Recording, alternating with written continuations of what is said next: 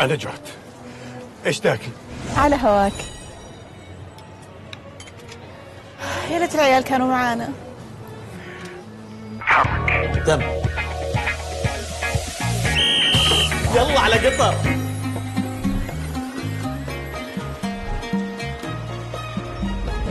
عشرة على هواك يا نواب. رد أبو نسب.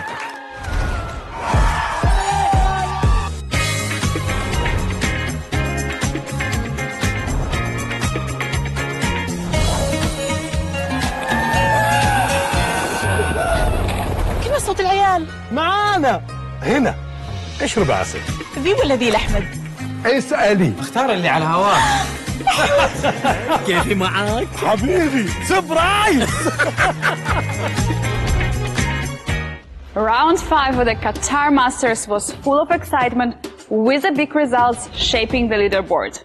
Armenian Grandmaster Sargsyan delivered a fantastic performance, outplaying Arkady Naiditsch right from the opening. Joining Sargsyan at the top is Indian Grandmaster Kian, who struck in the endgame against Puya. Just half a point behind the leaders is a pack of strong contenders at 4 points, keeping the tournament wide open. The rest day offered players a chance to recharge the energy. Organizers provided the excursion to the desert with a camel ride and extreme driving, after which we could explore the Doha's historic old town. It was the perfect mix of relaxation and cultural discovery before returning to the chess battles. With the leaderboard heating up and players refreshed on the rest day, all eyes are on the clash of the two leaders, Kian and Sargsyan. Follow the action live with our commentary team, International Master Irene Sukandar and Grandmaster Srinath Narayanan. What a highlight and recap by Angelika Volkova of the free day and also round number 5. And Srinath, thank you for being here. Welcome to everyone. It's the round 6 of the 2024 Qatar Masters Open. I'm still so excited of what just happened just a minute ago or 2 minutes ago. The game of the World Championship match just ended. So we're going to dive into that later of the stream. But before, I would like to also welcome everyone. We are coming back after a very needed rest day for everyone. And Srinath, we see in the highlight as well, right? We had such an exciting day yesterday. Which part of the day that you liked the most? Was it the riding the camel, or was it about the off-road with the car? For me, it was riding the camel. What about you? Well, that was my first June experience. I've never been to a desert before. Obviously, I've never seen a camel like live. It was only, with the TV and something like that. And riding the camel itself was like, it was a very unique experience. Yeah, unique experience. And I must say, it's not as easy as it looks, Yes, I was so surprised at how nervous it can get being on top of the camel. And our DGT operator, Ufuk, he was right next to me. We were, riding as pairs. And he was so nervous when we just started out that in the first 10-20 seconds, he was like, maybe let's go back. I don't think I want to do this anymore. Yeah. And then we started playing chess blindfold. And Really? we were playing chess all the way through the ride. Wow. And when we started playing chess, he completely forgot about being nervous. And the whole thing became a lot more enjoyable. So, well, kudos to you for, making him at ease like that, because, it could be quite a scary experience for the first time. I was also trying to adjust myself to it. Yeah. But I've had some experience riding a horse, so that I know how to do with my upper body. Like, you have to be, let it flow, according to the rhythm of the camel. So at least it helps a little bit. But yeah, it was unique, but a bit scary, especially when you have to go down the hill. Yeah. Even when standing on the top, the camels, sometimes were, I don't know what they were doing with each other, playing with each other or fighting with each other. And each movement was a bit unsettling because we didn't know what to hold on to or any such thing. But that was fun. That was really fun. Yeah, I totally agree with you. And the players also had a chance to go to the Souk Waqif. This is the old town, Yeah. the old town of Doha. And we were also there. We saw how beautiful it is. Yep. It's so diverse. You can pretty much find everything in Souk Waqif. There are restaurants, there are cafes, there are also souvenirs shop, right? And then we saw also some chess sets being sold in many of the stores. Absolutely. That was such a beautiful amalgamation of so many different cultures coming into the Middle East. I saw so many diverse set of just restaurants, cuisines, Yep. accessories and food being sold. And I love it when I come to such places with so many different multicultures getting together, you know. Yeah, me too. But anyway, Srinath, we are now back. The rest day has ended yesterday, and we are going to see round 6 today of the 2024 Qatar Masters Open. So let's remind ourselves who is leading currently in the Masters group. And we have two leaders playing against each other on the first board. And yeah, Sargsyan, Kartik and Murali, they are on 4.5 out of 5. And we have 6 players with 4 points, trailing behind just half a point behind the leaders: Esipenko, Rithwik, Erigaisi Arjun, Daneshvar Bardia, Salem Saleh, and Paravyan David. So let's take a look what we have on the menu today, the pairing of round 6. And the leaders, Karthikeyan Murli and Shan Sargsyan, they get paired up against each other. So the winner of this will clearly be a sole leader. And if it's a draw, then in that case, they'll be joined by one of the numerous other boards, actually 3 other boards who are playing with 4 out of 5, led by Arjun Erigaisi against David Paravyan, Raja Rithwik against Andriy Esipenko, and Daneshvar Bardia against Salem Saleh. And on the 5th board, we have Arkady Naiditsch, but the return of the second seeded Naiditsch Abdusattorov, who lost the first round, drew the second round, but has won 3 games in a row and is back in the top 10 boards. Yes, and on the 6th board, we have 2 Iranians playing against each other, Maksudlu Parham versus Idani Puya. And on the 7th board, finally, this is going to be my favorite board of the day. We have Ivanchuk, one of the chess legends, playing in the Qatar Chess Masters here.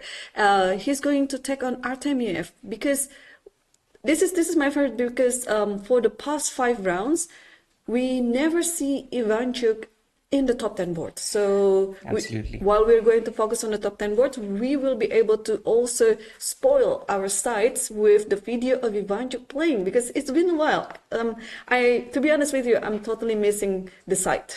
Absolutely, and Irene, although this is an open event with so many grandmasters, if we look at the pairings, it rivals any other closed tournament in the world. You know, Yes. so many exciting games. The top 7 and the top 10 boards that we just saw could very well be the one of the closed top events with all. There are a number of super grandmasters and also a number of exciting 2600s Yep. paired against them. Yeah, and also a mix of youngsters. Don't forget about that. They are on every level of these pairings. They are on the 2200, 2300, in every level, even on the 2800. We see one of the youngsters there topping as the seeded of the tournament. And I think, without further ado, let's dive into the games immediately, Srinath, and then Absolutely. let's check, because we already have a liftoff of the first moves. Let's take a look what our leaders are doing in their opening.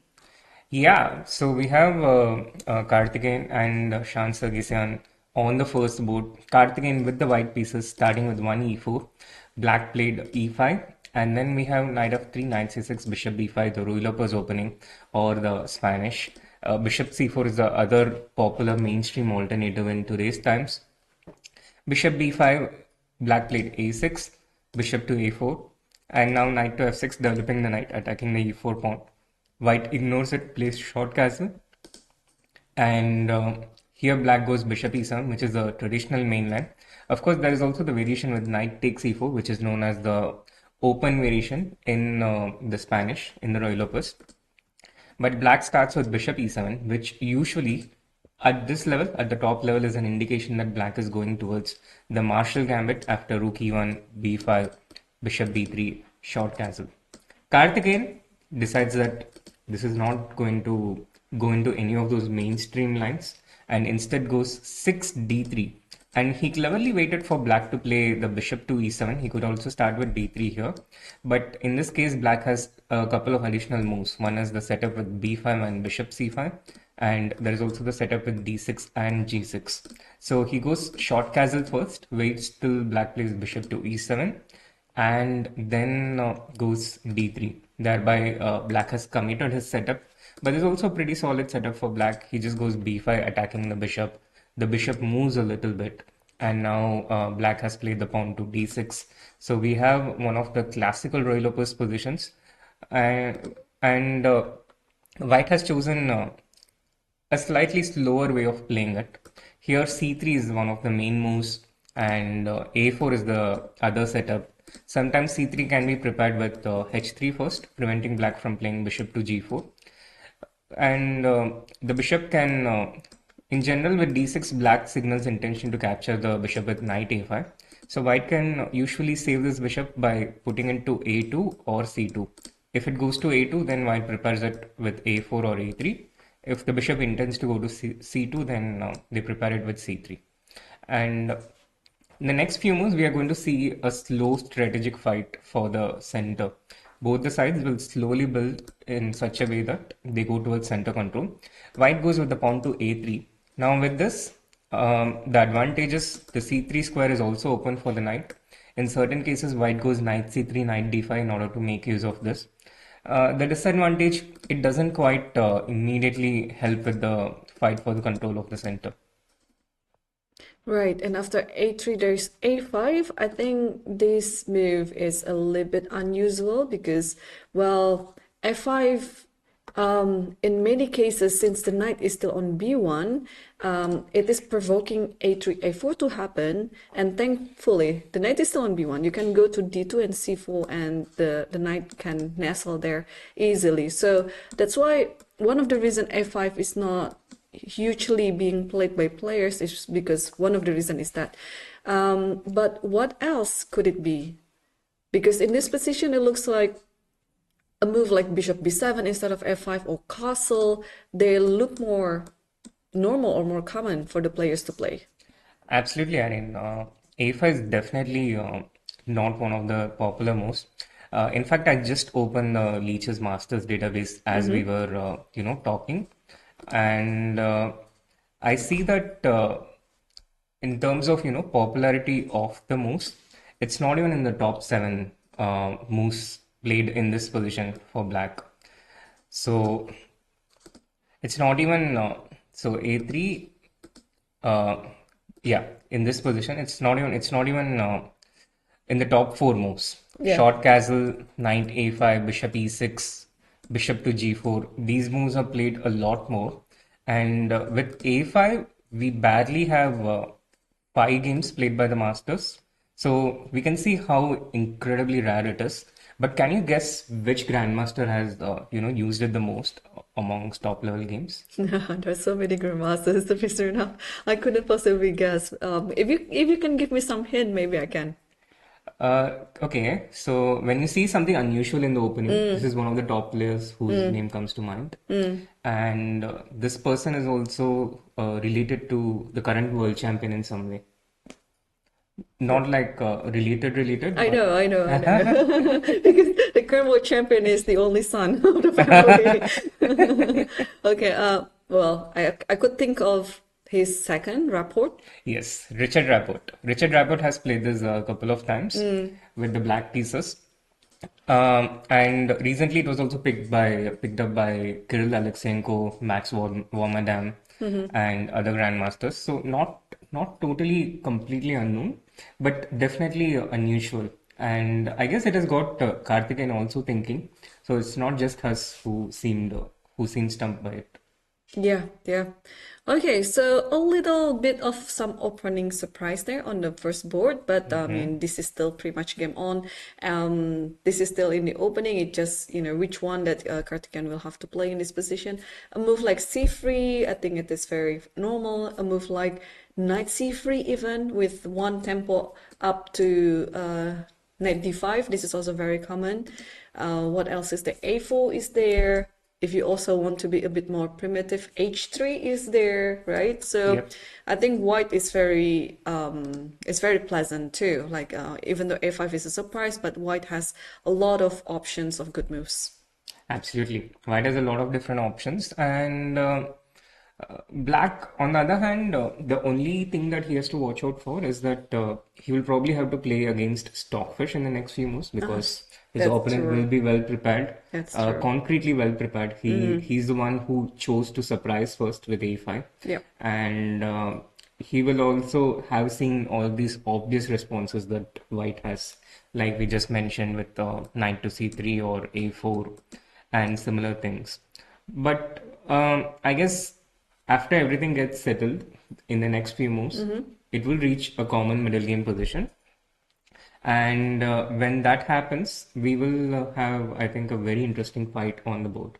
Yes, yes. I'm actually looking forward to this because it looks very interesting. I play the roller piece myself, and sometimes if I don't want to have a big fight of the normal roller piece with 2 3 d4, I also play d3. But also, it's very instructive to know what happens if you open and try to deviate the position to a lesser common position like this. Well, I think the world champion Ding showed it better than anyone else. He's been getting outgunned in preparation Yes. in so many different games. He takes his time. He takes his time and he figures out and tries and understands things. And then he starts playing at a much faster pace. And I think partly that's good to follow. Of course, it's not possible to spend 40 minutes or 1 hour like the players spent yesterday in the world championship match. Our time control is much shorter. Yes. But I think I would, in general, take at least a 5 to 10 minute think and understand what my natural response is and what black might be intending towards it. It might be tempting to, just make a natural move like knight c3 quickly and instantly. But sometimes the time you take, the 5 to 10 minutes that you take, will also show you a strong response for the opponent. And in these cases, you come back and you make a different move. And that's how you start making these stronger moves and why we make better decisions when we take a bit of time early on in the opening. So the first move out of opening, I would always recommend to, take some time, at least 5 to 10 minutes. Warm yourself up in the game, get your thinking process going, and also try and understand the position as well as you can. Yeah, yeah. I think that is very wise because otherwise, on the next few moves, you would also need to think for a while, right? Because maybe the position that occurs in the game, it's a little bit unfamiliar to what you expect in this roll-up position. So I think we can leave Karthikeyan for a little bit while here because he's still trying to come up and decide what his setup is going to be. And meanwhile, on the second board, we have the first seeded of the tournament, Arjun Erigaisi, is playing against David Paravyan. Wow, this opening, Irene, it's literally the reverse Benko. And we had a very similar position yesterday in the World Championship match with Blumenfeld. White playing e3 here. Yeah, there was Blumenfeld. Yep. E3, knight f6, a3. This was Gukesh Ding game 11. And it was noted by a lot of analysts and a lot of people on social media when this position arose that this was actually one of the openings in which Arjun himself has played a lot of games here. And there was, of course, the game between Adiban against Ding Vision in one of the online rapid games in 2021. White played this setup. But Arjun himself had used it quite a bit, leaving people guessing if Arjun is somehow secretly helping his compatriot Gukesh. Is he? You would know better than I do. Yeah, I'll plead the fifth on that. All right, so let's give the benefit of doubt on that one. Okay, Bishop B2 is already on the board after C5. Yeah, this is totally like the reverse Benko, but now since it is White who is doing it, is it a better version of a Benko because you have like exactly one tempo up? Yeah, definitely. The one tempo makes a lot of difference, and Benko when you played with the black pieces, it usually gives white a little bit of advantage. But when you play with the white pieces, it's more towards equal. And for Arjun, I think it's a bit of success when you see David thinking already on the fourth move, which means potentially he's not already in his preparation, or maybe he's trying to remember it. But White has sort of achieved a fresh position, and this will be pleasing for Arjun because when you are the stronger player, you want to try and get into a fresh position as quickly as possible. So both the players have to solve problems over the board rather than remembering their analysis with Stockfish. And also, the earlier you start solving problems, the more energy it consumes, the more time it consumes, and therefore, the more under pressure you get when you make these decisions between moves 30 to 40. So, exerting pressure in the opening as quickly as possible. Now, this was the approach of Gary Kasparov, one of the biggest legends who has ever played chess. And it's something we all grew up learning from, particularly in the 90s, early 2000s. And we have all learned from this approach, and we have, I think, a lot of us have tried to carry it forward. And it's being applied in this generation as well. So Arjun is one of those players who tries to exert pressure on the opponent from the opening as quickly as possible. Now, one of the things that has changed, on the other hand, is that earlier people were trying to prove an advantage with the white pieces, and black was trying to defend against it. Now, I think we have all come to the conclusion that there's pretty much no advantage as such in chess with either color from the beginning. But there are a lot of interesting ways to try and create a game and set problems regardless. Yeah, because everything is pretty much explored right now by the engine. And also that's why the youngsters these days, they also have like pretty good performance, especially in the openings, because they can have a better memory than the older players, I would say, because it feels like they are a computer, when their hard disk is still not being used. They have so much space left so that they can just pretty much absorb everything like a sponge, like what you said about Arjun the other day. So yeah, I think that's also quite a challenge for the experienced players these days to even try to get into a game. Just basically, get over with the opening and have a level game in the middle game.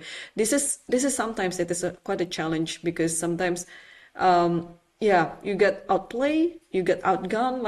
Like even a world champion, Ding Liren, is also experiencing the same thing.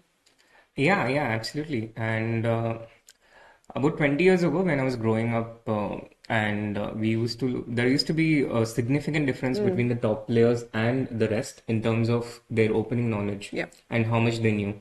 There is still a significant difference in opening knowledge, but not in terms of depth. It's more in terms of understanding the opening and things like that. So in a sense, chess has, I think, kind of gone back to before the 80s, except you have to know a lot more information today just to get into the game.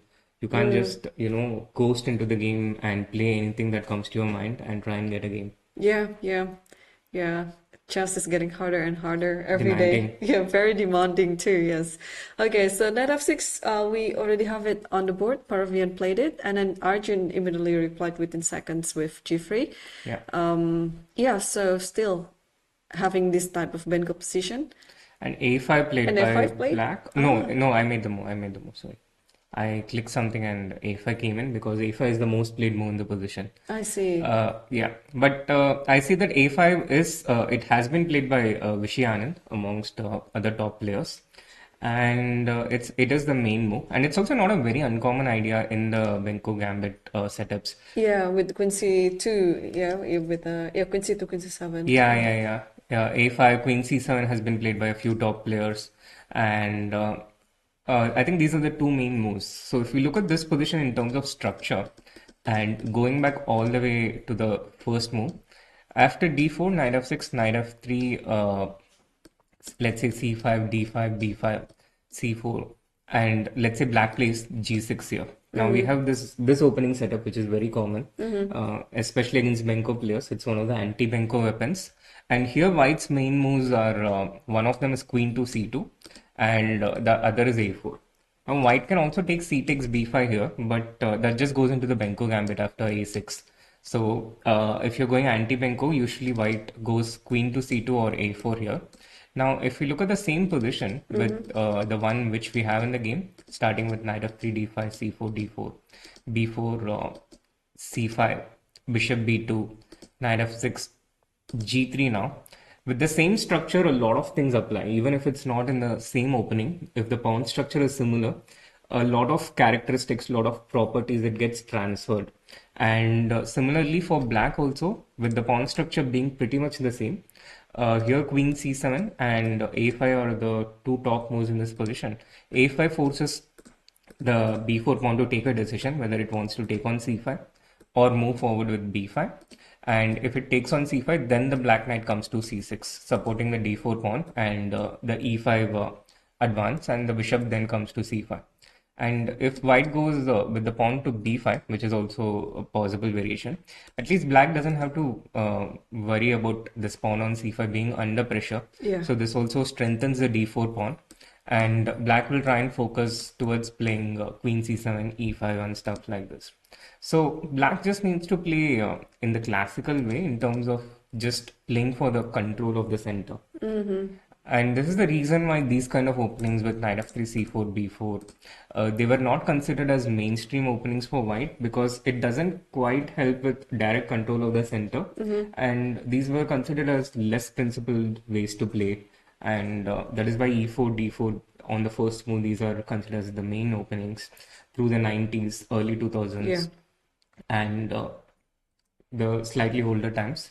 But again, in 2024, we have just realized that, especially with the help of the upcoming generation, we have realized that there are more and more ways to play chess, and they are all acceptable. Yeah, and more interesting as well. So I think we can leave this one again for a while because after, do we have a move after g3? No, not yet. He's No. still thinking. He's still thinking, yeah. Probably he's still trying to find the difference between queen c7 first or f5 first, because those two moves can be interchangeable at some point. So maybe some little nuance there is very important to his preferred position. Okay, so let's also see what's happening on the third board. It's between Roger Rithwik versus Esipenko Andre. We have more moves than the other games on this one. Yeah, and this one began with 1 d4 here. After knight f6, c4, e6, knight f3, black played b6, going into the queen's Indian defense. White continued with g3, and here black has two major moves. One is the bishop goes to b7, the other one, the bishop goes to a6. Now, the setups with bishop a6 was considered to be slightly more active setups, but they have all also been extensively analyzed, and I can understand going bishop b7, although it has the reputation of being slightly passive. I think the reputation doesn't necessarily, indicate the truth in this case, because black has a lot of hidden activity for the pieces. And secondly, it leads to less forcing, less direct continuations. So this is one of the solid lines that black can go for, where they can also try and get a game. White continued with bishop g2, logical way to continue. Black went bishop e7, short castle, everything has been developed. And now white has to take a decision on whether he wants to continue with knight c3, which is the most direct developing move. But knight c3 allows black to play knight to e4 and trade off one of the knights and gain space. Or the other approaches have included over time, a3 is one of the moves that I myself personally used to check quite a bit a few years ago. You can go rook to e1 here. There are a lot of waiting moves for white here, so as to not allow this knight c3, knight e4. But white can also allow this and go forward and continue with bishop d2 or queen c2. This is what Rithwik did in this game. He went with the bishop to d2, And now if black takes knight into c3, he intends to recapture with the bishop. So black played the pawn to f5, gaining space and taking it into a bit of a Dutch defense-like structure. White now played the knight to e5, opening up the diagonal of this bishop and creating a little more pressure on the e4 point. d6 kicks away the knight returns to d3, and now with queen e8, black brings the queen into the game and also potentially also basically provoking Rithwik into a long think, because I imagine that here his preparation probably ended. And queen e8 is also not the most it is the most popular move in this position, though. It is the most popular move. But here Rithwik went into a long think, and after a 12-minute thought, he took knight into e4. And now with this, Esipenko is also thinking for the first time in the game. He has two options, two obvious options, bishop into e4 and f takes e4. If he recaptures with the pawn here, then white can go knight to f4, and black is in a little bit of trouble here with regard to the e6 pawn. Right. Yeah, I think I can understand why he was thinking, because it doesn't look a natural move to take on e4 in such a position, right? It feels like for white, you should just, keep all the tension in the center without simplifying anything. Like queen c2 is there, right? And yeah, that's why after knight takes e4 in this position, I would also think, because it looks like a move like knight e4 for black was kind of very common, but then a move like knight takes e4, it's very uncommon here. I think I would also think a move like bishop e1, to be honest, instead of taking on e4. I think that would be a little bit more played than the rest of the move. So, but what else? I've played this type of position as black, and most of my opponents almost never took my knight on e4. Yeah, but I can understand why white wanted to do this, because as you will also know from your experiences playing black here, if you just allow black builds up a lot of activity on the king side with knight d7, knight f6, the queen potentially coming to h5. So I can also imagine that before black has time to bring his pieces, white wants to act. Yeah, he wants to quickly act. But knight takes e4. What if black takes with the bishop? Is the question, yeah? Probably f3. F3. Bishop d7. And then e4. Interesting. Yeah. And now, as white, at least you don't have to, worry about black bringing all his pieces on the king side, because the fight is more spread out, and white also gets some center control and activity. Yeah, so I think it's more logical to take it with the e-pawn anyway, because you already push it to f5. You would like to open up the f file as well. No, but taking with the f pawn here, the problem is the white has knight f4, and you have some immediate problems. Right. Yeah. Yeah, if queen f7, maybe bishop h3, yeah? Yeah, queen f7, I think bishop h3 is strong. Although there is bishop c8. Yeah, but then queen c2, and the problems continue. Right. Yeah. I don't know, you have g5, but I think I can take on e4. Yep, totally. Okay, yeah.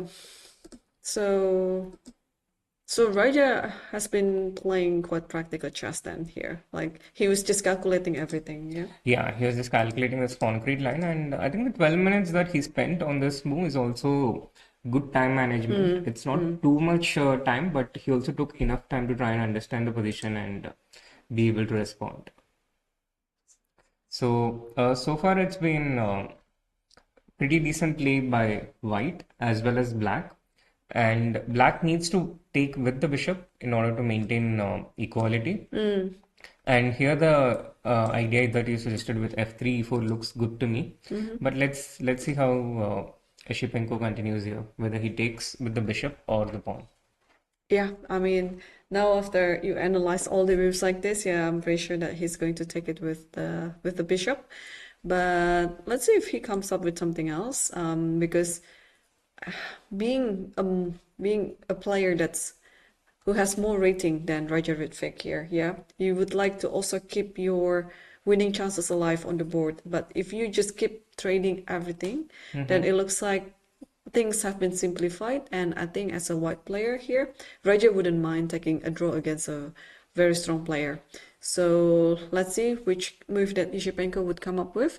And meanwhile, I will need your expert insight on the next board. Srinath, it's between Daneshvar Bardia versus Salem because the current position, I will need some time to think over this one. But let's take a look the game from the start so that we can have more understanding about this. Yeah, so the game started with one C4 here, the English opening, just like the world champion did today. But Black responded with C5, deviating already from the world championship match game. White went G3, Black went G6, Bishop G2, Bishop G7, Knight C3, Knight C6. A very symmetrical way of development. And generally, White goes for these types of setups in order to just try and get a slow positional game. And as with any opening positions, we need to try and understand the pawn breaks in the position early on in the opening. White has two of those breaks here. One is with D4 and the other is with B4. The pawn breaks help him get more control of the center.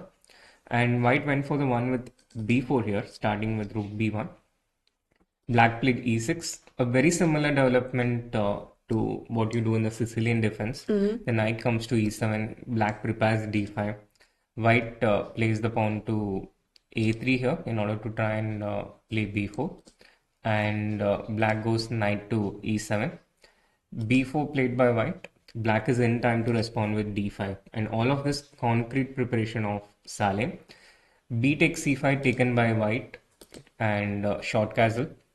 Still both of them within their opening preparation. White is a pawn up for the moment, but this pawn on C5 is not that strong. It's not, White is not able to support it with another pawn on D4. So White plays knight F3 in order to try and prepare that. And now Black takes D takes C4. Short castle by White, his first long thought of the game. He spent around 8 minutes here. But Black, on the other hand, seems to be still in his preparation. He continued with the rook to B8 in order to try and break with B6 in the future. And fundamentally to help develop the C8 bishop, which wouldn't have been possible in any case because the B7 pawn is being watched by the rook on B1. So rook B8 supports that, and on the next move, Black goes E5, trying to get this bishop from C8 into the game. And here White has just played the queen to A4, attacking the C4 pawn. And I think Salem for the first time is thinking in this game, and a very different posture from Salem. Yeah, I was about to note that, and apparently he wasn't really thinking. He was just trying to remember what he already prepared, and there you go. He already moved knight A5, and just take a look at his time situation. It's gonna come up on the board soon. Yes, 1 hour and 32 minutes. So he hasn't spent any time on his clock, but in fact is actually gaining an extra 2 minutes on his clock. So we know that Salem is a very strong player, but what I noticed not only in this tournament but also the previous tournaments that I've been commentating where he was also playing at that tournament is that his opening preparation has been very deep, and he's been working with world-class coaches, world-class grandmasters. So Ivan Sokolov was one of them, and currently he's working with Shoko Bartosz. But it is a bit, against Daneshvar Bardia, who is also capable of doing anything, on the first move even. It's very instructive as well to see how the coaches exactly guess what the opponent will come up with. Because you see, like, this looks like it's a very fresh preparation. It's pretty much like just fresh from the oven, and then he's there for this game. It's not like some sort of preparation that you already did a few tournaments ago and somehow it happened on this tournament. So I mean, kudos for Salem and and the coach, yeah, for guessing this Absolutely, outright. very impressive, Irene. And not just today, yeah. Like Salem has been doing this game after game so Yes, far in this yes. tournament. And this has actually given him the odds because, I mean, against such players who are equally as good as him, but a 25-minute time advantage, and he potentially has seen the position deeper, and that can help him in certain cases to understand the position better. So these things help try and make the odds more in his favor. And so far, it has been working for him, and the score speaks for itself. Exactly, yes. He's been playing so well. For me, it doesn't matter what is the outcome of this game, whether he's going to win, to lose, or to draw this. I'm just noting about his preparation that's been so impressive. And there you go. We have another Yeah, I think it's different knight g5, but knight g5. I think so it too. is it? Because I saw it from the video, so I don't really know. It's knight e4. Ah, okay. Okay. So I think now he's going to start thinking. Probably the preparation ends somewhere here, and the evaluation is still 0-0-0. No, but I'm not sure because as long as white keeps playing the best moves and keeps the evaluation, it's very possible that black has seen it in his preparation. Of course, it's also possible that black hasn't seen it in his preparation, which I mean, both are possible, but in general, when I'm caught in my opponent's preparation, sometimes I consciously try not to play the best move in the position because that's usually what the stockfish shows. And it's quite annoying when your opponent keeps playing all these moves quickly and the preparation goes deeper and deeper. No, that's actually a very nice trick that I can also copy it in my tournament. Like if I knew that I was getting caught, yeah, maybe the best move is not the best move. Yeah, absolutely. Okay, so let's investigate a little bit of this position. Now, after knight e4, what is white's intention? Is it bishop c3? Is it knight d6? Or pretty much a combination of those two ideas? I guess the immediate threat could be that he's simply attacking the e5 pawn with the move knight e4, opening up the bishop. And what you mentioned, knight d6 and bishop c3. Bishop c3 is also an immediate tactical threat because the knight on a5 is supporting the c4 pawn. So if the knight moves, the pawn will fall. And knight d6 is a more long-term strategic idea. But on the other hand, yes, it also contains the immediate threat. But we can immediately see the c4 and the e5 pawns. These are the vulnerable pawns in black's position. And it's not at first sight, the position seems more pleasant for white due to these factors, but black has counter resources. Maybe, start with bishop to f5. Oh, I was Okay. about to mention bishop d7 first because I don't like the queen being on a4. And when the queen moves to, let's say, c2, then maybe now bishop f5. That's what I thought. I was thinking the exact opposite, like attack the knight first and then attack the queen, going back bishop d7 after a knight h4. But I think bishop f5, Yeah, it's not bishop d7 is probably better to start with. But then after this, maybe you can just play queen c7. You're not in a hurry of moving that bishop. Maybe that bishop belongs to the other diagonal, to a4 at some point, or to c6 maybe. So I think I like queen c7, and this solves the problem as well with knight d6 because you cannot play knight d6. Queen c5 is there. You also, if you play bishop c3, it's not really attacking anything because there's only one attacker to the knight and the queen is protecting the f5 knight. True, absolutely. So this keeps things in control for black for the moment. And one thing I noticed is you are actually quite good at guessing Salem's moves Yeah? in the games that we have seen so far. Yeah. Yeah, I think some similarity in style. Yeah, I think so too. I mean, we like attacking. That's one thing for sure. We saw his game on round 2, if I was not mistaken, with all this Rook to g7. rook to g7. Yeah, Yeah. this is such a tactical blow that's really, really instructive and very nice. But I also like to play some positional chess too, especially in the opening. Try to play some mind trick with my opponent, and yeah, guessing like which one is more precise. It's challenging for me. I mean, because I think when I was growing up, I was a natural tactical player, Yeah. but then things have been quite dull. So I try to challenge myself to also have quite a good positional understanding.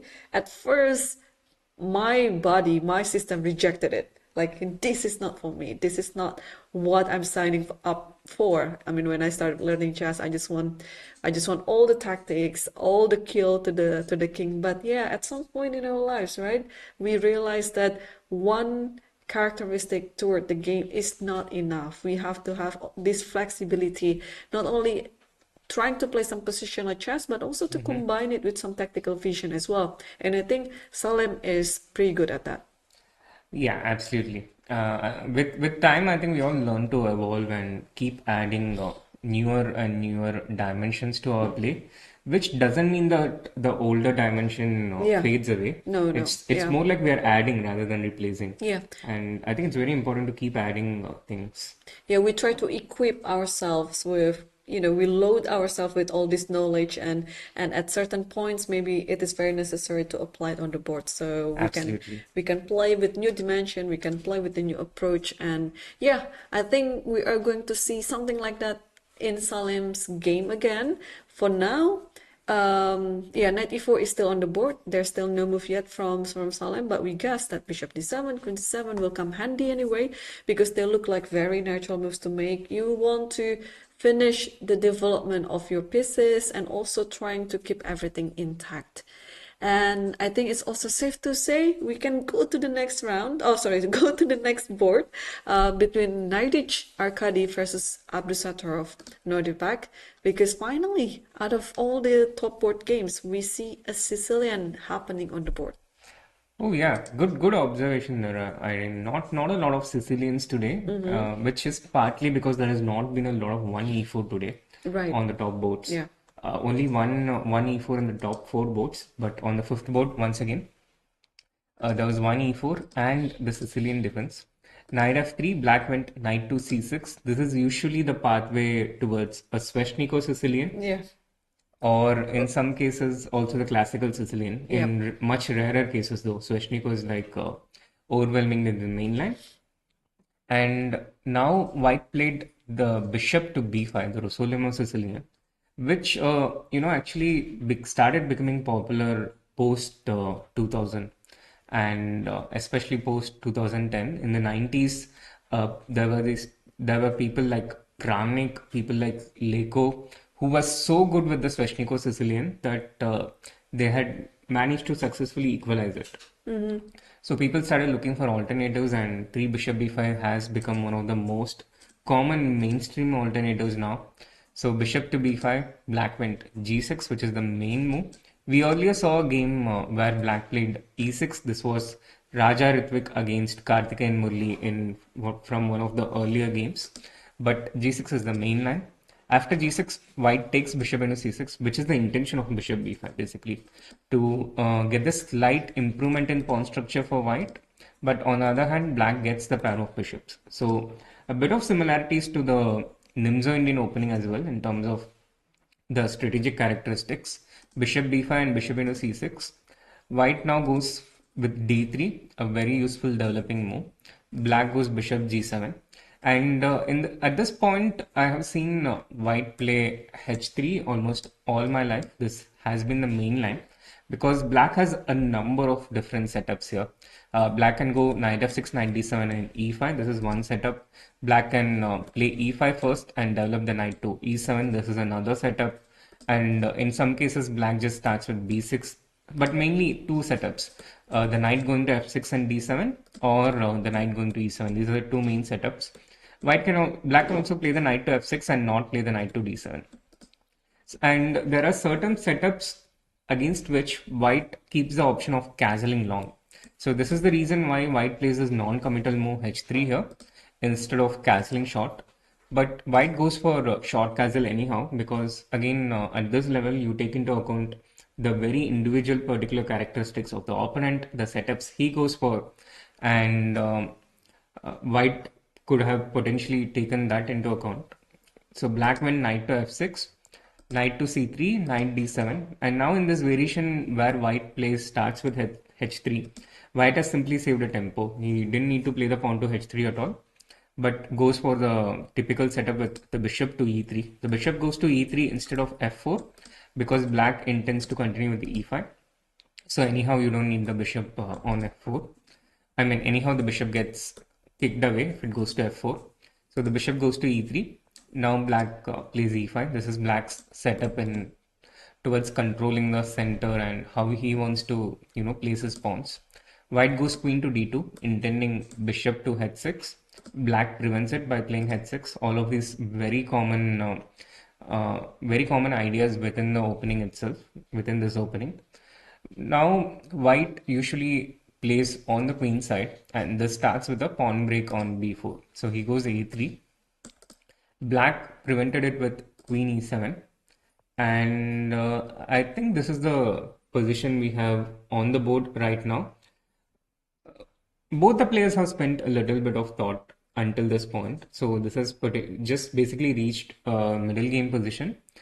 A general typical middle game position. It's quite common for white to, just go b4 anyhow, even at the cost of sacrificing this pawn, because it's usually not safe for black to take this pawn for concrete reasons.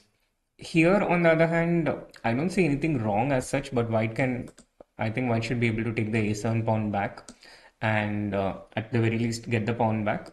There are other options to, attack the queen and try and get, it's not quite a Benko gambit type of compensation, but there is definitely, he's just going to get the pawn back anyhow, and he has managed to open the queen side, which is the avenue for play for white in these types of positions. Yeah. This before push is very typical, this type of sacrifice.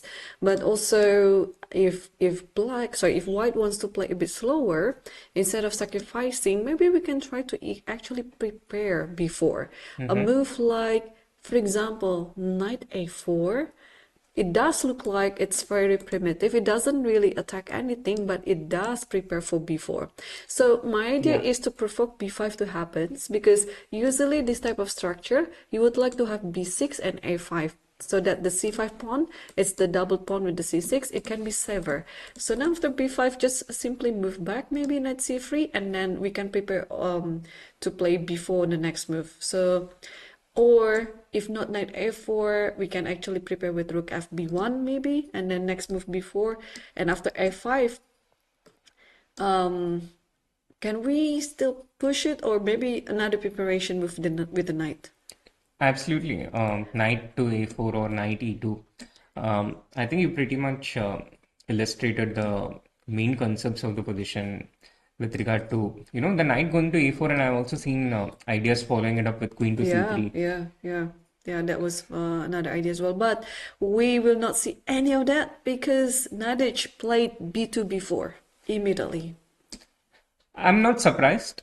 I'm not totally surprised. But on the other hand, this does lead the game into a more concrete path. And we might actually see black take the pawn on b4. But Irene, how did you learn this opening? Do you have any story behind it, or was it just like any other opening? I play black in this position, and I also play Rossolimo as white, so okay. so that explains it. For me, there is a little bit of story behind what I know in this position. So I think it was sometime in 2014, and I was just learning to play 3 bishop b5 for the first time. I always play 3 d4. Yes. And my opponent was playing this variation with g6, and I had absolutely no idea what to do. So I just messaged one of my friends, who is the CEO of Singapore Chess Federation, Grandmaster Kevin Go. I just said, help, I play 3 bishop b5, my opponent plays g6, and I don't know anything. And then he sent me such a beautiful file of his, where all of these things were written. Half of the things that I was explaining today, all of this were just simply written in the file, and that helped me go into the game. And I think I actually won that game for the first time. Wow, yeah. I mean, this bishop b5, I didn't start playing it until late, I guess, until like to 2020. Before that, I was always play third move d4 because, in the spirit of my natural instinct as a tactical player, you always go for the open Sicilian. But then, of course, trying a new dimension, like what you said, bishop b5 was tried. And at first, I had this as black because I kept playing. Sometimes I played the dragon. Sometimes I played the classical Sicilian, but with the knight c6 on the second move, not e6. Okay, sometimes I mix it up, of course. So at some point in my life, of course, I encountered third move bishop b5, and since I'm also a dragon player, so third move g6 is coming very natural for me. So that's how I start learning it, and then the more I learn it, then the more I feel that, oh, actually this is making sense for me to play this as white as well. So that's why, I tried to copy whatever my opponent was doing to me. And of course now this bishop b5 has been explored like really largely by many people, by many players. Now I lose count actually. How many before g6? How many moves here that black this is and a play, crazy right? amount of I moves. know. I think mainly it used to be g6, e6, d6, knight f6. When I Yeah. started, these were the only four moves that I prepared against. But recently they also play this move with E5, yes, to simplify, Yeah. you're going into some sort of position. I mean, in some of the variation, it can transpose to roll piece, but of course, if white allows that to happen. Yeah, because in terms of structure, it's similar. They even play e5 against 2c3, like after c3, also e5 is one of the acceptable moves. The computer likes it, and it's a way to equalize. And many strong players have played it, which is very weird for me because I have been taught that these kind of moves are just bad as black. You don't play e5 and c5 together, Yeah. weakening the d5 square so early on in the game. But yeah, the evolution of opening theory.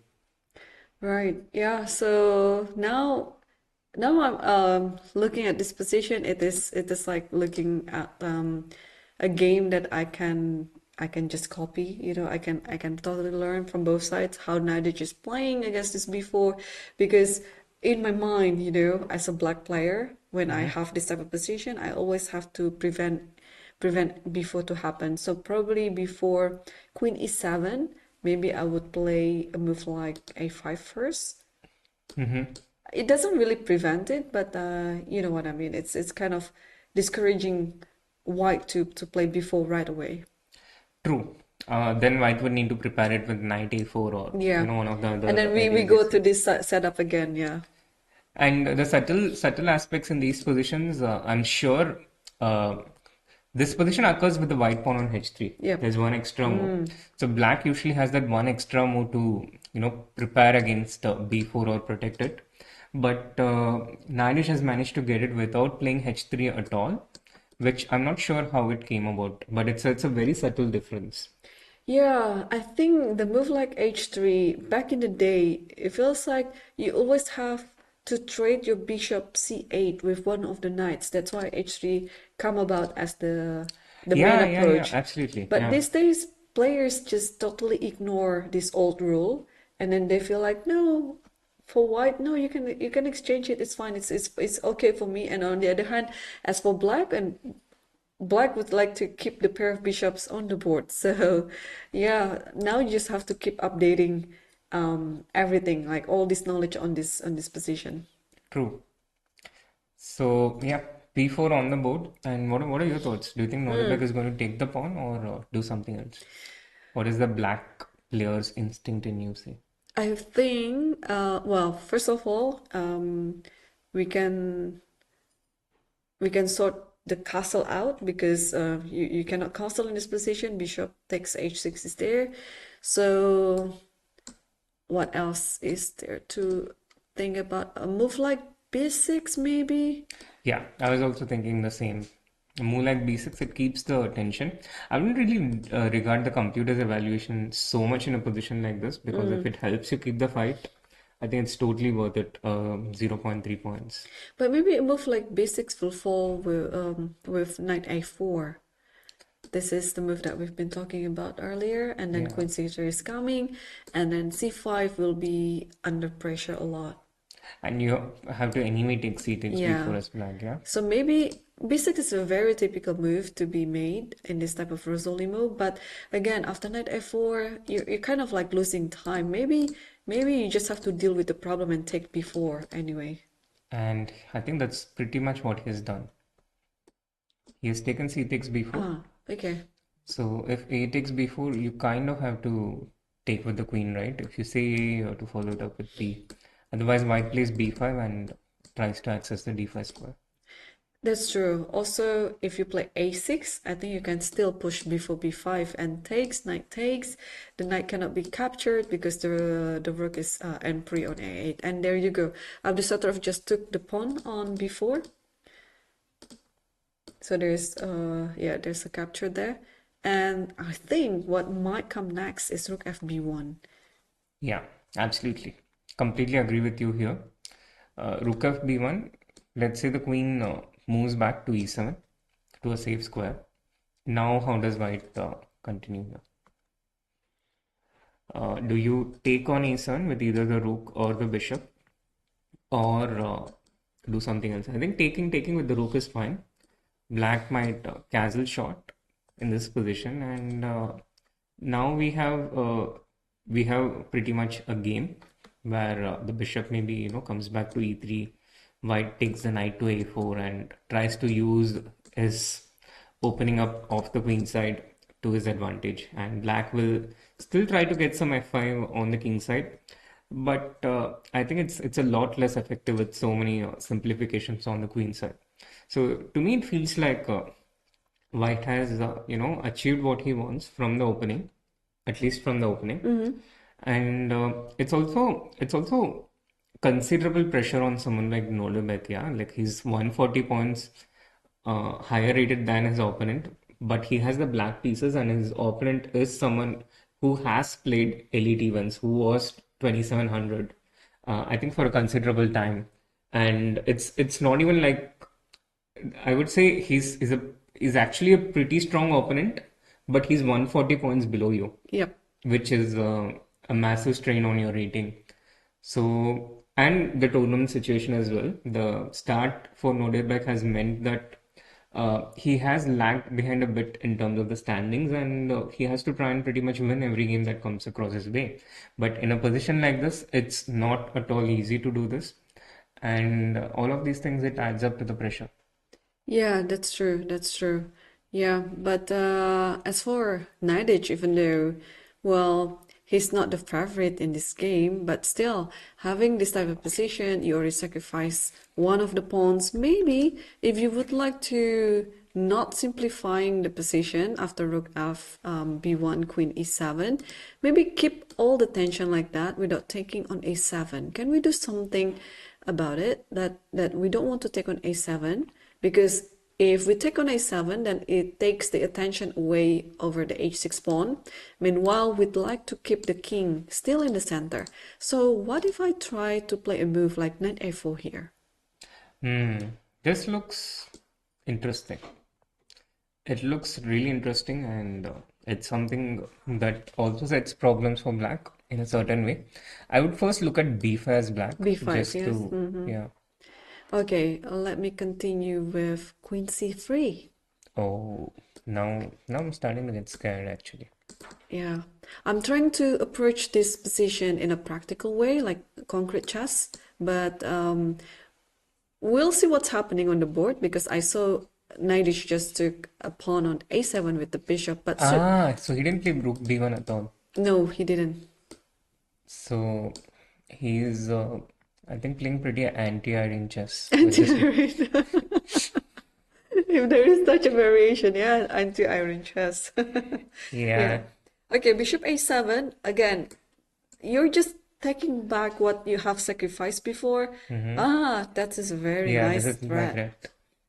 I don't even need to consciously draw this arrow, because my mind just sees it somewhere. Yep. And then my hand automatically draws the arrow, with bishop c5 being the threat. But that also makes black's more obvious, right? b6 to just protect against queen c5. Like, what are the ways to protect against bishop c5? Yeah, there are just a few squares for the queen to go. I was actually trying to evaluate the position if the queen is traded with the rook and the bishop, how it's going to be. Like for example, I play queen e7 here, Right. and then you play bishop c5, then I take on a1. I know the computer might like white better, but I'm just trying to see it from the human's perspective. Bishop takes e7, rook takes f1, King takes f1, and king king, g7. yeah, and then this position happens. Yeah, I think of course white is better, but it's just that how white is better in this position. Like, So the factors, in terms of factors, the problem for black, in a lot of cases, the rook and minor piece gives a lot of compensation. But in this case, these pieces are not quite active for black. And the second factor is the king safety. So as white, maybe I'll just continue with something like knight to a4, bringing my queen into the game against the black king, queen b4 check, knight b6 related ideas. Because trading more pieces also helps white. And another idea that comes to my mind is queen b4, knight d2, knight c4 here. Black's pieces are not actively playing; they're not coming out into the game anytime soon. So this is why the compensation is not as much as it is in a lot of similar situations. right. Yeah, I think white has more dynamic chances here due to the fact that white has a queen that can roam freely around the board. So bishop takes a7 is already played. b6 is totally the candidate move to think about. But I'm just a bit worried of the position after b6 if white play rook f b1, for example. So if I just go back with queen e7, let's say, Okay, queen or e7. maybe queen d6. Sometimes it's useful to have the queen on d6 instead of e7 to protect the. He's gone for b6, yeah. He's gone for b6, yes. Yeah. What else can I do in this position? I think rook f b1 and queen d6 might also follow. Now you can't take bishop into b6 because of rook into a1. I'll just put it on the board to make it clear. Takes, and knight takes b6 loses the piece. So white cannot take this pawn on b6. In which case, trying to support this a1 rook through some means makes sense for white. What do you think of a move like queen to c1 for the same? Oh no, com says. Because I missed that after queen c7, trapping the bishop. Bishop into b6 does not work in this case because with knight into b6, black protects the a8 rook. I missed this point. So for this reason, queen c7 is a threat, and it's a pretty dangerous threat. Yep. So, okay, let me think. Can we move back before rook fb1? Maybe I missed something there. Sure. All right, so this position. Yeah, this is the position, and Naiditsch also returns to the board after. So I think you have to double up your rook. What about rook a4, rook a1? Actually, yeah, makes sense. Rook a4, let's say I put the queen on d6 anyhow. Yeah. And with rook a1, you are preparing to extricate this bishop. But fundamentally, this way of playing as white, it feels wrong because all your pieces are concentrated on just one corner of the board. And if I casual shot, or you taking on b6? You are, yeah? You're taking on I think b6. I have to, right? Because the bishop is isolated there on a7. Yeah. And if you take the rook after that, knight takes the rook, and then the knight is protecting the bishop on b6. Bishop. Yeah. This is a very important detail. Again, which something combines something tactical to prove a strategic point. So as black, if I can't play short castle, then the next move I would want to consider is bishop to b7. Developing move that protects the rook on a8 and deals against the threat of bishop into b6. Interesting. Okay. Yeah, if only I can magically put my knight on c3 to c4, it would be the dream. But otherwise, what should I do in this position? Yeah. still moving the knight anyway, because there's still no threat on the a7 bishop yet. Everything is very well protected. So maybe I can use the time to play knight d1. Let's try that. Knight d1 at e3. Just still according to my plan to c4. Yeah, absolutely. It's it meets with the approval of the bar, which stays constant at 0.00. I think I can castle now, right? Yeah, you can. Yeah, I think that is the best move anyway. And then let me play knight e3. Knight e3, so I go back queen c7 as a protection. Are you coming to g4 or c4? Now I can play queen c3 just to tease you a little bit there. Because knight d5 might come. Yeah, and I think we are a little bit deep into this position. Yeah. But to conclude, it feels the position is actually quite interesting and dynamic. is, Yeah, and it is. anything is possible. Whenever, But also, it doesn't. At least some of the dangers for black has been, I think, already taken care of. yeah, because all black wants to do is just to put the king into safety by castling, but castle was not done before because h6 was always under attack. But now having the bishop on a7, it takes all the attention away from the h6. All I can remember whenever I have this position on the game, it's like Karpov Unzicker. Remember this classical game? Yeah. But it was in Rulopes, not in Rosolimo, where Karpov just played this bishop a7, stopping everything in the queen side. It was a very masterpiece, actually. It was a masterclass game. So for those who don't know what I'm talking about, just look for this Kasparov Unzicker. I think it was in 84, something like that. I don't remember the year though. Yeah, no, I don't remember the year either. But that was a Rulopes, and Karpov played this brilliant idea that is still evergreen until now. I rarely see it happens anymore, but it's just an idea. I mean, the bigger picture of bishop a7 was to stop everything on the queen side, so you can pretty much focus your attention and your attack on the king side. So back then, players, they play according to principles, according to ideas. Of course, they have to calculate, but then this is going to be like the lesser important factor in the whole calculation thing, right? Absolutely. But these days, players would be just, have a concrete calculation from one move to another. So that's a very huge difference. It's the impact of computers. Yes. But also, I think, with each world champion, a bit of concrete layer was added because I think with Fischer's time, he was already playing a lot more concretely than some of the best masters of that time. I felt by looking at his games. And then Karpo came in, he was more universal than the previous world champions. Yeah. And then the Karpo-Kasparov matches took this to a whole new level. Exactly. The level of concrete preparation that Kasparov was coming up with, and also Karpo, and also the way he calculated. So I think it started from there, and then when the computers came in, it just took it to a whole new different level.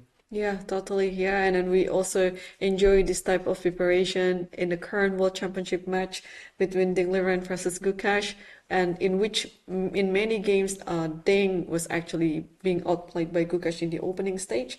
But at some point, he could recover back. But also in some of the games, he just went collapse, just like yesterday's game. But he bounced back on today's game. So that match between those two big players, they're just getting more interesting and interesting. So it's safe to say that they will play the next two games, yeah? They will play the all games, which is, if you ask everyone in the chess world, right, before the starting of the match, like, how many games do you think the match would last? They wouldn't say that it's going to be until game 14. Right, absolutely. Yeah. But I must say it was very, very impressive game by Ding today. And also very impressive that he managed to bounce back from that defeat yesterday. Yeah. He's amazingly resilient. And if you ask any neutral fan, I think Ding is maybe one of the most likable characters in the chess world. Totally, yeah. I mean, I like both players because they're so unique in their own ways. Ding is just so wholesome, and Gukash is just so mature at such a young age. They are quite an example for the chess world. That what we needed right now. All the honesty, you know, all the Yeah, wholesome thing. exactly. This is rare. This is rare. Absolutely. So this is one of the reasons why I like this World Championship match so much, because it's coming from those two amazing players. Absolutely. I just, you know, if I could choose, I just hope that both players could win. But of course, it's impossible. One of them has to get the title. But I just hope that both players could get the title somehow. Like it's a joining world champion title. But of course, it's just a dream. But Srinath, we've been looking at interesting 5 games in the top board so far. I think it's time for us to take our first break, because we're also going to continue looking at other games, and I will scan which game is interesting for you to solve or for you to give the insight on. And yeah, please stay tuned. After the break, we'll come back with more actions.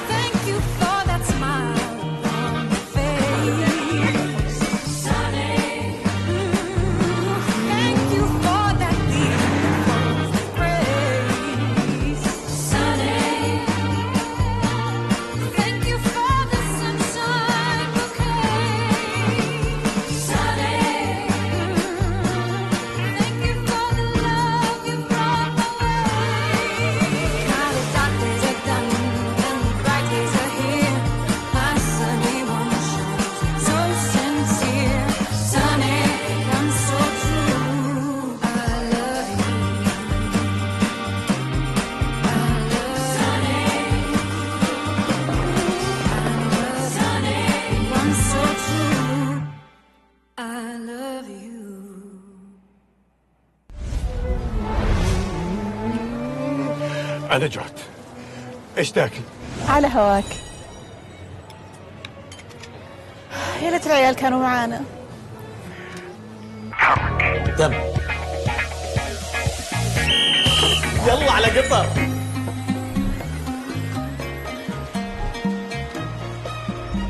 أسرع على هواك يا نواف. رد يا ابو نسب.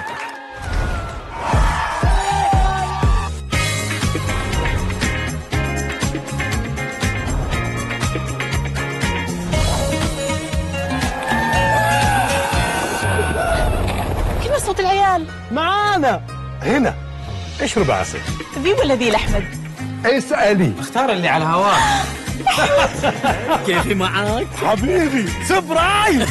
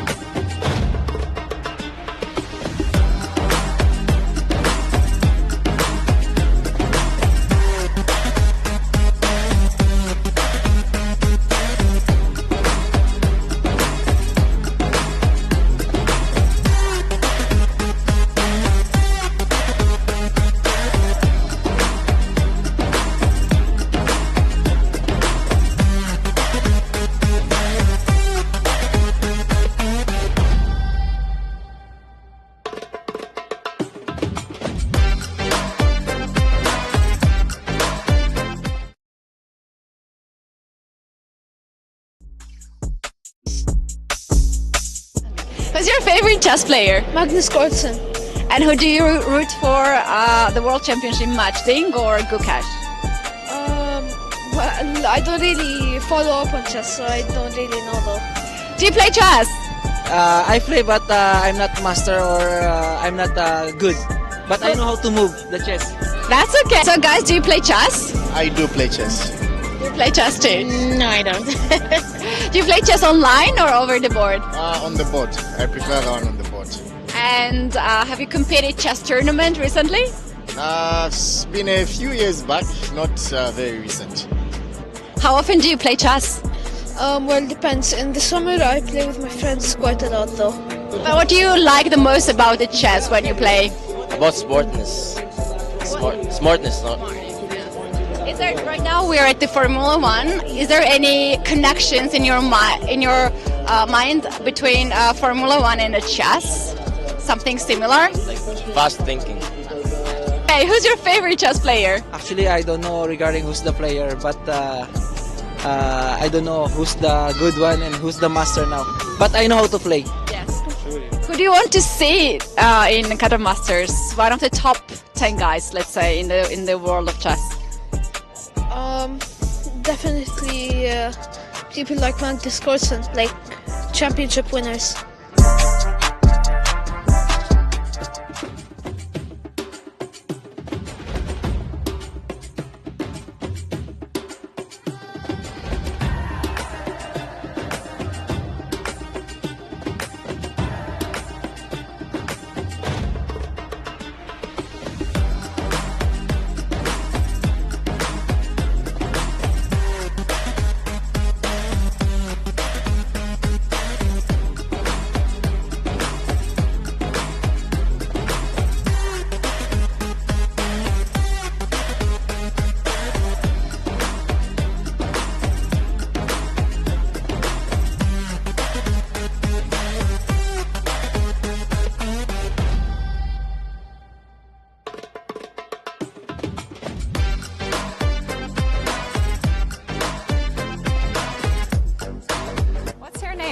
My name is Rashid.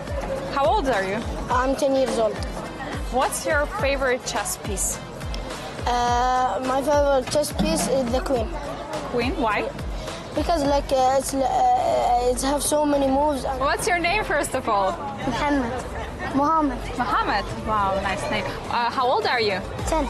10. 10 years old. And for how long are you playing chess? I've been playing chess for 2 years now. 2 years. Yeah. Are you playing at school or are you also playing at home? Both. Both? Against whom are you playing at home? My brother. There is my brother. Oh, so you play together. That's very nice. What's your favorite chess piece? chess piece, the queen, because who doesn't use the queen in battle? It's the most important. After the king is the most important. The king is the most important.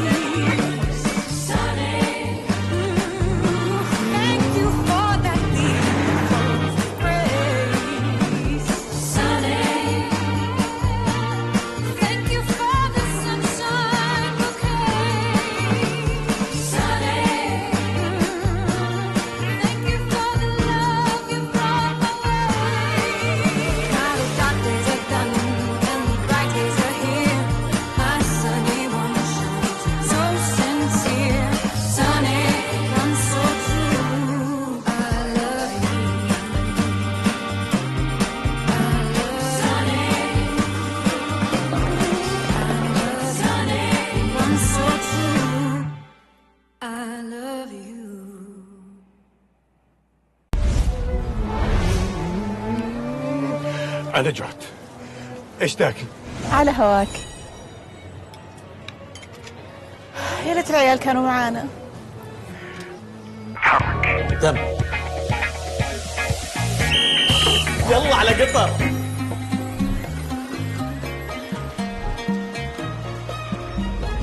عشرة على هواك يا نواب. رد يا ابو نسب.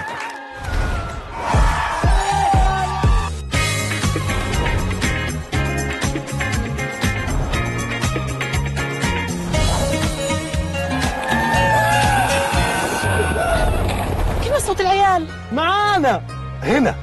اشرب عسل. ذي ولا ذي لأحمد؟ اسألي. اختار اللي على هواك. كيفي معاك؟ حبيبي سبرايز.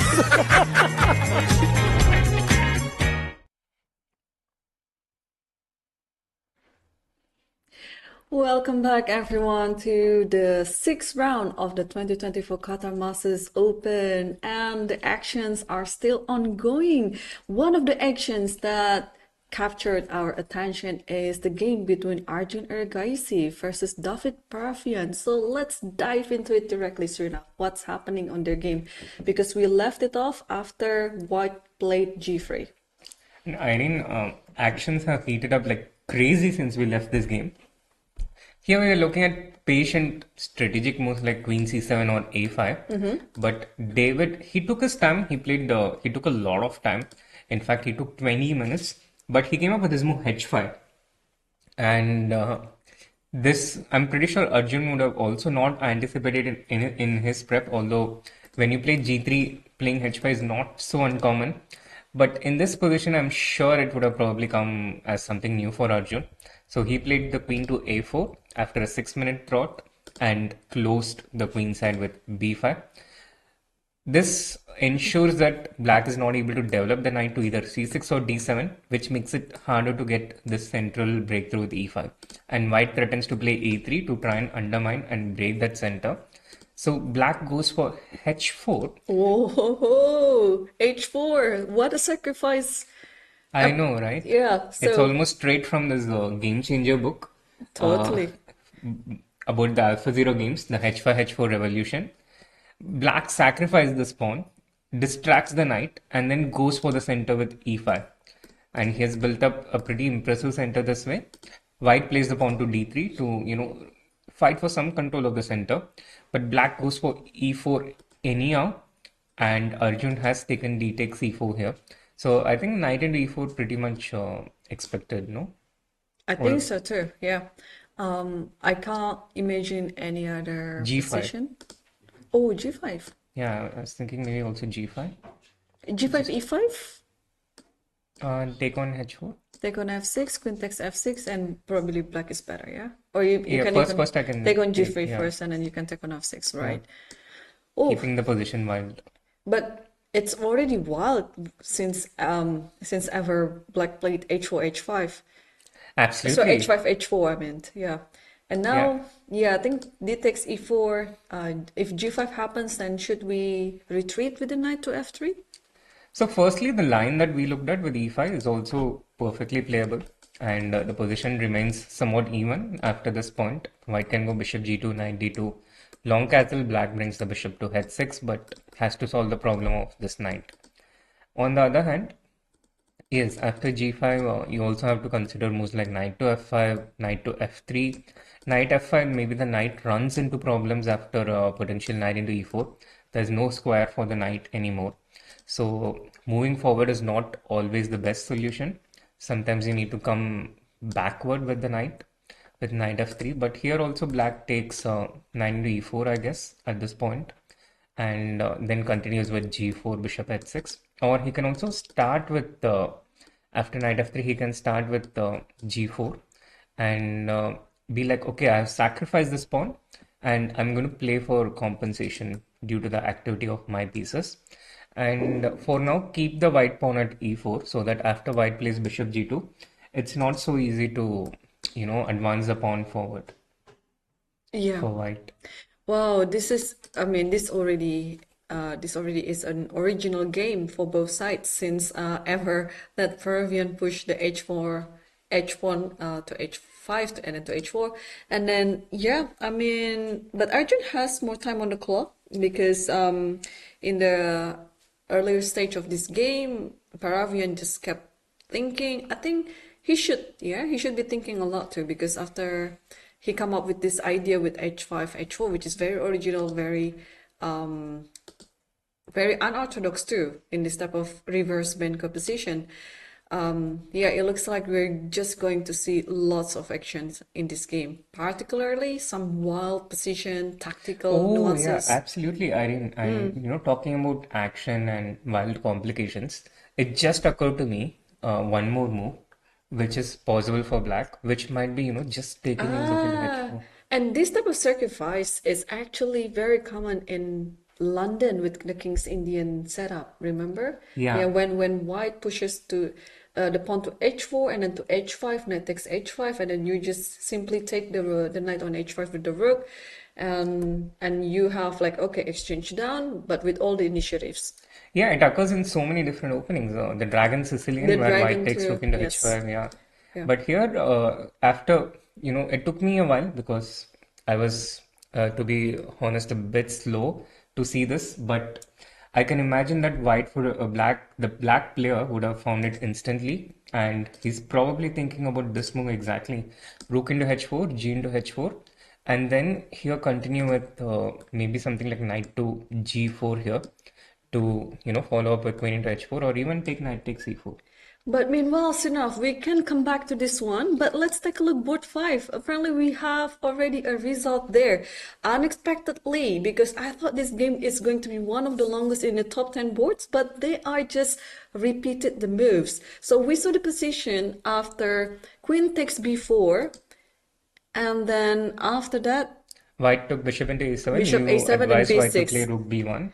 Yes. But white took bishop a7 and b6, yes, exactly. Yeah, and then after b6, it's just rook a b1, not the other rook. So you are actually, you just want to take on b6 without having to deal with all the back rank attack with the other rook, being on a1. So here, Abdusattorov, instead of playing queen e7 and then letting the pawn go on b6, he just played queen f5, protecting the pawn, and this is also an invitation for white to keep repeating the moves. Rook a1 is on the board again, and then queen b4, and then this is how they come to the threefold repetition and claim for the draw. Yeah, I must say I'm a bit surprised by Naiditsch's decision to make such an early draw after the rest day, but I can also understand he lost a painful game in the previous game. Yeah.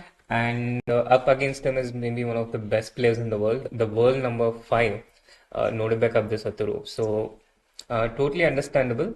And I can imagine it being also a little bit disappointing for Naiditsch that he was, rushing and coming back with his comeback with 3 wins in a row. And this draw does make it more difficult for him to fight for the championship.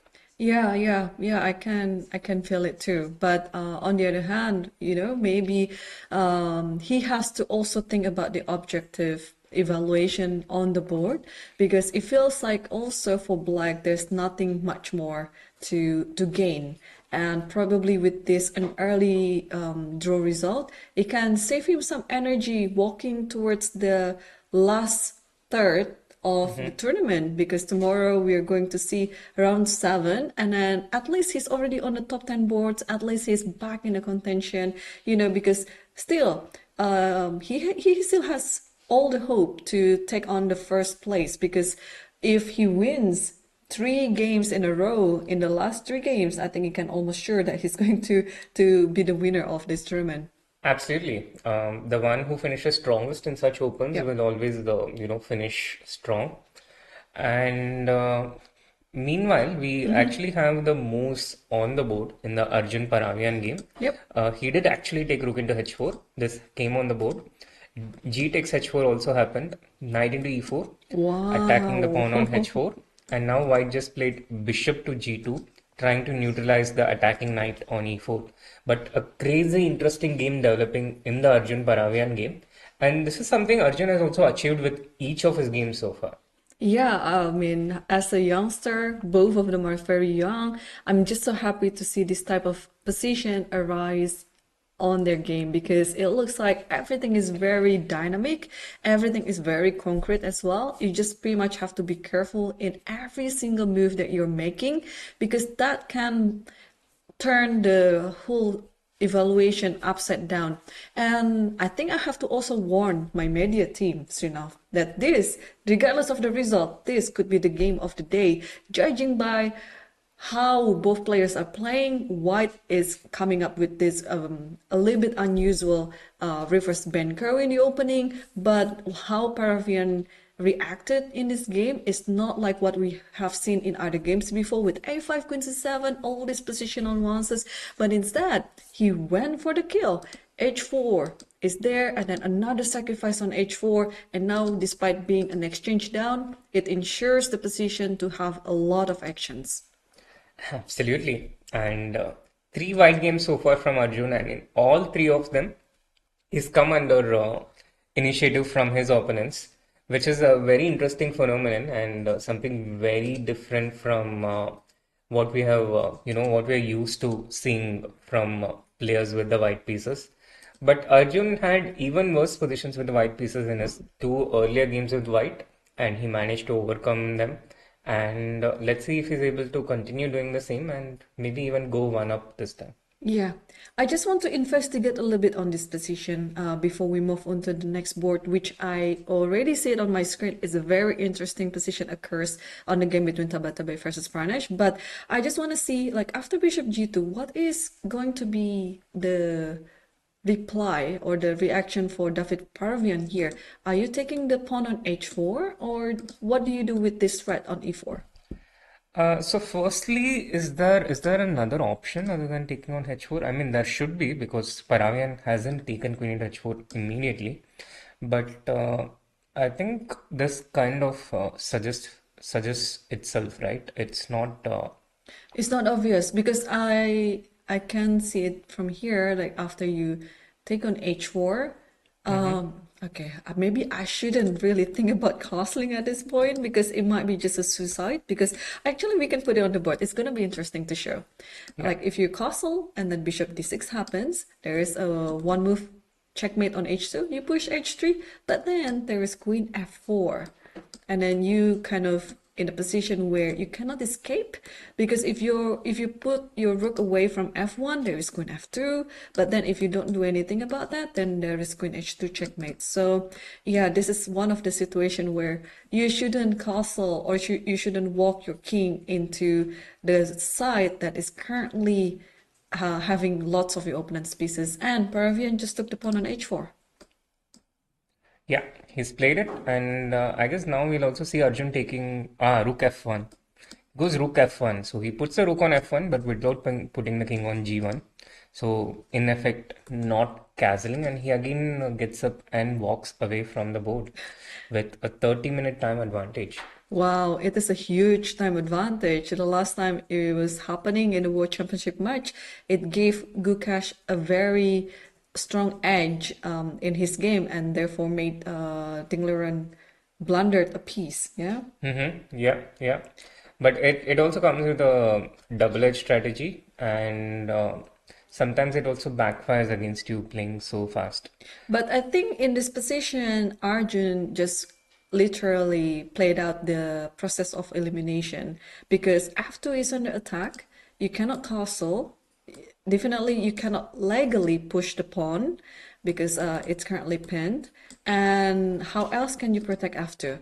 And you also don't want to trade your light square bishop with the knight, because then black's pieces are just going to be dominating in this position, especially with the pair of bishops. So I think by that logic, Arjun just came out with rook f1 just because of the process of elimination. Makes sense. Completely makes sense. And it's also not so obviously clear how black keeps his initiative going. But I guess bishop d6, no, bishop d6, see, that's exactly what I was talking about. A natural developing move, and immediately the bar swings towards white, with such a big swing. I think because of knight d2. Yeah, knight d2. And then bishop b7, yeah. But maybe not directly, yeah. Oh, because look at that! I thought that was such a. There's queen g5 check. There's queen g5. No, yeah, that's right. So I was thinking start with queen c2, and then play knight d2. That makes sense. Yeah, I think the queen is needed there. Yeah. So this is white's threat to play the queen to c2 here, and queen c2 bishop f5. Okay, let's say bishop d6, queen c2, bishop f5. Then maybe knight d2 anyhow, because knight d2 anyhow, yeah. Because you want knight g3 you can't play. Oh, knight g3 e4. No, just simply take it. Yeah. The queen on h4 is under attack, right? So it's not that easy then. Although the move like bishop d6 looks more natural, in that case, can I use the fact that that the queen is on a4? Can I? Oh, maybe not. I was thinking to play knight a6, but then you just move on with queen c2 anyway, and then both knights are suddenly under attack. Exactly. So. Right, so this also, this cannot be the candidate move. What else is there? f5 is possible, I think. f5 is possible. Strengthening the knight on e4, right. Seeing that the queen c2 is the threat. But against f5, I might play queen c2 anyhow to get the knight to d2. And for black, the problem I see in this position is that his development is not happening quickly enough, especially this knight on b8. It's not quite clear how he gets these two pieces out into the game. He can get the bishop pretty easily through d6 f4 or g6 bishop h6, but eventually you need to get this piece also into the game, right? Otherwise you are. But maybe black also asks the same question to the white king, like where is it going? Oh, I think if you want to focus your attention on developing your pieces on b8 and on a8, the rook, I think it's best maybe not to play f5, because let's say whenever queen c2 happens, you can always come back to d6. So maybe let's now play a6. You're trying a6 to makes sense, yeah. You're trying to break open this this side. So queen c2 maybe is the move, but then you just move your knight back to d6 while at the same time protecting b7 and also keeping pressure on b5. Absolutely. This actually makes a lot of sense, and this solves black's main problem of getting the pieces out into the game. So a6 is, I think, the best move amongst the moves that we have seen till now, and also objectively the strongest move suggested by Stockfish. Thank you. From what? No, I feel happy whenever there's a compliment on my move like that. But let's see if Paravyan does it. So I think we can leave this one for a while, because this is going to be very technical for Paravyan to solve, because he is technically an exchange down. He was willing to sacrifice his rook for the knight, and now he has to pay the price, because, well, this is not losing, but this is very complicated, and he has to prove it that that the sacrifice would work. And meanwhile, this is what I promised you before. Let's take a look. Game 8 between Tabatabai versus Pranesh. It looks so exciting. It's coming from an Italian defense, but the resulting position that we have on the board, there you go. The king is quite exposed on G2 with double pawn on F2 and F3. Will the young Pranesh be able to seize the day? Because we already saw his 2 winning games back to back on round 4 and round 5, where he was just winning against Arjun, and I can't remember who he played. He was Yes, I remember. Shamsuddin Okido. Yes. And he was winning both games, but he ended up with 2 draws. And now he's playing against another very strong player, Amin Tabatabai, and it looks like, from the optic of it, I don't calculate anything here. I just look at the position and I like Black's position. Absolutely, Irene, and the game is attracting not just us and the chat, but also I see other players from the tournament hall coming in and having a look at this game. But on the other hand, here Stockfish doesn't agree with you. Unlike the last position of the Paravyan game, here the bar seems to be totally towards white side. But let's try and find out why exactly this is the case. Because the evaluation bar is quite misleading. With knight d4, the knight heads towards e6. Both the knights eyeing the f4 square. So as white, I need to make sure that this doesn't happen at any cost. And therefore, the first move that I can think of is rook to h1, attacking the knight on h5 and asking the question where it goes to. The knight probably has to move. I don't see how it can be defended. One tactic that I can spot is something like queen to f6. Attacking the f3 pawn. So if I take rook into h5, you have queen into f3 check with a double attack on the king and the rook. But I think white can defend this easily enough with something like bishop into d4. A very, very controversial move, I would say. I mean, not controversial, but it's a committal move because you are giving up a dark square bishop, which can be very useful for your attack. But also you should understand that you are giving up this dark square bishop for the opposition knight, which is a very fearsome knight, which can actually just directly attack the king and finish it off. So bishop into d4, and now black can either take the bishop directly or play knight f4 check.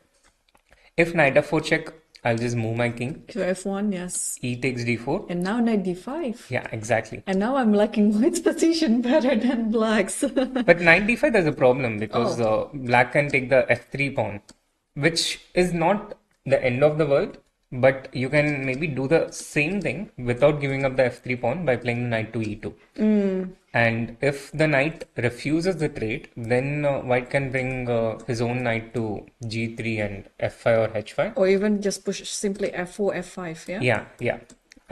Yeah, after pushing eventually to one of these squares. And if black trades the knight, then white takes with the king. And then he can fire all his guns towards the black king. The rook, the 2 rooks, the queen and the bishop. So this is the problem that Pranesh faces in this position. That white has this resource combining rook h1 with bishop into d4. And black doesn't seem to have a great way to prevent this. He can maybe play the knight to f4 check to open up the bishop. But eventually in all these positions, it feels like white is the one who is playing for a initiative and win here. And although in the beginning, it looked like the white king was the one in danger.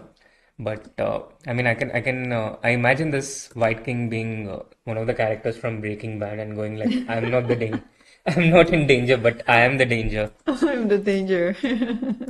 Yeah. Okay. So, but really, thank you for explaining those things, because really, yeah, if I didn't know any of those, you know, it's very easy for me to just siding on black's position. But yeah, with the concrete way of play, I think white will be able to somehow save the king. And also this type of open lines, open files on the G file, it can be double-edged as well, because it looks, for now it is white who is having all the problems, but if after a few moves black didn't come up with good continuation, then it can be backfired. You can actually use this G file to attack the G7 bishop and therefore the king behind it. Absolutely. Definitely. Double-edged is exactly the word for the opening up of the G file. Both the kings can be in danger, but white's pieces, white's rooks especially, are better placed towards taking advantage of the black king on G8. Right. Okay, so it looks like Tabatabai here has been spending quite a lot of time as well, and I think it is very typical for Pranesh to also play quicker, right? We've seen how he played against Arjun, Erigaisi, and Fokidov too, and he's not slowing down in this position at all. But let's let Tabatabai solve this one out, because it is also a very critical position for him. And meanwhile, we can switch to the board 7. It's between Ivanchuk versus Artemiev. Interesting. So this one, I was not sure if you'd go here, because it came from one of the openings you don't quite like. The Berlin opening in Royal Opus. But I'm guessing Ivanchuk and Artemiev is just too good to say no to the game between them. And like one of the earlier games that we saw between Sankalp against Martyrosian, in the anti-Berlin, white took bishop into c6, going into this structure. Short castle played by white. Knight d7 was also, I think, the move played by Haik Martyrosian in that game. And Sankalp played c3, if I remember right. Instead here, white goes for the queenside expansion with a4 and a5, already taking the game into a fresh territory. And what does a4, a5 does is, if you see the follow-up of white's moves, knight d2 and knight to c4, it protects this knight on c4 from black pushing the pawn to b5. Black, on the other hand, if you see the setup in this pawn structure in particular, first the knight from f6, it went to d7.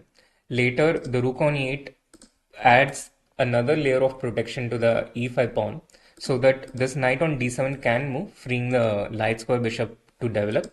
And this knight instead goes to g6 and supports the e5 pawn from there. And since it's such an important strategic central pawn, black adds another extra layer of protection with f6, which is quite a common way of putting the pawns in this exchange Royal Opus pawn structure. And then finally he develops the light square bishop with bishop e6. White trades black's dark square bishop with bishop e3, so the pair of bishops is neutralized.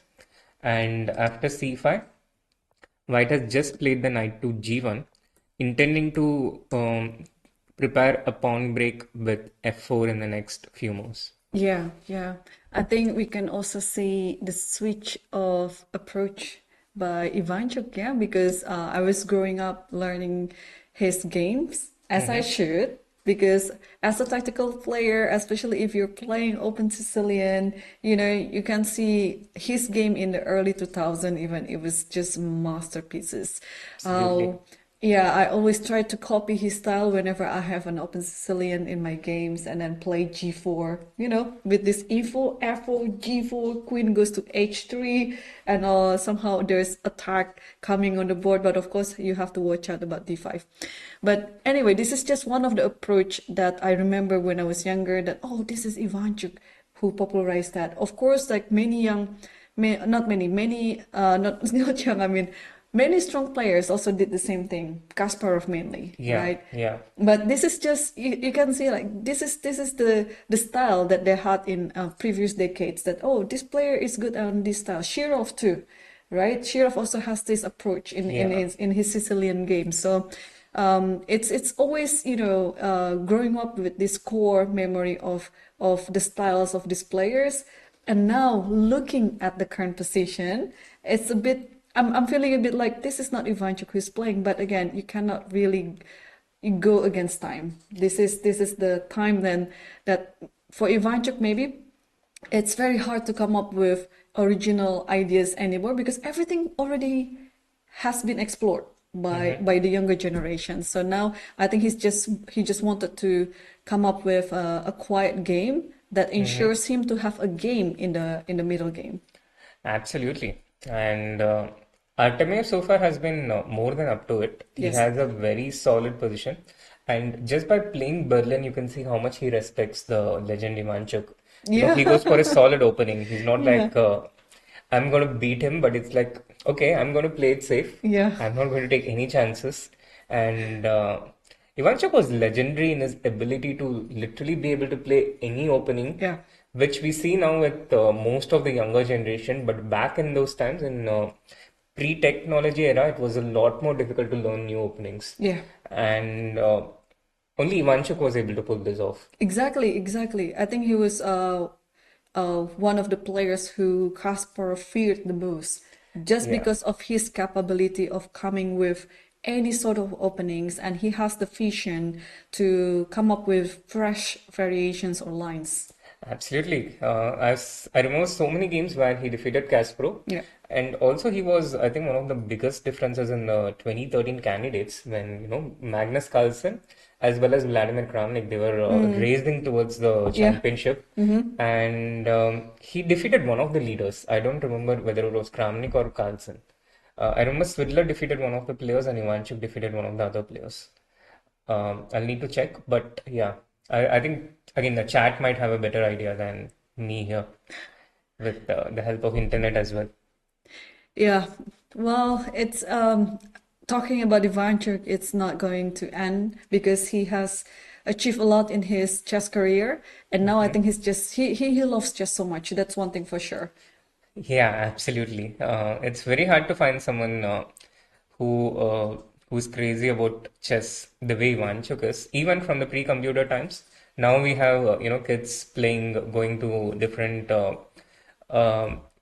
websites, different chess playing platforms, and playing chess all day.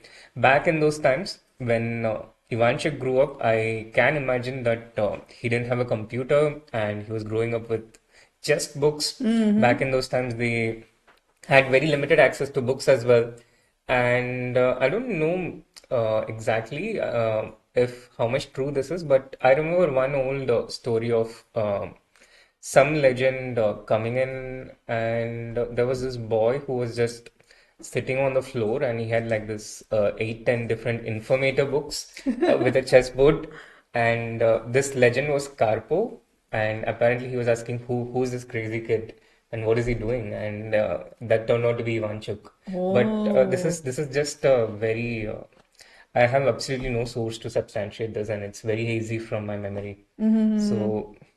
But yeah, I mean, what we have with chess playing platforms today was the informator books back in those times. Exactly. The informators were like the chess Bibles, yeah? Because it was printed in the Yugoslavian countries. I think it was in Serbia. And then, of course, for us who live in Asian continent, it would take some of the weeks, to arrive in our homes, right?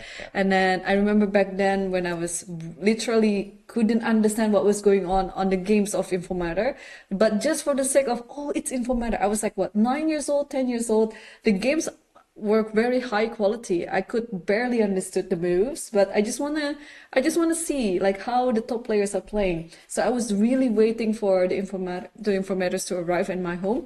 But back then, I think they printed like only twice a year, but then it moved to every 4 months, and then it moved to every 3 months. And now it's becoming like more regularly. I don't know what is it now because to be honest, all my everything is online. Online, all my sources are online. I just update it or anything like that. But I remember those days when I was waiting for this is the time for the informator to arrive, and then I would look at the end of the chapter where they feature a player, right? And who are they featuring for this edition? And then, let's take a look at some of the games. And of course, my most favorite chapter is what? Do you know? Of Informator? No. The tactical chapter. Ah. They would have like about 24 or 48. It depends on the edition, but they would have about 24 or 48 tactical positions of the featured player, and also some of the end games and some of the middle games. That's one I like the most. Like I would try myself to solve all those positions. But of course, that was the era when I also know all about this tournament, like Dortmund and also Hastings, Weikense. All these tournaments were featured in the info matters, and I'd like to see who's playing. I remember the names like Valery Stalov, who's never fantastic grandmaster. Very fantastic. And I only know his name just by reading the info matter. And all these old players like Ljubovic, Lubomir, Patachnik, which you might not see those names anymore in the recent databases. Yeah, absolutely. So that's the evolution of chess information from waiting for months to waiting for weeks to now just waiting for a few minutes. Chess information has evolved a lot from informator to agadmator. Yeah. Srinath Narayanan 2024. Right. Yeah, you put it eloquently. Yeah, I like that. Exactly. Yeah. Right now, you can access all this within seconds. Yeah. You're actually watching us like only 15 minutes behind. Right? So it's amazing. Back then, whenever I want to see like the Weikense games, right, I have to wait for months. Or if any of the players just came from overseas, I can get the bulletins. And also sometimes it was in the newspaper on the next day for important, like the Kasparov Kramnik match in 2000. I remember following it from the newspaper on the next day. The game, the entire notation would come, and then the result, and that's how I would know. Yeah, amazing. But thanks to Ivanchuk, now we get all this nostalgia of the chess evolution. But okay, let's see what the moves are on this game. So we saw the position of the knight g1, with the idea of putting the knight to e2 and then pushing f4, and then you're trying to play on the king side. And therefore, I think what Artemiev just did is very principled. You already saw your opponent's intention that he would like to open up the king side, try to attack, and now he's trying to get some counterplay on the other side of the board. B6 happened. B5. B5, and if you don't end pass on there, the a5 pawn in the long term, especially in the end game, would be the culprit of white's position. So that's why Ivanchuk decided to just get over it. Let's do the en passant, and now we have an open A file. Yeah, we have an open A file. Black has made some progress there in terms of an open file to play with, but I guess white will also go continue with this idea, and it's often a question of who is faster in these types of positions. But here, black is able to hold the balance because his counterplay is coming a lot faster than white's. And he's reaching for the knight, I'm sure. Yes, knight e2. No surprises there. Knight e2 was also the move that I think everyone was expecting. And let's see how Artemiev plays. I can imagine putting a queen on. Maybe queen d6 is one of the moves that I would consider here. Just blocking the f4 push, improving the queen, connecting the rooks, and just you making a useful preparatory move. Yeah, I like that move. Queen d6 is a very good candidate move in this position. I'm trying to think if there's anything that black can come up with. Obviously, in this position, it's very close. You can hardly think of any tactical or aggressive play.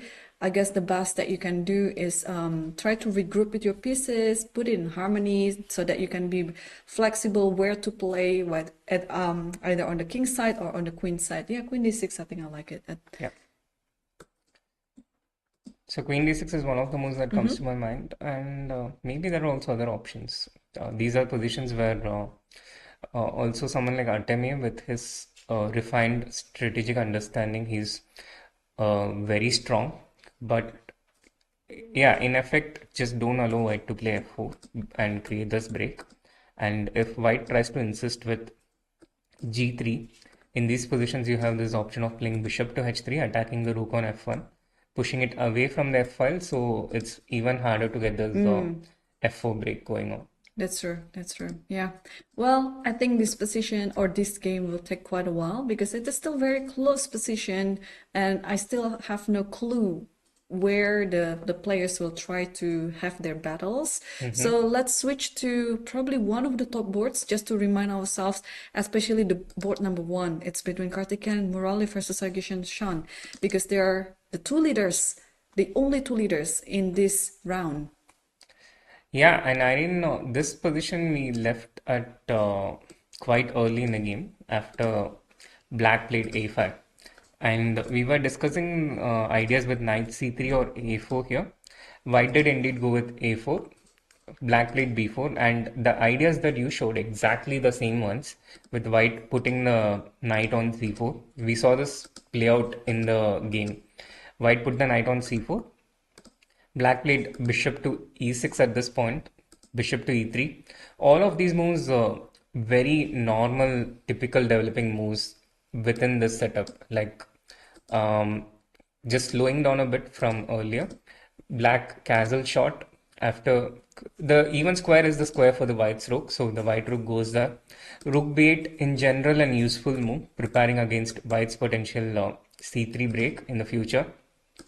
h3 again a useful move, protecting against bishop g4 related ideas.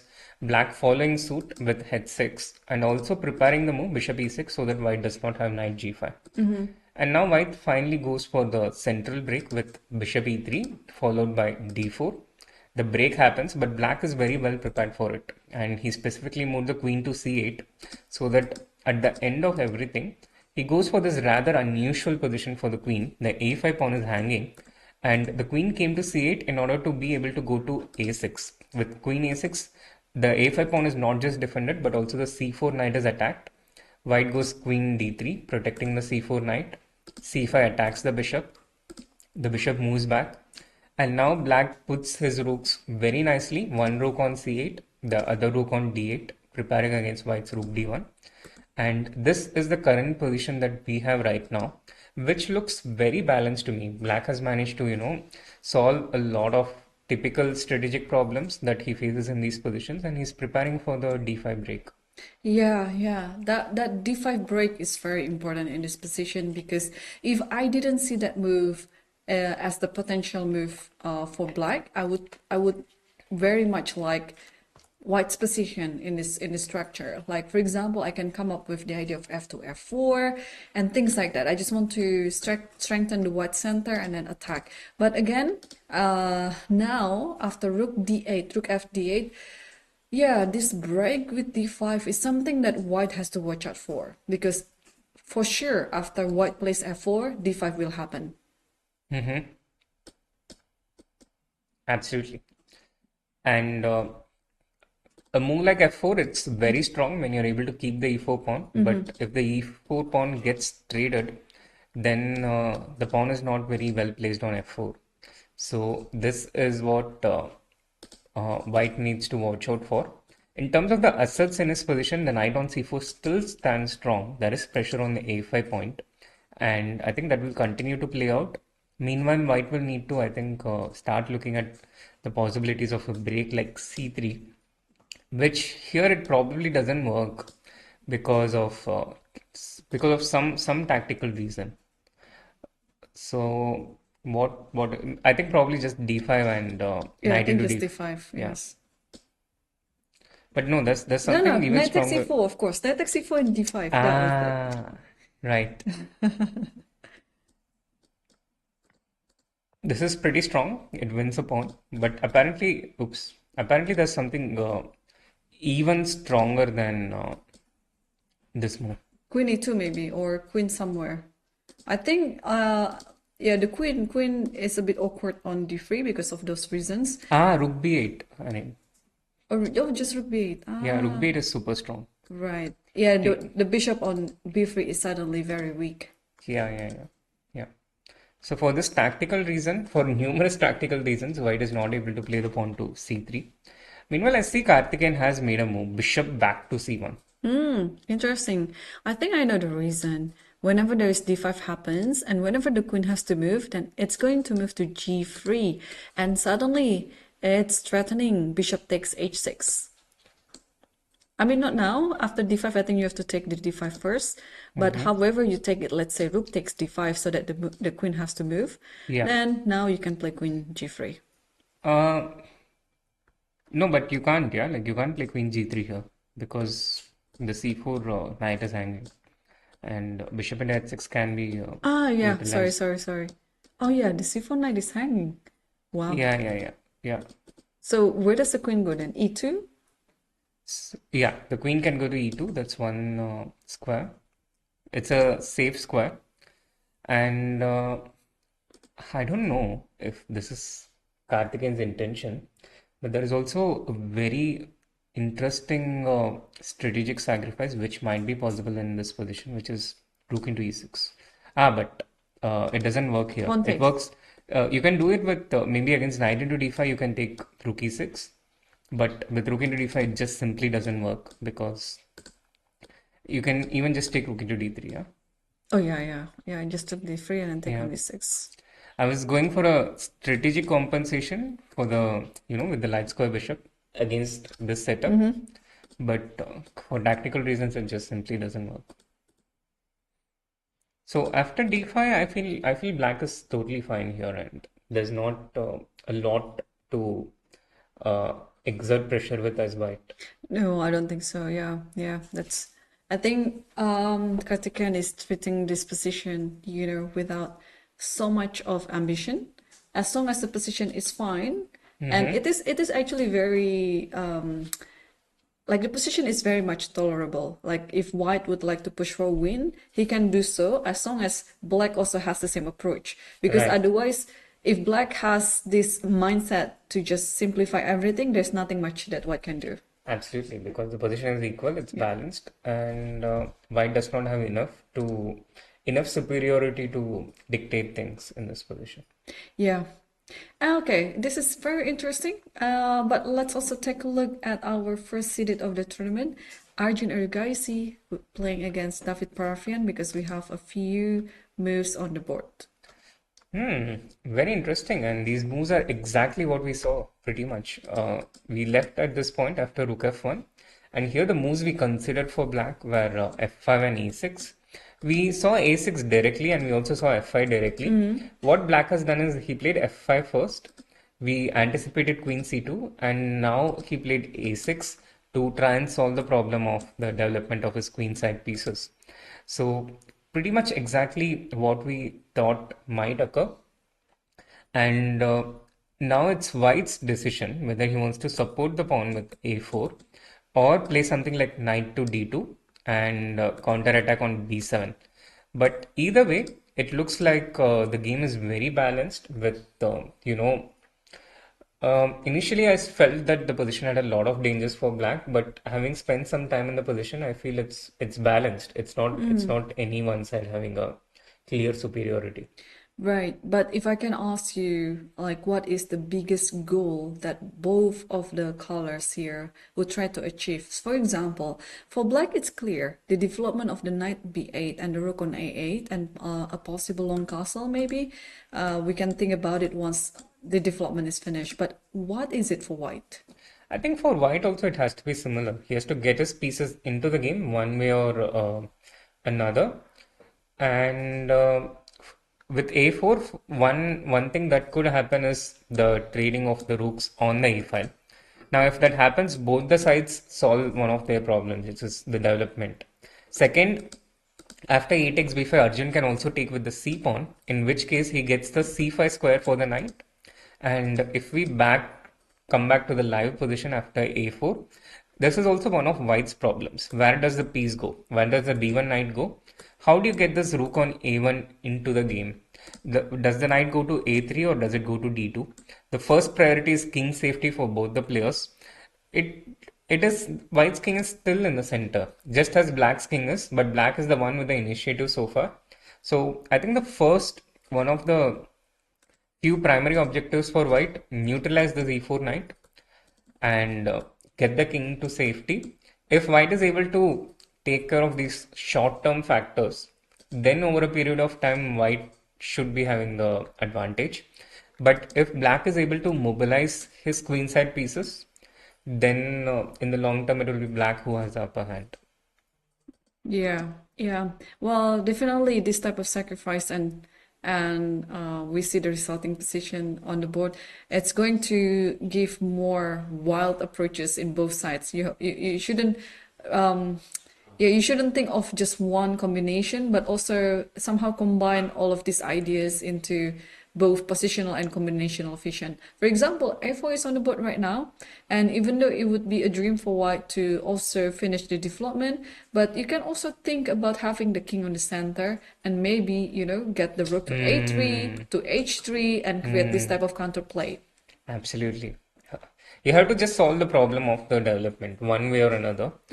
And I really like this creative idea with rook a3. Also, a very creative way to solve white's development problems. And he's taken a takes b5. What do you think, Irene? Which pawn do you recapture with? Okay, this is interesting, very interesting. I think I would like to take it with which one I would like better? Maybe with the pawn on c, because I don't want to trade my pieces. And then with this move also, I create some square on the c4 for my knight. It would be a dream to play knight a3, knight c4, and then having the knight on c4 feels like, I'm saving all the position around my king, but also at the same time, I'm posing some problem to black's position. I completely agree with you. I would also take with the c pawn. If I'm ambitious.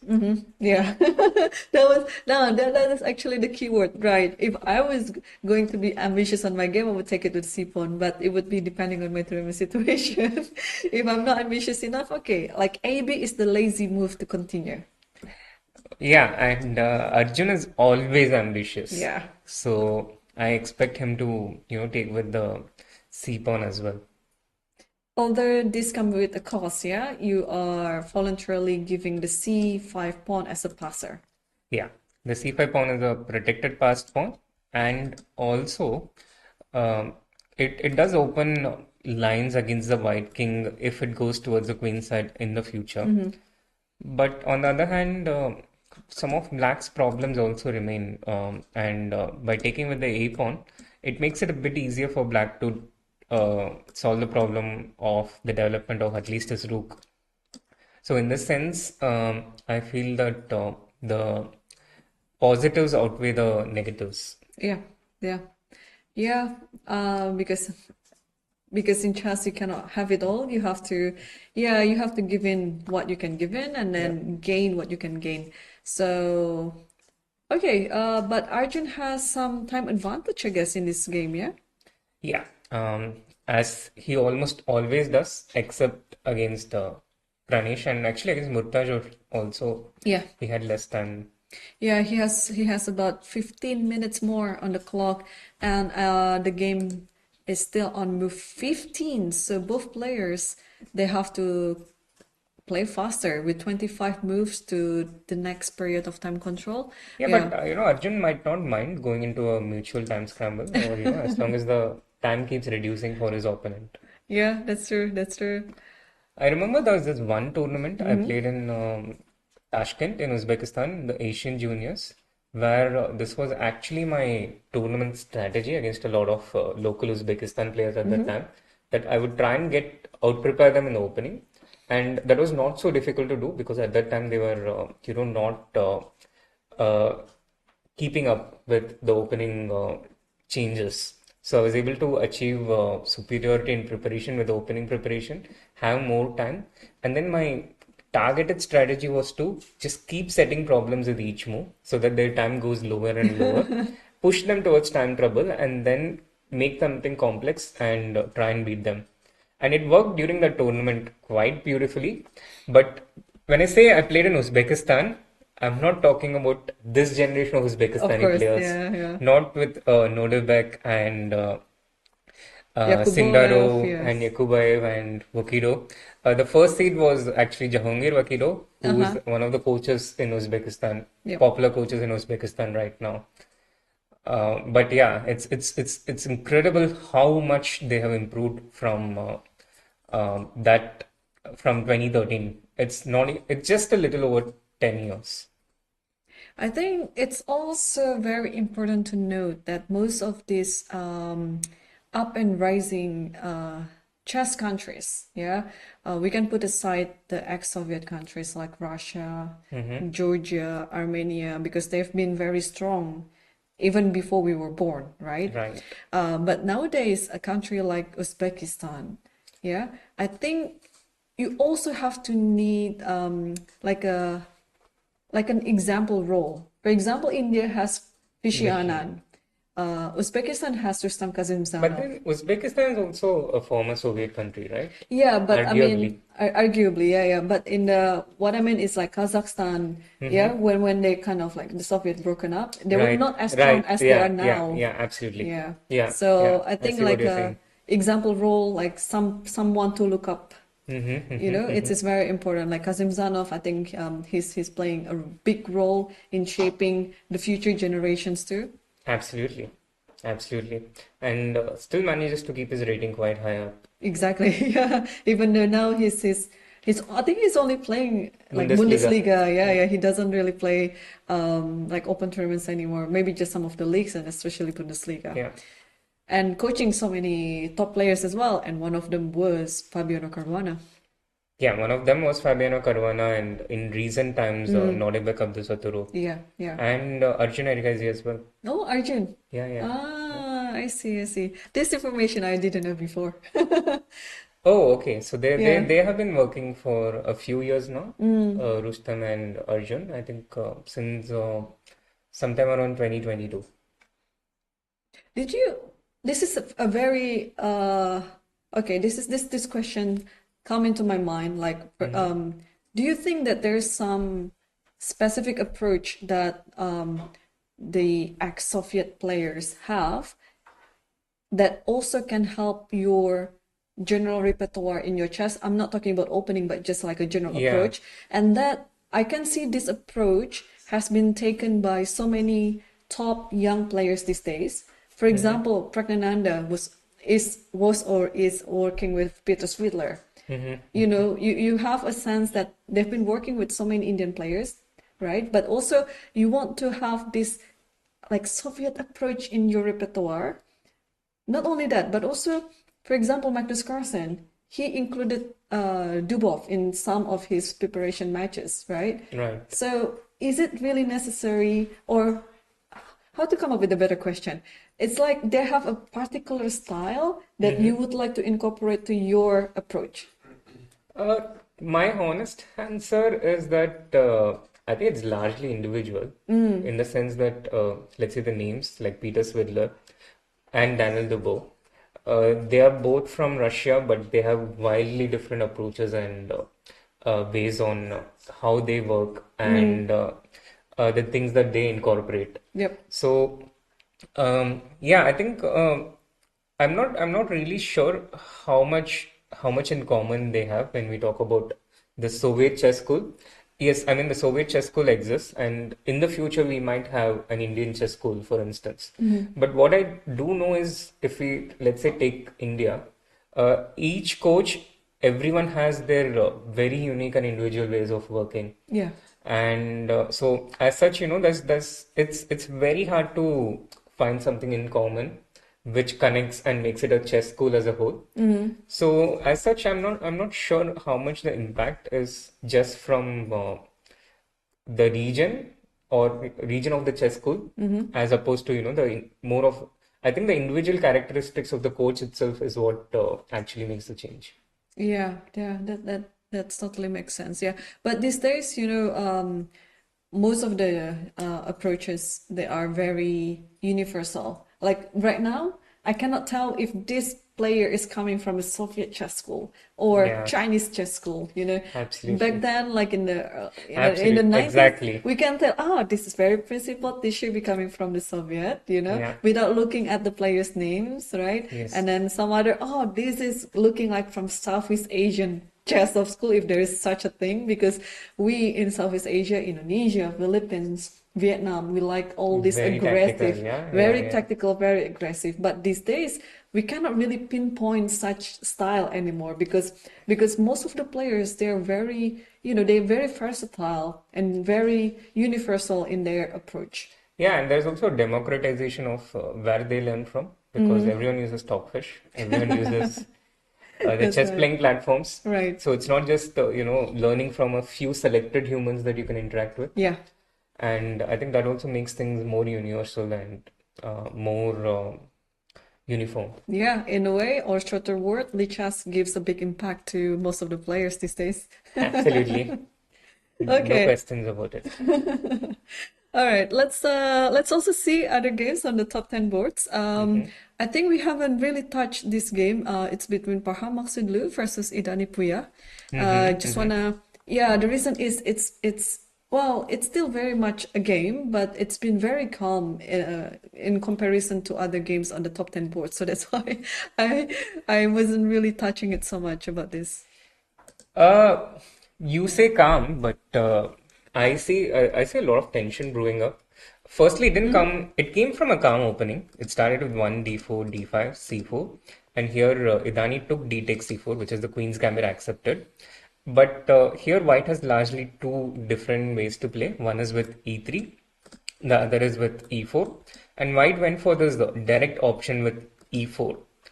Black responded with e5, and now after knight f3, bishop b4 check, knight c3. This reaches a very topical variation of black plays knight to f6, knight into e5, and b5. This didn't quite happen in the game. Instead, black played e into d4, knight into d4, and after knight d7, bishop into c4, knight f6. We didn't quite reach these wild, exciting positions, but there is still a strategic imbalance which was induced, particularly after black took bishop into c3. So here White has the pair of bishops, and in a way these positions are also, we see similar strategic battles in the Nimzo-Indian positions where black takes on bishop into c3 and gives White the pair of bishops. And what this has done is, as a result, White has the pair of bishops and dark squares after queen c3, which is the live position. White has the dark square bishop, and black has these knights and the d4 square. So in a way, there is strategic imbalance. There is a little bit of superiority for White on the king side, sort of similar to what we saw in the Salem Sankalp Gupta game in the previous round, the 5th round. White can take control of the d4 square, try and take his knight towards d5 or f5. So there's a lot of strategic imbalance happening, and a bit of background on the tournament situation of the players. I see Idani wearing a very thick jacket, and someone also told me he was not feeling well in the previous game. Yeah, Karthikeyan, his opponent from the 5th round, he told me he was not feeling well, Idani, and he said that was also a potential factor in him continuing on with the game when they were repeating. Of course, Karthikeyan would have continued regardless because the position was slightly better. But he said he was very tempted. He was like, he wanted to make a draw and go into the rest day. But he was like, okay, so I had to try because I was slightly better and my opponent was also not in his best shape. So I really had to go for it. Right. Well, okay. I wish him a speedy recovery if he's really feeling unwell, because I mean the tournament is we still have 3.5 rounds to go. Yeah, being now round number 6, but then we have 3 more games to go, and hopefully the rest day yesterday was very useful for him, because then he could try to recover as quickly as he can. But just by looking at the video, it looks like they're brothers. Just one of them wear glasses and one doesn't. That's a very interesting observation. I mean, they're certainly teammates. They have played together in the Iranian team for at least the last 2 Olympiads from 2022, and probably they have been playing in the Olympiad from much before. Parham also came into the Olympiad team quite early on, and I was also excited by the opening choice, Irene, the Queen's Gambit accepted, because that's the topic for my next course as well, Oh, which I've completed, but which might be published sometime next year. I see. Oh, can I get, Of the course, free of course, access to of it? course, of course. You don't even need to ask. You just need to Oh. send your email ID. Whoa. I'm gonna clip this voice, and then remind you next when it is released. Enough, you promised me that. Yeah. Wow. Okay, that's amazing. Congratulations. Thank you. Yeah, looking forward to your new course. And by the way, we have a move, I guess, on this Yeah, one. knight c6, the knight going towards d4, and Parham also instantly responding with bishop e3, is it? I don't know. I'm just guessing based on looking at the position. Queen c3. Oh, No, Queen c3, sorry, yeah, no, yeah. sorry. Knight c6, yeah, I think it was something around the third rank. Yeah, I agree. Oh, Rook rook d1. d1, Rook d1. Rook d1 attacking the queen and preparing. So the d4 square is the contention, yeah, the Yes. battle for which they are playing towards. It's a strategic spot. And white has this rook, sorry, black has this rook queen and the pawn supporting it. And white also brings his third piece. And on the next move, he will also bring a fourth piece to take control of the d4 square. And all these factors will prevent black from putting the knight on d4 there.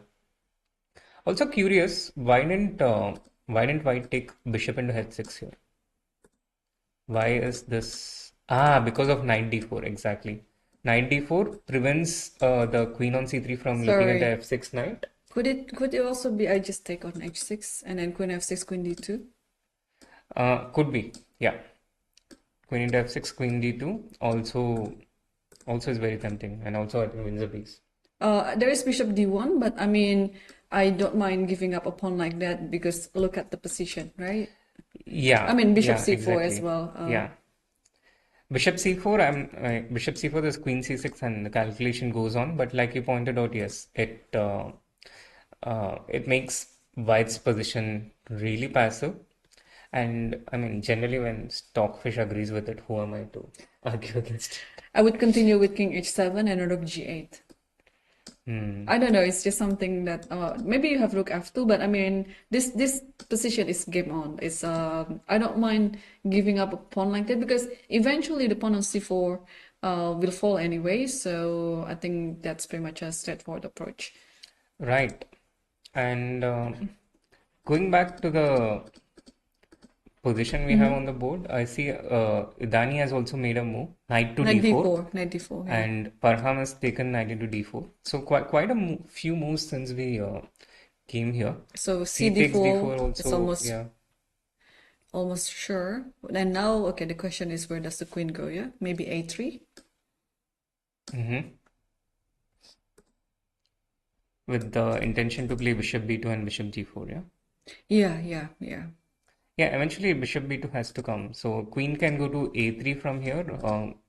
It can go to a light square like b3 or c2, to keep the c4 pawn protected.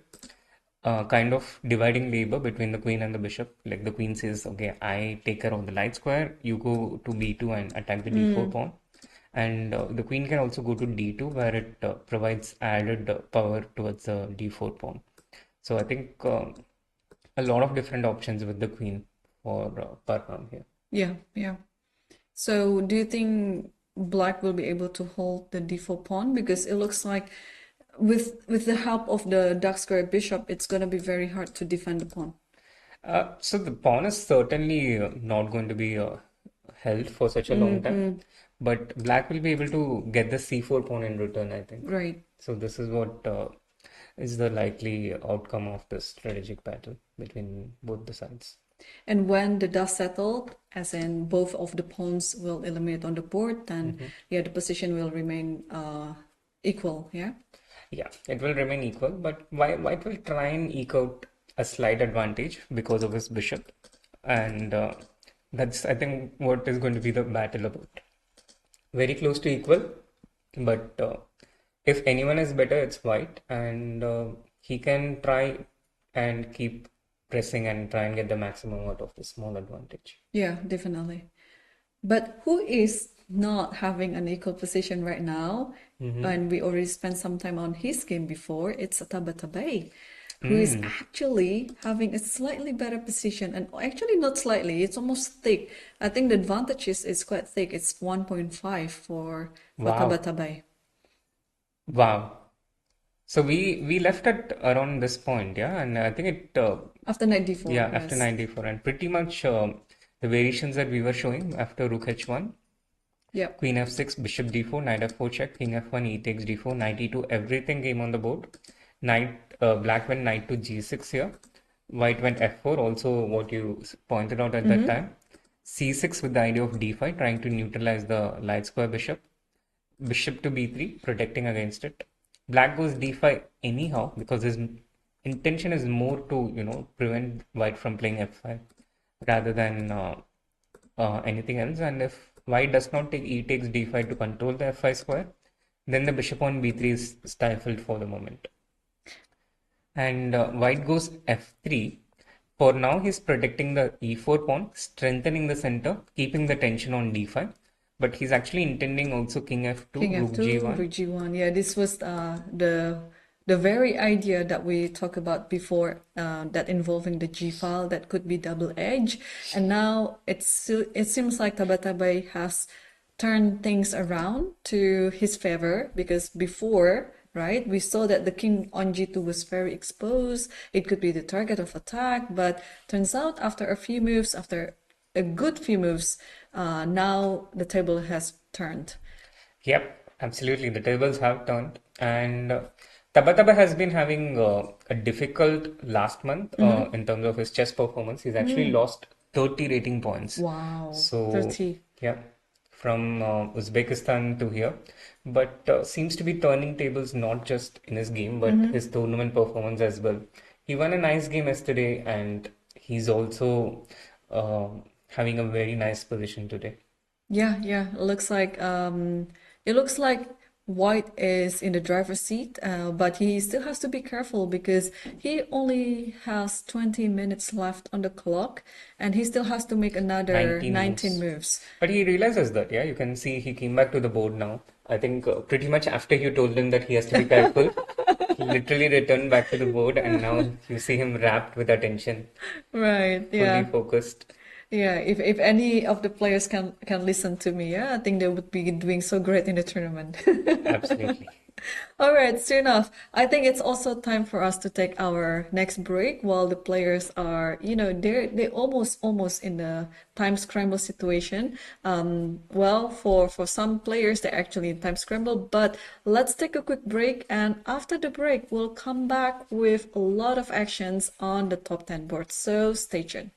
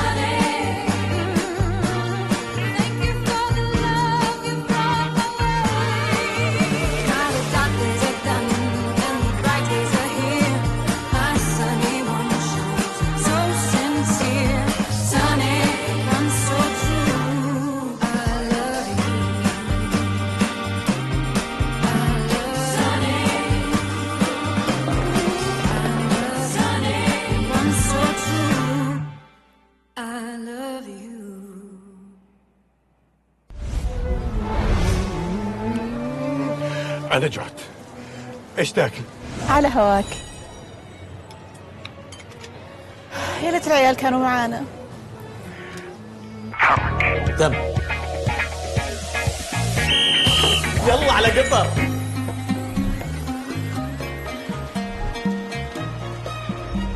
أسرع على هواك يا نواب. رد يا أبو نسب.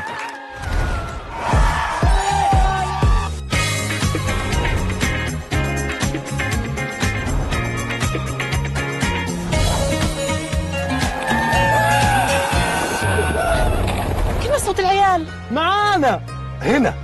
اشرب عسل. ذي ولا ذي لأحمد؟ اسألي. اختار اللي على هواك.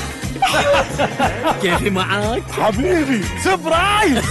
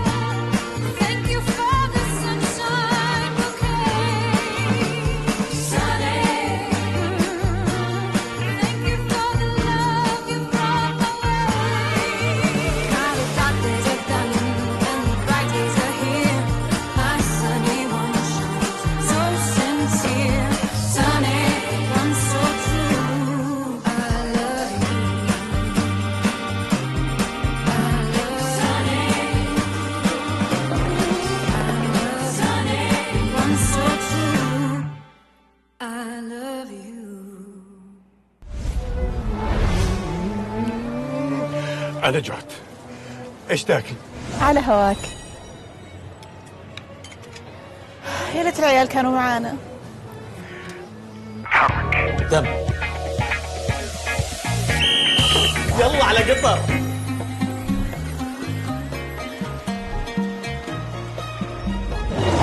اسرع على هواك يا نواف. رد يا ابو نسب.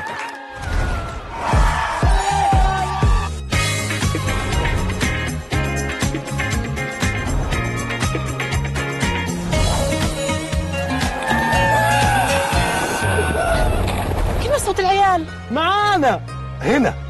اشرب عسل. ذي ولا ذي لأحمد؟ اسألي. اختار اللي على هواه. كيفي معاك؟ حبيبي سبرايز.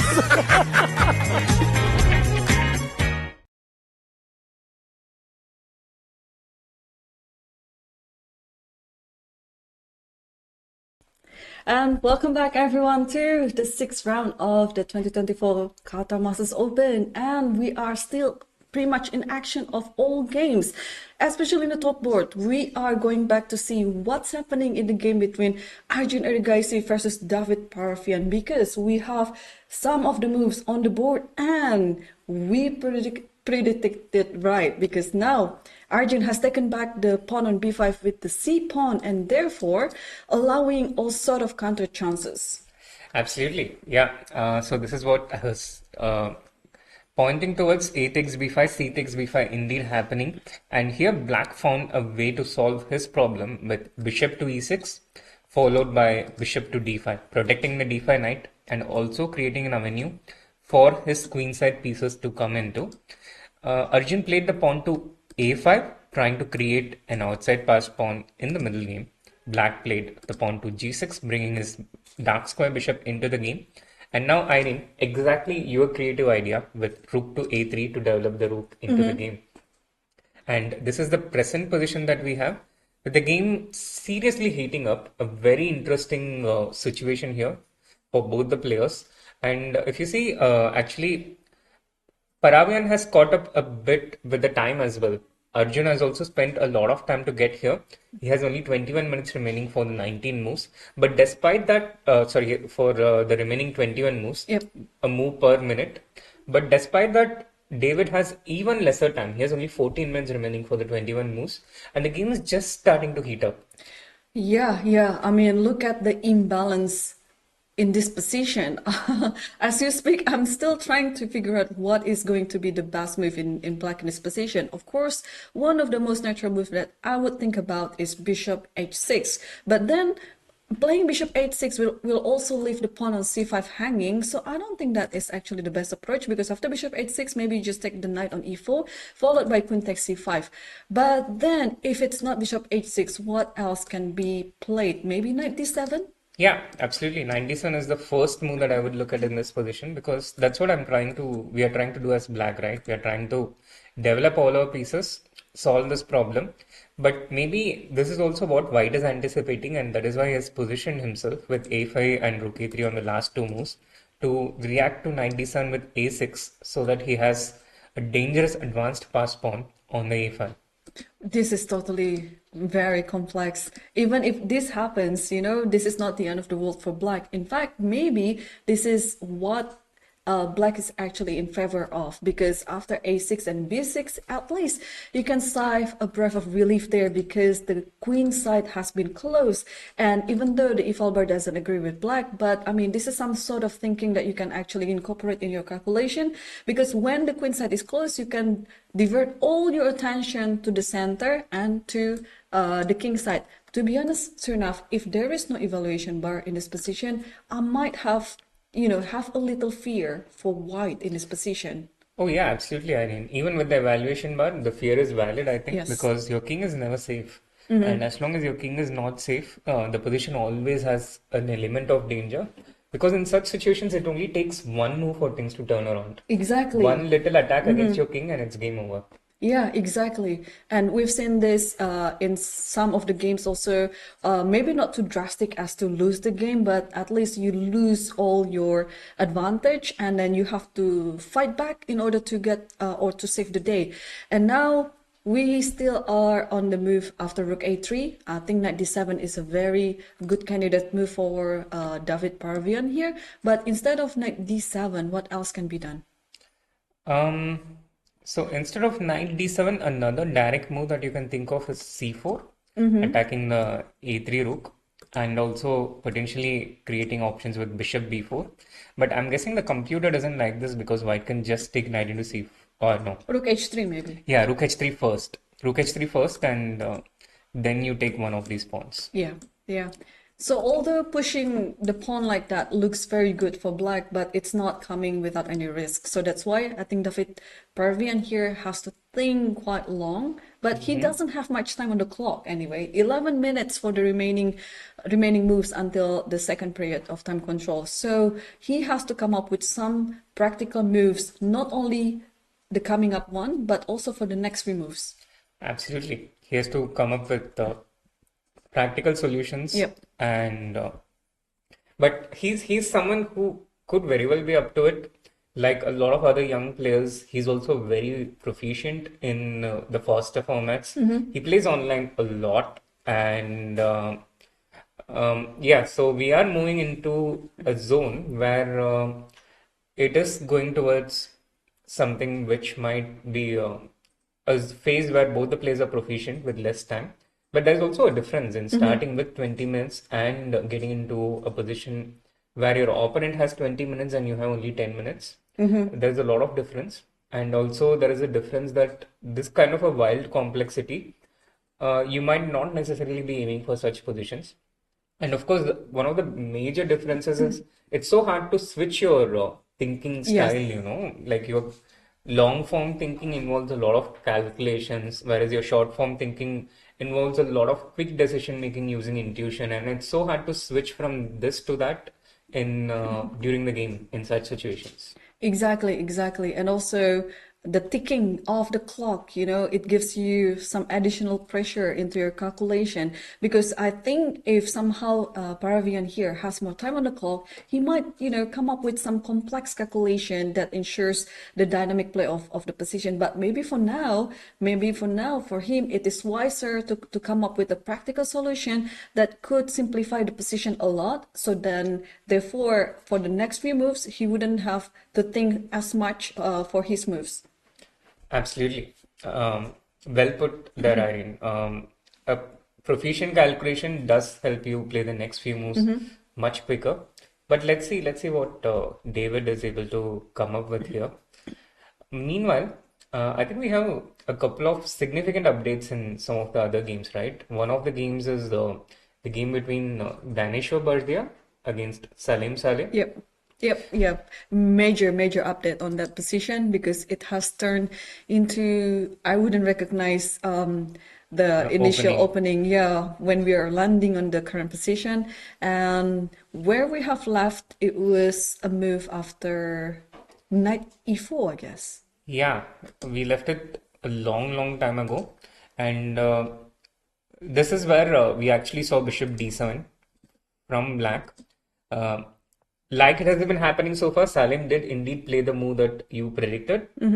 Queen went to c2.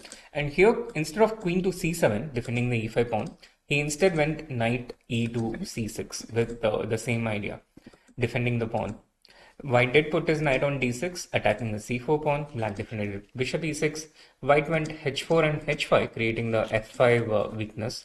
But black didn't mind it, because after knight f5, he had this light square bishop. He could just trade this knight.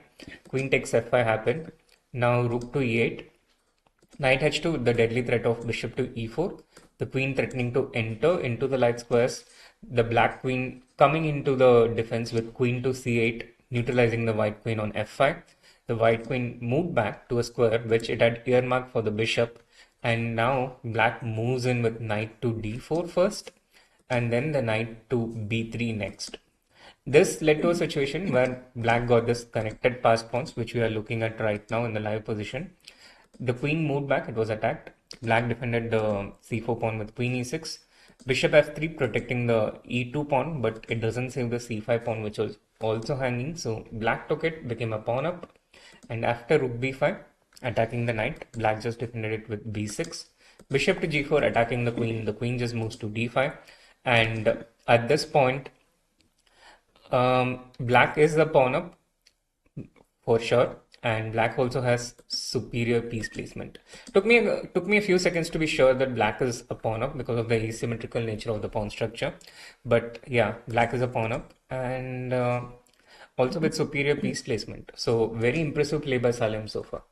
Yeah. This is exactly when good preparation is combined with good positional play, and the resulting position, even though it is opposite colored bishop, but we have talked about this in lengthy discussion in the other previous rounds as well, that in this type of middle game, it's just going to be very dangerous for both sides, especially those who have more inferior bishop.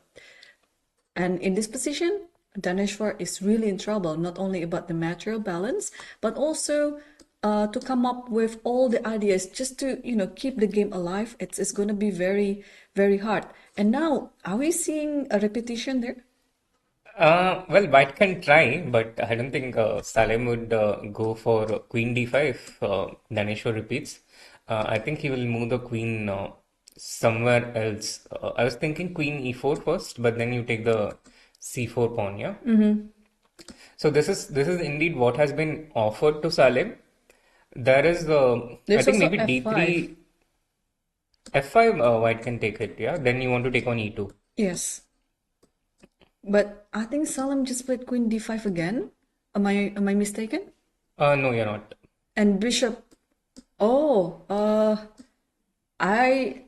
D3. Okay. I was really hoping that this doesn't come with a threefold repetition, because the position, of course, Salem will not go there. It's just, but he successfully scared me a little bit there. Oh, d3. So let's see a few moves with a concrete approach. Bishop takes d5, d takes c2, and then can I take one of the pawns, like bishop takes c4, for example? Yeah, I like it. And then the c2 pawn should be the winning pawn, but how are you going to use that? Yeah, that's exactly the question, Irene. But there is also another element in this position, which bizarrely, this rook on b5 has not a lot of good squares to go to. So apart, for now, I can just keep this pawn on one side and attack your rook with a6. And after rook b4? It's the only square that you can go to. And now I'll not play a5 and allow you to go rook b5, but instead I'll play the pawn to b5, attacking your bishop. If your bishop moves away from this diagonal, then I'll take the e2 pawn.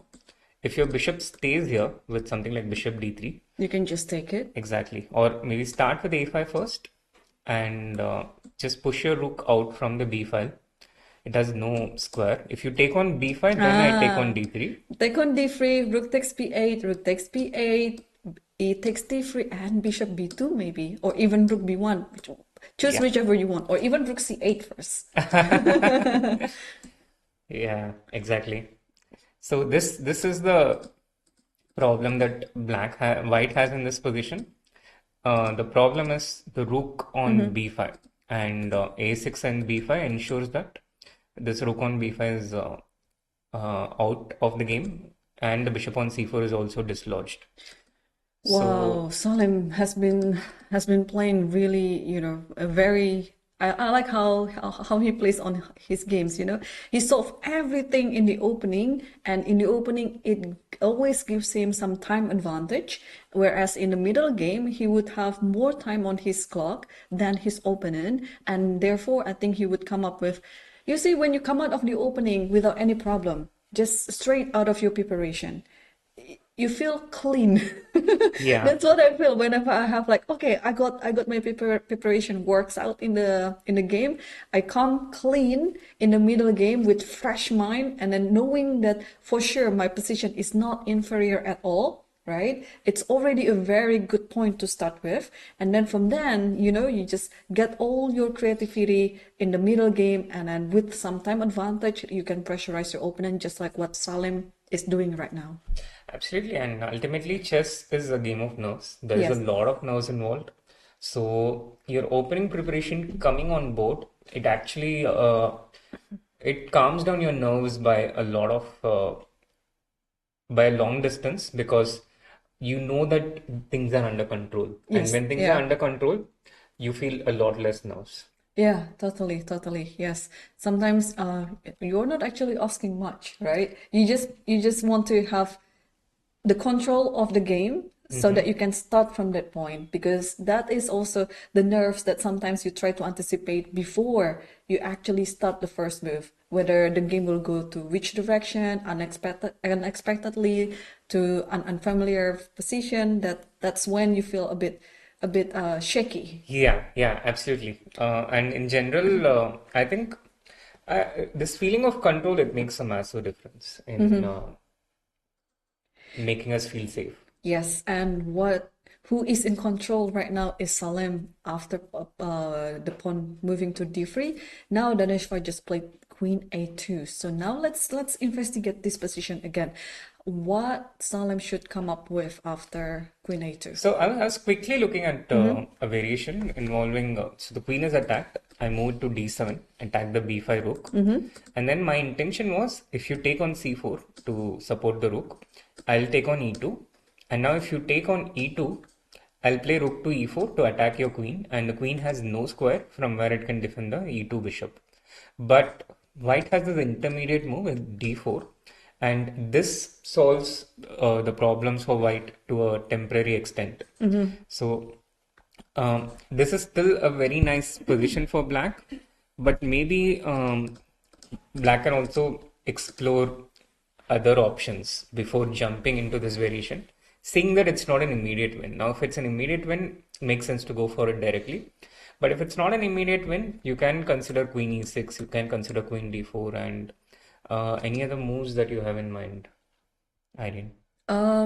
Yeah, I'm still stuck calculating on queen d7 because I always like a direct approach. Yes, queen d7, queen takes c4, and whether we're missing anything, or maybe this is just enough to win anyway, that after taking on e2, bishop takes e2 here, and then, yeah, rook e4. I actually don't mind going into this line, and after d4, I can think about taking d4 with the bishop. Centralizing all the pieces. And white has to, I think, go queen c2 to stay alive. And yeah, I mean, this position is just fantastic for black. It's a massive advantage. You even have maybe threats of ideas like queen h3 to consider, Yeah, or I can also just play slow. I'll bring another rook to the board by playing rook be8, just being very principled and just enjoy the position. Because white is really in trouble right now. Black doesn't have any risk at all. Absolutely. And are we missing, is there an improvement for white after rook e4? Is there can I just take the knight? Yeah, that's probably the move that we should look at. But okay, take the queen, and rook takes b8, and then rook. Oh, if rook e8, then there is bishop b5. That's you have to watch out for this. Right. And therefore, if you play king h7, there's bishop f5 maybe. Bishop where? Sorry, not bishop f5, bishop g4. But then rook takes g4. So maybe just still play bishop. I don't know which one to play. Like just pretty much keep the bishop alive so that the last square. Even like a move like bishop d2. Sorry, bishop d1. Yeah, I saw bishop d1, but then I thought queen into d2 to prevent bishop c2 from happening. Oh yeah, that's true. Yeah. Which is again possible, by the way. It's bishop d1 is also possible. Bishop f3 is also possible. And these kinds of positions, they are of course massive advantage for black, but they can also be tricky to convert with the opposite color bishops. Computer really loves this position for black, but in a practical game they can still be quite tricky to convert because a lot of threats that white can create on the light squares, black does not have an equivalent bishop to neutralize them. Right. So what Salem might be thinking right now is to find a cleaner solution to this position, because I think both players can sense it, that this position is better for black, and black has all the options to continue the game in which direction. So one of them is like this, but can we look another option apart from what we saw? Absolutely. So queen e2, and this is the live position that we have. So what else can black play here apart from queen d7? Yeah, let's keep an eye on c4 pawn. So let's move the queen to e6, for example. Exactly. I think also it makes sense from a practical perspective to always look for the simplest solution to the problem, because that also saves you a lot of time. Yeah. So queen to a6 protects the c4 pawn. It keeps an eye on the e2 pawn. And if white tries to repeat again with bishop g4, now black can play f5, because the queen is no longer keeping an eye on the f5 point. So this would be bad for white. Now, apart from bishop g4, white, the e pawn is attacked. So e3 is one option, e takes d3 is another option. Let's look at it one by one. E takes d3. Now for black, both c takes d3 and knight takes d3 is tempting, but by process of elimination, I think it has to be c takes d3, because knight into d3, there is simply bishop to d5, winning the c4 pawn. So black has to take c takes d3, but okay. So this is also not great because of potential, not clear to me actually. It's not clear. Firstly, e takes d3, just that both knight into d3 and c into d3 being imprecise is, I think, it's not. Oh, okay. A6 is the move, I guess. Yeah, I think a6. And after rook b4? After rook b4, now you can take because rook into c4 is knight e5. Yeah. Rook c2? So the knight on h2 is protecting the f3 bishop. I missed this. So knight b2 is the move then. Yeah. Yeah, trying to disconnect the queen and the rook. It's such a cute move actually, because the rook c2 is no longer an option here, and then you just win on the spot. So a6 is the important little intermezzo, yeah. But okay, it was also not difficult to see this, not impossible to see this. And after e into d3, there's a6. But if white plays something like e3, then here I think black should just be very easily dominating. Again, same move a6, push the rook back, and then just strengthen your position in one of with b5. Yeah, just play slow. I think it also works. Yeah, you don't have. I mean, look at the bishop on g7 and your pawn structure. It's like that. It's the dream for the bishop to work on different color of your pawns. Absolutely. So I guess this should be the direction in which black should continue. Right. And meanwhile, we also have major updates on the game between Raja Rithwik versus Esipenko. We left it early in the opening stage, and now it looks like Esipenko is better. Yeah, seems like he's made some very serious progress.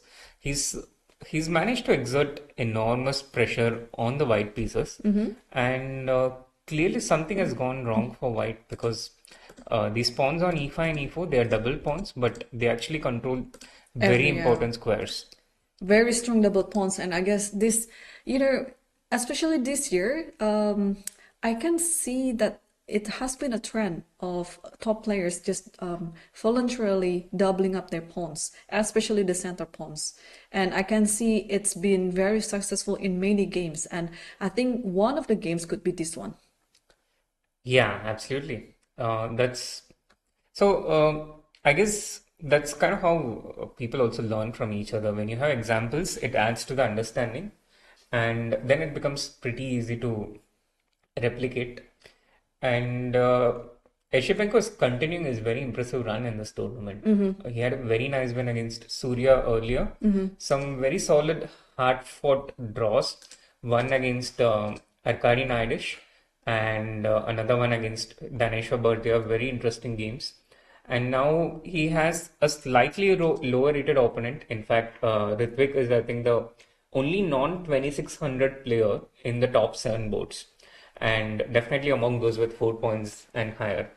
And he seems to be very motivated to take his chances and try and go towards the leaderboard. Yeah, definitely. Because,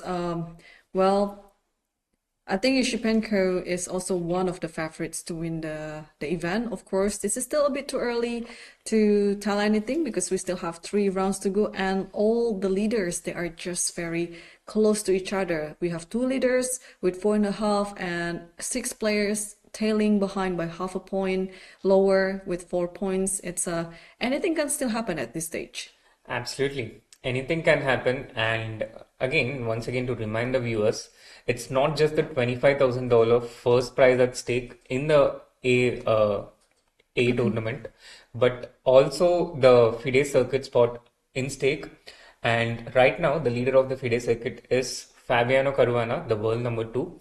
But Arjun Erigaisi, the world number 4 and the world number 5, and the second seeded player in this tournament, Nordebek Abdusattorov, very much in contention with the FIDE circuit, and a win here would make a major improvement in their chances to qualify to the 2026 candidates. Yeah, I know you already gave the interview of the whole calculation, but can you remind our viewers again, if Arjun wins this tournament outright, and if Arjun wins this tournament shared with other players? So if Arjun wins this tournament outright, he simply overtakes Fabiano. And I think he overtakes him by 1 point. In which case, the culminating point for the story would be at New York, the World Rapid and Blitz, in the last week of December. Right. And if Arjun gets shared first, then it depends on how many people he's sharing it with. But in either case, that would bring him within striking distance of Fabiano. Yeah. And still their results in the World Rapid and Blitz in New York will have an effect on who's the first player to book a spot in the 2026 candidates. Yeah. So this is basically the fight towards being the first player to book their spot. And I think that can also be, quite useful, that if you're assured of a candidate spot in 2024, you can go through the whole year of 2025 not worrying about it. Yes, that's true. Yeah, so yeah, that's very much important, for the related players in this tournament, especially for Arjun Erigaisi and Abdusattorov Nordebek. Yeah, and we'll see. I mean, still about 3 rounds to go after this, and Arjun is actually looking good to retain or to get into the leadership of the FIDE circuit points. So let's take a look what's happening on his game, because there have been some updates on the move, and it's looking like White's position is improving. Yeah, absolutely, Irene. It looks like White's position is improving, but also the position continues to be chaotic. And in fact, after Rook A3, Black did play the pawn to C4. This was the position where we were considering this, and we thought it's not great after Rook H3. And it indeed was not great, because White managed to win a pawn after knight into E4, F into E4. First Rook G3, defending the G2 bishop, pushing the queen a bit away. And now Arjun takes the pawn on D4. But the position still remains wildly chaotic. But another massive factor, which is in favor of Arjun, and particularly in this situation, is the time factor. Wow, David is having only about 1 minute left on the clock, and he still has to make how many moves? 17 moves, actually. 17 moves, exactly, 17 moves. Also, this position is far from simple. Now, as Black, you would like to think quickly about taking on F5 with either the rook or the bishop. Also, you know me very well. I'd like to get some tactics. So C3 might be also coming to my mind with the idea of bishop B3. Yeah, that would be nice to have it. But again, the position is just very, very messy. Yeah, very, very messy, and we don't actually have to wait such a long time. There we see rook into A5 on the board from David, which is also the strongest move according to the Stockfish. So he still stays very much in the game, and the onus is on Arjun now to try and find some way to not just set up problems for Black, but also solve his problems against potential threats like C3 coming into the game. I was actually thinking about a move like bishop h3. I just want to attack the queen, but then my first reaction would be, how if Black plays c3 in his position, sacrificing a queen like that? And then after that, it might look like, it's chaos. It's chaos. You can see the position after bishop. Oh, we have a result, by the way. I'm really sorry to interrupt you, but the game between Tabatabai and Pranesh, as we anticipated, has ended with a win for Tabatabai due to his brilliant initiative on the g file. Yeah, I think I'd like to come back to this game later just to see how it was finished. But for the time being, the time situation of David Paravyan is something that we have to focus on. It looks like, you could see from the body language as well, like he's very much in the nerves situation. And Arjun, on the other hand, he is in the borderline between I want to play a good game, a clean move, but also at the same time, I'm sure he realized his opponent's time situation. He might, try to take advantage out of it.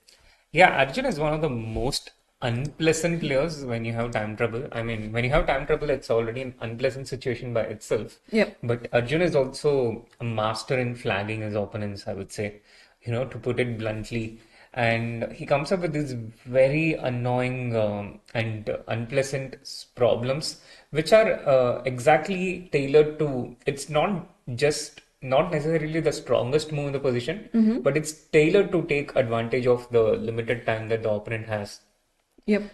But okay, in this position, again, it's very chaotic, it's very messy. Arjun himself has to be careful not to fall into like one move trap, yeah? Because it's very easy for you when you see like, oh, my opponent has only 1 minute less on the clock, it's time to play faster. But hey, your king is also, prone to a lot of attack in the back rank. Yeah. So let's say I play rook e3 here with the idea of bishop into e4. So I'm keeping my bishop on g2 very consciously, because after bishop h3, if the queen moves away, then the question is, how does white make further inroads towards black's king? And one of the ways to make further inroads towards black's king is through the e file. So rook to e3 attacks the e4 pawn and threatens bishop into e4. And now after c3? After c3, I thought white should be able to take on e4. Okay. But, no, the rook a1 check. Yeah, that's my intention. Right. So after c3, then this is not easy. Probably. Okay. I didn't see any of. Can you just take on c3? Exactly. That's what I was also thinking, because after bishop to b3, then rook e4 is there. There's rook e4. Yeah. Rook a1 is protected by the bishop on c3. Right. That's very important, by the way. Yeah. Yeah. But do we have a move? We do. Yeah. Bishop to c3. Bishop c3 immediately, followed by queen d6. And bishop c3, very sensible move again. You just prevent any ideas related to c3. And black with queen d6 not just protects the bishop on b4, but also guards against white's threats by keeping the option of a discovered check open. And by the way, David played the queen d6 move with only 4 seconds left on the clock. So it shows how complex this position is. King and c1. Arjun just played something. King c1. Yeah. I think rightly so, because you would also like to get your other rook to the center. And by playing king c1 as well, you're just stepping away from any possible discovery check. Once again, just 34 seconds for David. When with that, he takes rook into b5. So he takes one more pawn, keeps his position safe for the moment, but the computer is slowly edging towards Arjun's favor. Bishop a3 check is the threat, Irene. Oh, I didn't see that. So bishop a3 check is a threat, and how do we take the bishop? it? Take the bishop. Just take the bishop. Yeah, I think just take the bishop. And how do you take it back? And there is no more check, because thanks to the rook on g3, maybe now it's better to take on e4 since there's no check. Yeah, this is indeed the strongest move in this position. Let's see if Arjun is able to make the strongest move, but it's not actually difficult to see these moves by itself, since there's nothing against it. It just looks scary. It looks very scary though. I mean, I wouldn't say it just looks scary, but it looks very scary. But the advantage after taking this is black simply doesn't have a check. Yeah, exactly. And now after bishop takes e4, white can have all the checking ideas. Exactly. And the queen takes e4 coming with a check also works in favor of white. And then this rook can join in with the rook. Bishop takes b4 is already on the board, and now David has to decide how to recapture the bishop with the queen or with the rook. If with the queen, we saw the likely scenario of what will happen with bishop takes e4, but also if rook takes, I think bishop takes e4 is still the move to play. Absolutely, because the queen f4 check, there's rook e3, and otherwise, again, no checks for black. Yes, queen takes b4 already on the board, and now let's see if Arjun will follow it up with bishop takes e4. And I think he will. He will, yeah. You mentioned it yourself. I mean, these moves will somehow, could be found by itself because there's nothing much going on the board. As in, all the candidate moves are there for you to find, and then the most practical approach for white, and also, luckily, also the best move on the board is bishop takes e4. Yeah, and also Arjun generally finds these moves which involves taking pawns. If it was sacrificing a pawn, I would think if Arjun will find it, but there he has his hand on his head, poised towards striking the e4 pawn like a cobra. Yeah, I just would like to note as well in this particular game the importance of development. We can see the knight on b8 is not into the game. It hasn't been moved from the start until the present time, right? Yes, it hasn't been moved at all. And this problem was something we flagged right at the beginning, how black develops the queenside pieces. And black just didn't have time to be able to solve it at all, which is one of the dangers that comes with. So he goes for c3. Which again sets up deadly threats against white, but white is able to, I think, just capture on g6 with a check and then take rook into c3. Yeah, that would be the most practical approach. But again, it's always beneficial when you have more time on the clock, because this type of situation, black would just try to mud the water as much as he can, because he simply doesn't have time on the clock to think for, like more reasonable moves. But c3 here, if Arjun is not careful, then it might set a trap into Arjun's king. But again, bishop takes g6 comes with a check.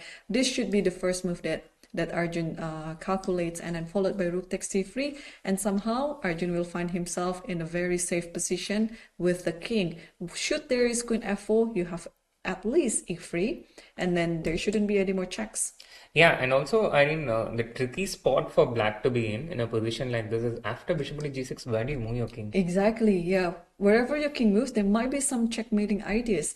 Unless I think you move your king to d8, but still, rook c3 comes with another blow on c8. So this is not also a very ideal square for the king. And I think here we might finally see the knight on Knight d8. finally going to c6, yeah?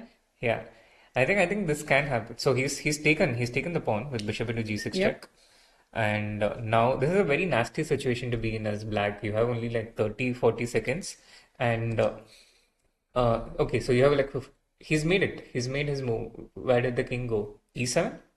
That looks like on the 7th rank. Yeah, looks to me it's 7th rank. We'll have the move very soon. E7, yes. Interesting. Very curious choice of the king going into the center, and David has been. He's been notably playing much faster. Of course, he has to, right? Yeah, he has to, but he also didn't wait till going to the last seconds before make his moves. It would be a mistake to take queen into c3 here from Arjun because of rook c5. Rook c5, yes.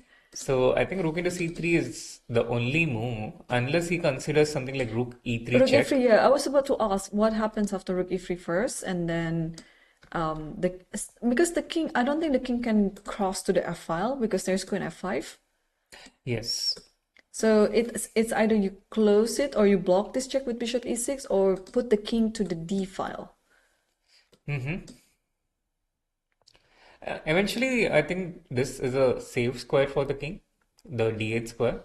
And I think Arjun has to take on c3 one way or another. So he does take on c3. He just immediately take it without rook e3. And I expect knight c6 on the board as well. Yeah, I think so too. It's time for the knight to participate in the game, and I think no better time than now. I think the game is on, Irene, because the position, although the computer really loves the evaluation bar, and although white has more time, the black king is still not mated, and the white king is still unsafe. That's true. That's true.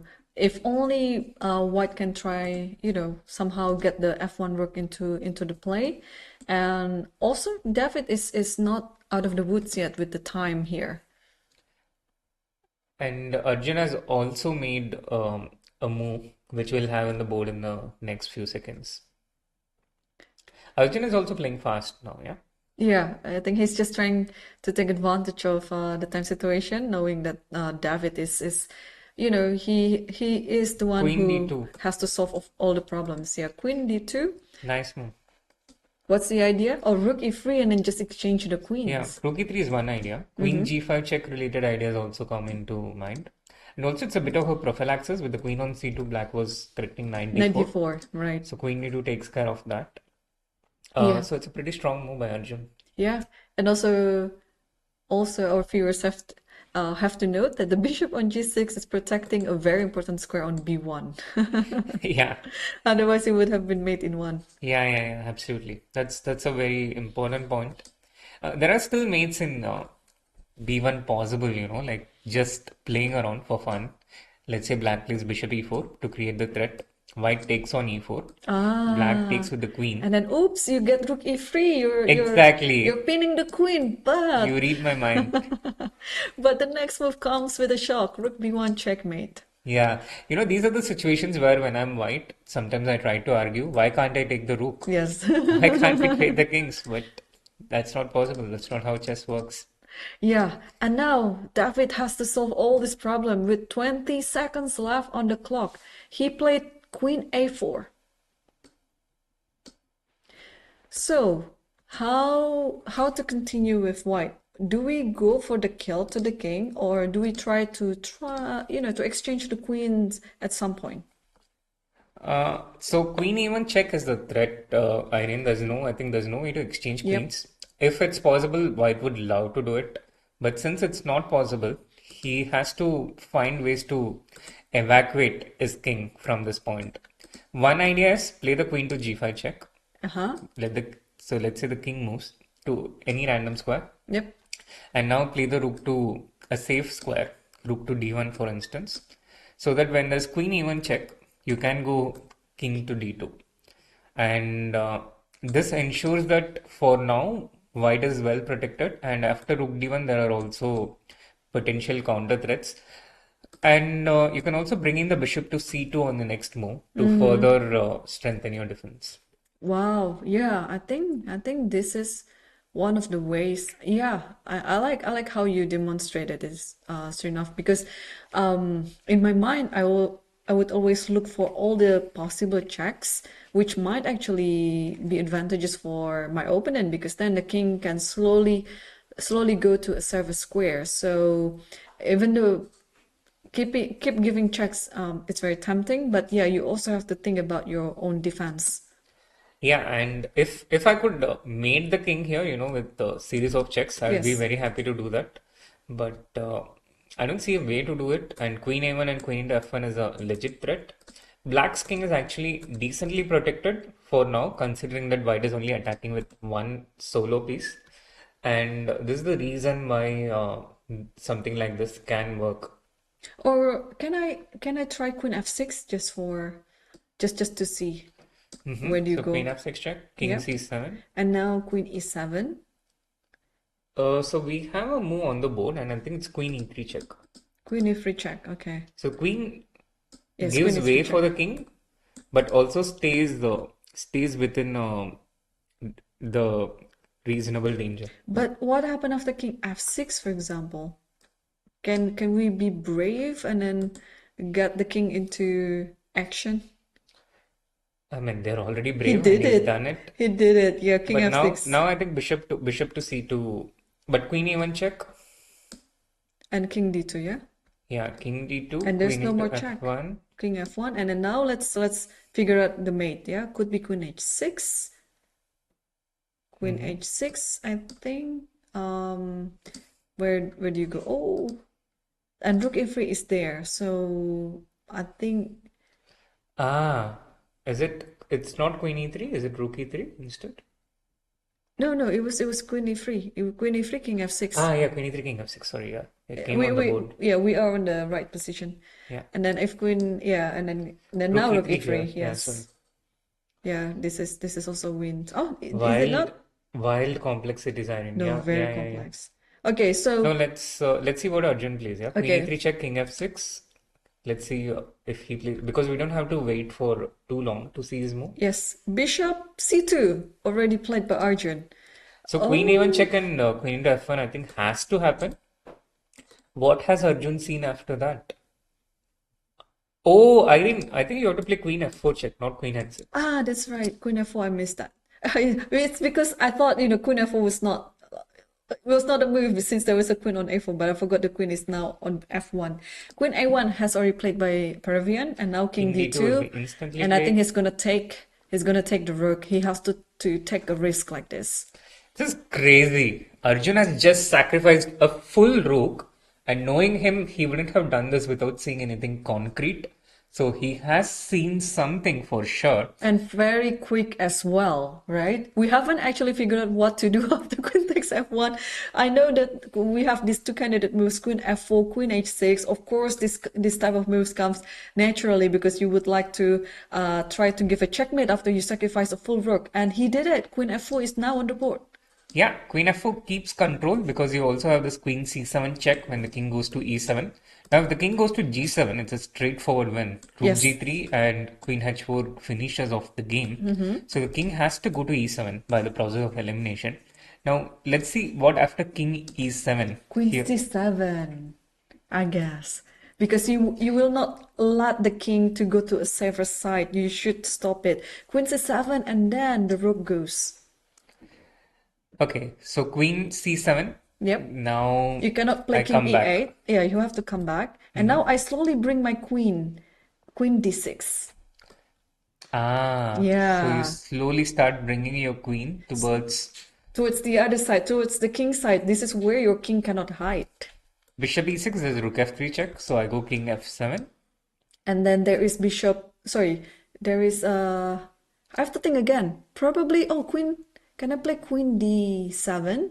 In any case, if you play knight e7, I can think of taking the rook on b5. Yes. And I go back to f6. And now, this is a tricky position. Now, I have to leave it to Arjun to figure it out. I know, right? It's still tricky. It's still tricky. It could be queen f5 and then rook e3. But yeah, let's see which one that he will play. Oh, there's a move. Rook e3. Instead of queen c7, he chose to play rook e3. Also keeps things under control, Irene. And actually, it's bishop e6 is the move which is not easy to figure out because king d7 is bishop f5. King d8 does queen d6. Yes. Followed by bishop f5. So bishop e6 is the only move that survives. And queen c7. Arjun made the right decision to play queen c7 just after rook e3. And now, yeah, you don't have this king dance anymore. You have to actually think about the wealth of the bishop on e6 because that's going to fall very, very soon. Yeah, absolutely. And Arjun can even, just take the bishop with the queen and say that you don't have a check and I'm going to checkmate you in the next few moves. Exactly. And everything is kind of like loose. The rook on b5, well, let's not start with it because, there's also some point maybe you can just keep giving series of checks and then getting yourself some extra material. But Arjun is going for the kill. He's going for the checkmate here. Now you can visibly see in the body language of both the players. I think they understand what's going on. Arjun sees the win and David also sees the loss. Yep. So in order to continue this position, what are you going to do? The king has to go to f6, I guess. Yeah, the king has to go to f6 for sure. And against king f6, going queen f4 check goes to the same position after king e7. So you have to play rook f3 check. Rook f3, yes. Yeah, and king f6 on the board. Yes. And I think rook f3 check now. Yeah, will rook be played f3. by Arjun. Yeah, exactly. And he plays it. He plays it. I think this is it. Do you think David will keep going on? I think maybe for one more move, if at all he does, which has to be bishop f5 or rook f5. I think he'll keep going on because the inertia will just keep the momentum going. Yeah, and he's reaching for something. Okay, but king g5, queen g7 check is pretty much, I think, game over. Or queen f4 as well. Yes. And did he do it? Oh, bishop f5. Bishop f5 is on the board. Bishop f5, and now I think queen d6 check Yep, is the safest way to win. exactly. Yeah, I can't even think about rook takes f5 first, but okay, that's very unnecessary. I can just play queen d6, and then somehow one of the pieces there, either the rook or the bishop, will fall. And I mean, still keeping the chance of mating the king at some point. Yeah, queen d6, where does the king go? If the king goes to g7, rook g3 is there, and then slowly I think the king will find himself in a mating situation. Yes. But again, like we mentioned earlier, in these types of situations, you can also just take the bishop and say that you don't have a check. But very uncharacteristic of Arjun and me. We will not go for this line. We will just, keep having our option towards the king. And Arjun is about to move. Let's see which one that he's going to play. Did he take? Bishop takes f5, was it? Yeah, Yeah. he did. Bishop takes f5, and now if rook takes f5, then you give all these checks, and then you capture, you will capture the rook f5 later for free. Yes. And if not, there are the threats of bishop h3 check. I think now I wouldn't be surprised to see a resignation. And it's very important as well, if there is rook b2 check, it's very important to have bishop c2. Otherwise, if the king moves anywhere, then the queen will give a check. So bishop c2, and then this should be game over. But we have a move from David Paravyan. What did he do after bishop takes f5? Let's see. Just a few more seconds, and Knight he has e5. played knight to e5. Knight e5. So I think now it's time for Arjun to give a check with the queen. But where should he give the check to? d8. Yeah, he's gone for it. Queen He's gone d8. for queen d8 check. King g7, there's queen e7 check. So king f7, there's bishop e6 check. It's checkmate time. It's checkmate time indeed. And by playing queen d8, actually Arjun just passed the 40th move. Yes, but also time was not an issue for Arjun at all Yes. in the last few moves because he had a full 6 minutes.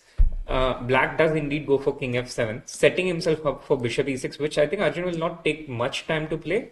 And after bishop e6, I think there is going to be a resignation. I think so too. Bishop e6 is already on the board, and now after king takes e6, rook f6 is a mate. He allows checkmate, Irene. He allows checkmate on the board. Very sportsmanship by David Paravyan. I think, because the whole course of the game was so good, I think it deserved to end with a checkmate. So he allowed it to happen, and it's a very rare sight in the top players' games these days to allow, the game to be in a checkmate. Absolutely. And meanwhile, Irene, we have a double result. It's not just a result in the board 2, but Wow. also on board 1. Board 1 just finished too. Yes. We missed all this action because the game by Arjun Arjun was was, like, was, yeah, was so good. absolutely. Yes. What happened then? Can we take a look? Because it looks like in the middle game, I remember it was pretty level between Kian versus Sargsyan. Yeah. But before we take a look, Irene, Uh-huh. there's also a potential finish in one more of the games, I think. We which can is look at that now, and then we can come back to this later. Yes. It's the game between Daneshvar against Salem, Yep. where Black has sacrificed. He has also sacrificed the queen, and it's Ooh. checkmate in one move. This is a very nice play. And there you go. We have a resignation in the video by Daneshvar. And wow, what a treat we have today, Srinath.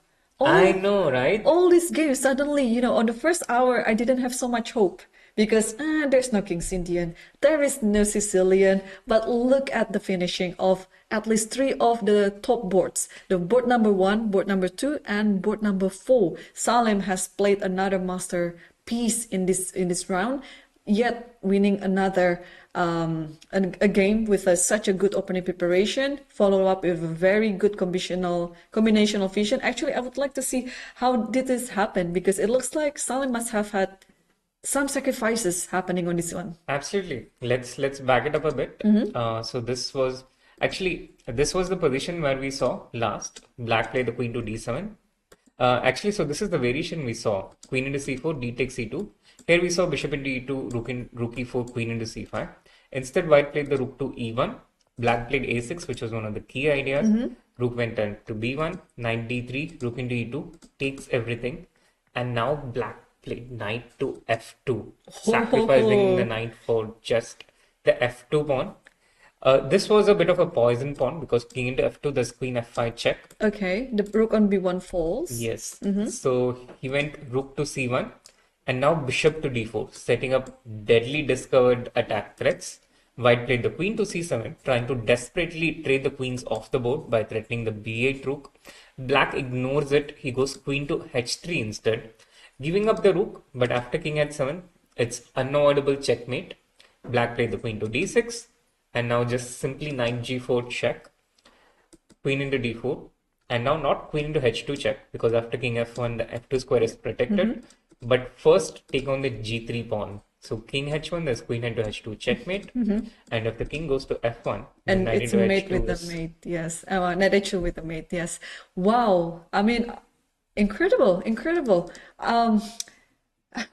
While you were explaining all of these things, I was thinking, okay, which one is my favorite of the day? You know, I cannot decide this one or Arjun's game, and we are yet to see what's happening on the first board, because that might be also make us stunned.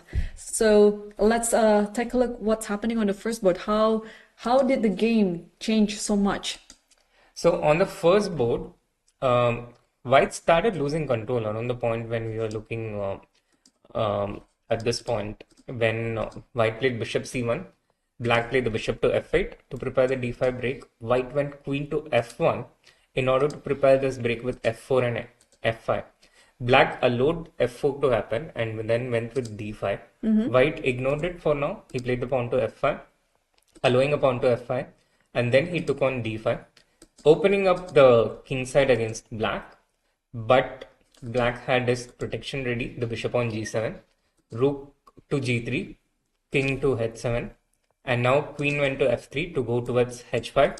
Black brings in further reinforcements with knight to e7, queen h5, knight to g6, and now White played this knight on c4 was hanging. Previously Black couldn't take it because of rook into e7. So after knight g6, the knight is attacked. The knight moved to b6 in order to try and create some rook into e6 related ideas to weaken the g6 point. By this time though, Karthikeyan was desperately in time scramble, and Black of course protected the g6 point at all cost. He took the bishop on b3, knight into c8, bishop into c2, and it feels like an exchange sacrifice, but the knight on c7, the knight on c8 doesn't have a good square to retreat to, because after knight e7, rook e8, the knight was pinned, and White here was completely lost. He played the rook to e2, attacking the bishop, trying to counterattack. Black also counterattacked with f4, and now everything in White's position was hanging. Bishop into f4 followed, knight into f4, with a fork against the queen and the rook. Rook into g7 check, a final desperate try, which would have worked after king into g7, queen g4 check, if Black didn't have this move knight to g6. But Black simply had this move knight g6, and here White is just a piece down. His knight is pinned, and the Black's king is completely well protected. So Karthikeyan resigned at this point, and with this, Sargsyan becomes the sole leader. Wow, it was a very unexpected turn of events in this game, I must say. But I think Sargsyan, yeah, all the credits to him, because I think he played a very wonderful chess. Even though he was playing with black pieces, I didn't see any problem in Black at all from the start to until the finish. And no, it's incredible. It's incredible what we have today. It reminds me why I love chess, actually. Absolutely. Yeah, because we have one game like Sargsyan right? He played it according all to the opening principle, middle game principle. Everything was so principled. He just has to come up with all this calculation that his opponent was trying to defend, and then tactics is there. And on the other hand, we had also a game like what Arjun and David Paravyan did. It was completely mind-blowing, like very chaotic, very messy. And I think also thanks to Paravyan's time situation, Arjun could come up with all these moves rather easily. Well, of course, Arjun is capable of finding all those moves even without his opponent's time situation. But I think it is coming with an extra edge for Arjun's side. And also we had a very good game by Salem Saleh. Yeah. Oh my gosh. That was a powerful game. That was really powerful. Like a very good opening preparation, a very good middle game execution, and then tactics ended everything. Absolutely. So Salem continuing on his fantastic run, and with this, Sargsyan goes into the lead with 5 out of 6, closely pursued by Arjun Erigaisi and Salim Saleh, both of them with 5 out of 6, and also Esipenko likely to win against Rithwik Raja with a superior position after the 40 moves. Exactly, yeah, and also we have some results in the lower board.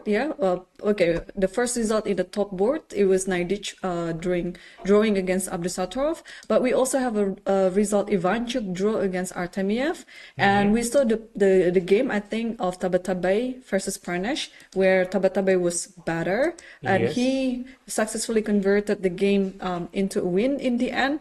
It was also another good game, because I thought he was really in trouble, but he proved me wrong. And I'm so happy that, it's very rare occasion where I'm so happy that I was proven wrong. Also on the 9th board, we didn't actually look at the game at all. It was between Fakidov Shamshidin versus Lodici Lorenzo. I think the game went quite uneventful, and they agreed for a draw. The same goes with the 10th board. It's between Bharat Subramaniam versus Nihal Sarin. I think it was also quite uneventful. I think they repeated the moves in the end because there's nothing much going on. It was balanced.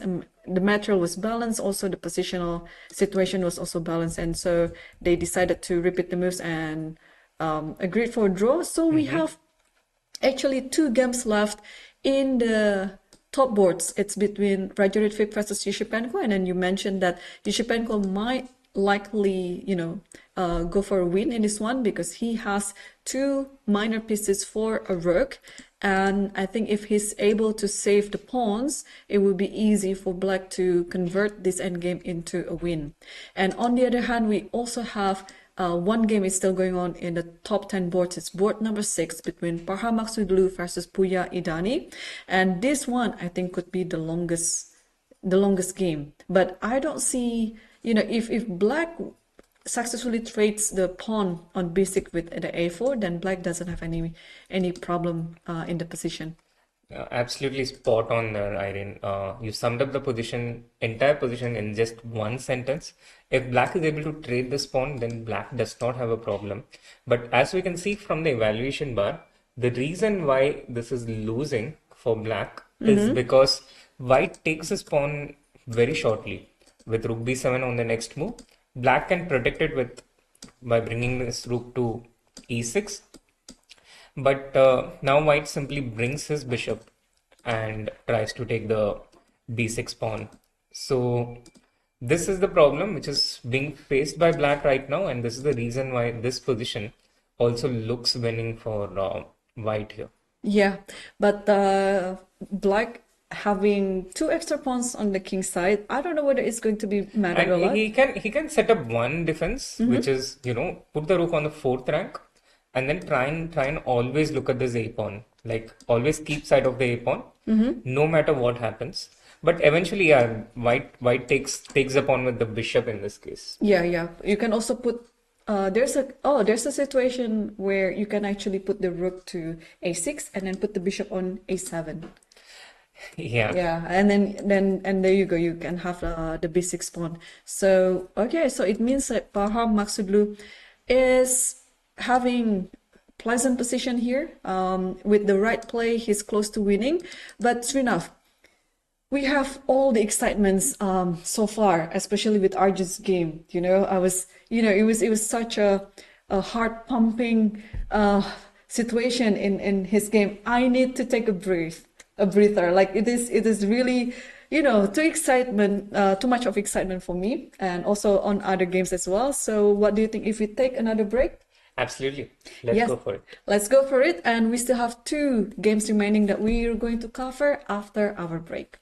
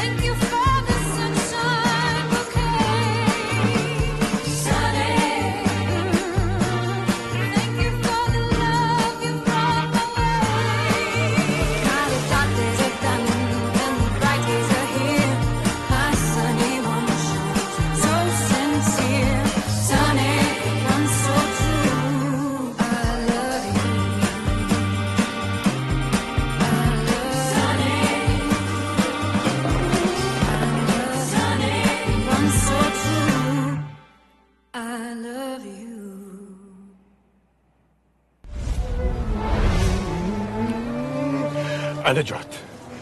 إيش تاكل؟ على هواك. يا ليت العيال كانوا معانا.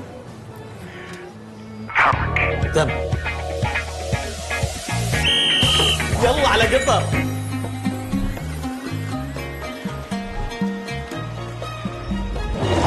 أسرع على هواك يا نواب. رد يا أبو نسب.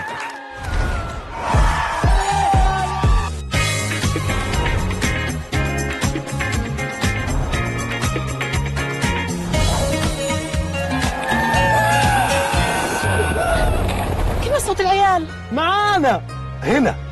اشرب عسل. ذي ولا ذي لأحمد؟ اسألي. اختار اللي على هواك. كيفي معاك؟ حبيبي سبرايز.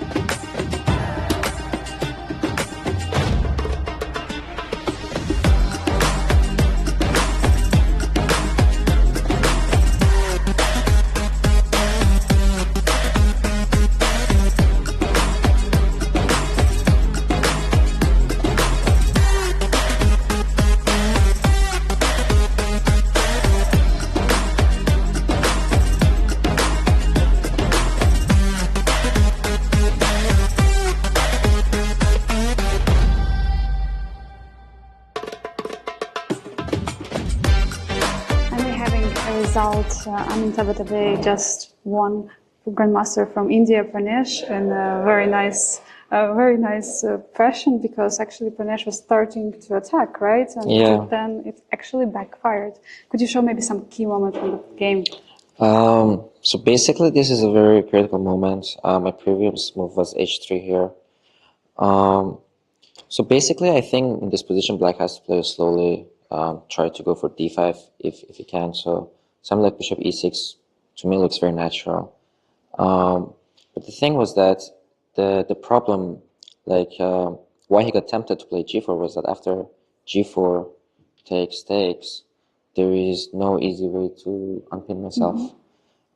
That's why I think he got tempted. But I think it's just a big mistake, because after what I played, after queen d2, it's just that he has to give up his two bishops, and my king won't actually be weak, but it will also open some files to attack his king.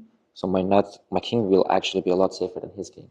So I think that was a big positional mistake by him, and I think after that it was just a clean game. Yesterday you had a rest day. What have you done on the rest day, and maybe what have you done in the evening before the rest day? Yeah, no, at the rest day I was just resting, to be honest. But before that event, and we played football, and for me it was after a long time. I was not doing any exercise. I was not doing anything basically, and I still feel sore from the football. But it was a lot of fun. I scored twice. It was a lot of fun, actually. Is football your favorite sport after chess? No, not at all. My favorite is basketball, for sure. You're following a lot NBA, or? Yes, I do follow a lot NBA. And basketball, tennis, football is like maybe fourth, fifth. Talking about Qatar Masters, you played also here last year. How is it being here for another year? No, it's absolutely, it's great. Hotel is great. For me, hotel is very important always, and it's great. Playing hall is great. There's just some problem, I think, with the first round. I could hear the chandelier, the sound of chandelier. So it was a bit annoying, but now I don't feel it anymore. So yeah, everything's perfect, and yeah, I love it. Thank you so much. Best of luck with next round. Yeah, thank you.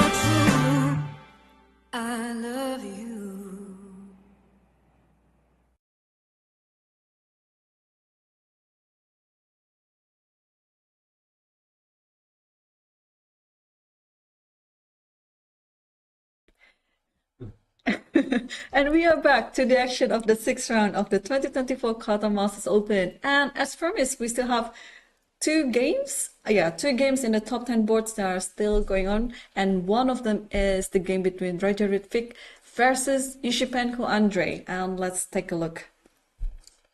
Yeah, so diving right into the game, Irene, we were last at this point. After the 40th move, White had just played the rook to a8, attacking the e7 pawn. Black defended it with the knight to c6.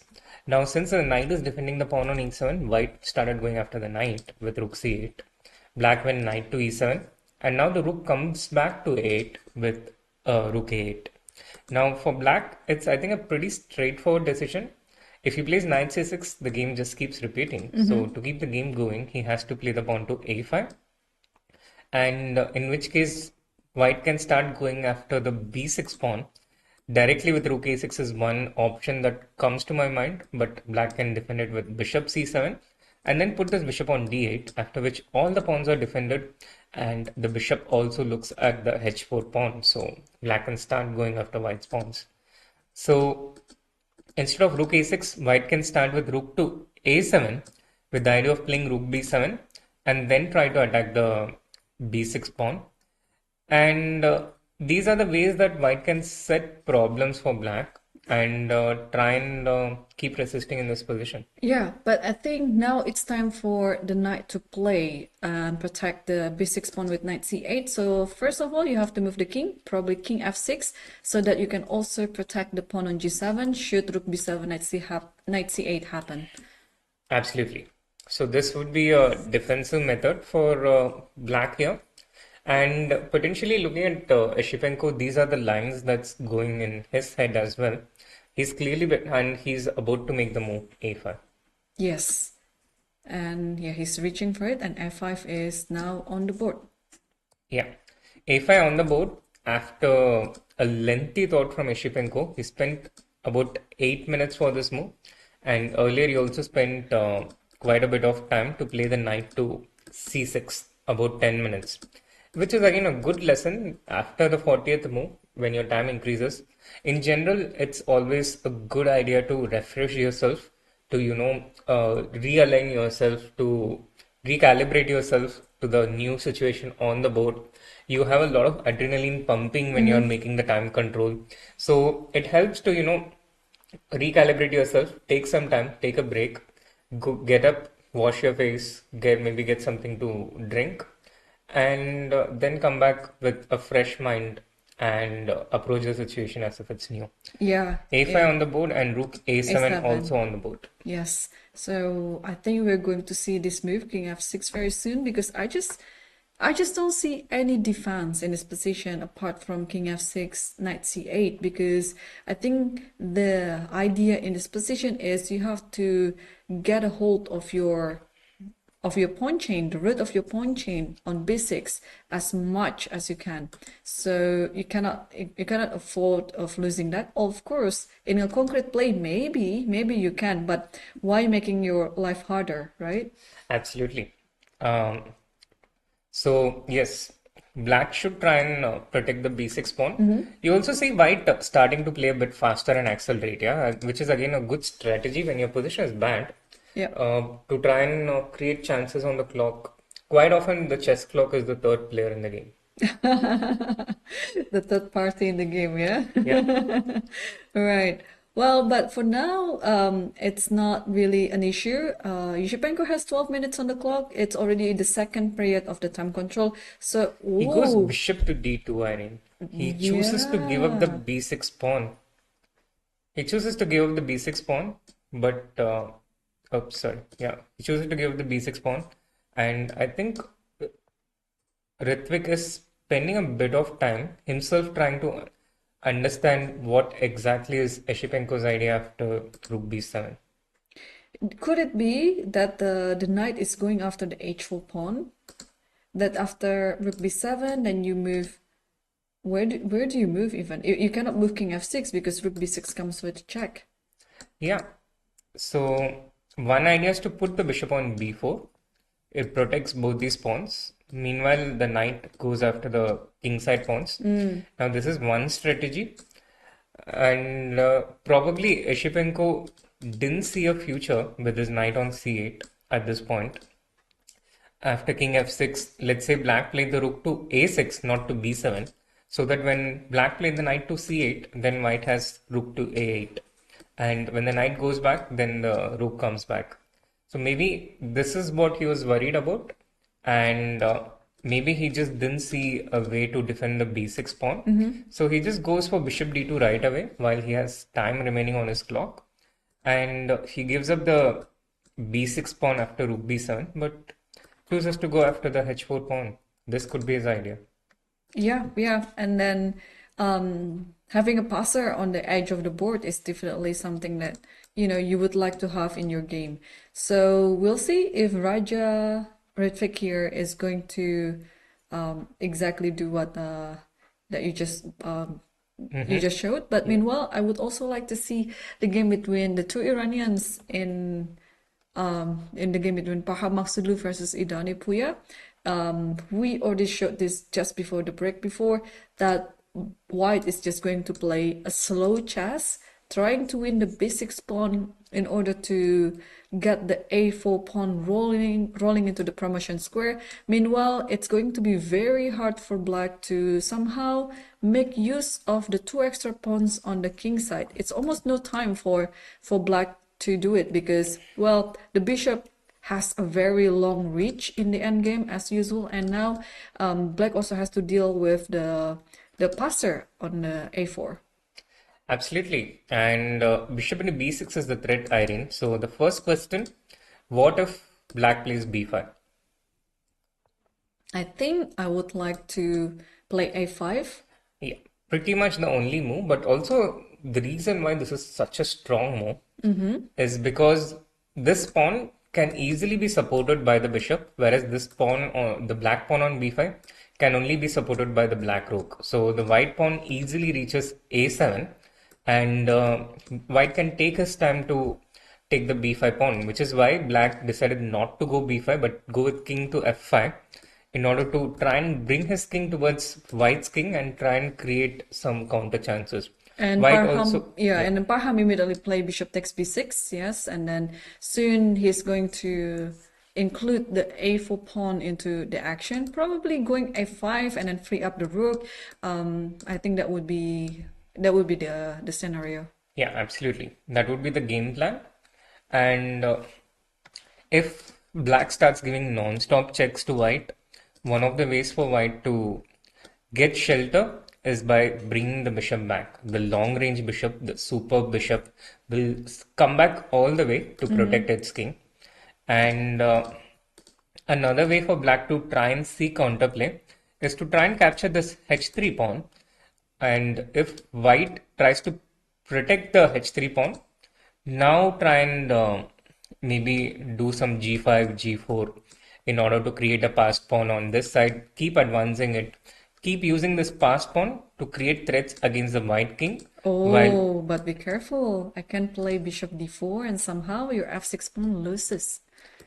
Yes, but what can you do? I mean, the position is so hopelessly lost anyway. You have to just you have to come up with something. Yeah, you have to just go for it. Yeah. And how is the time situation for both players, Srinath? The time situation is not something to worry for either player, Irene. White has 20 minutes and black has a good 17 minutes remaining. Yep.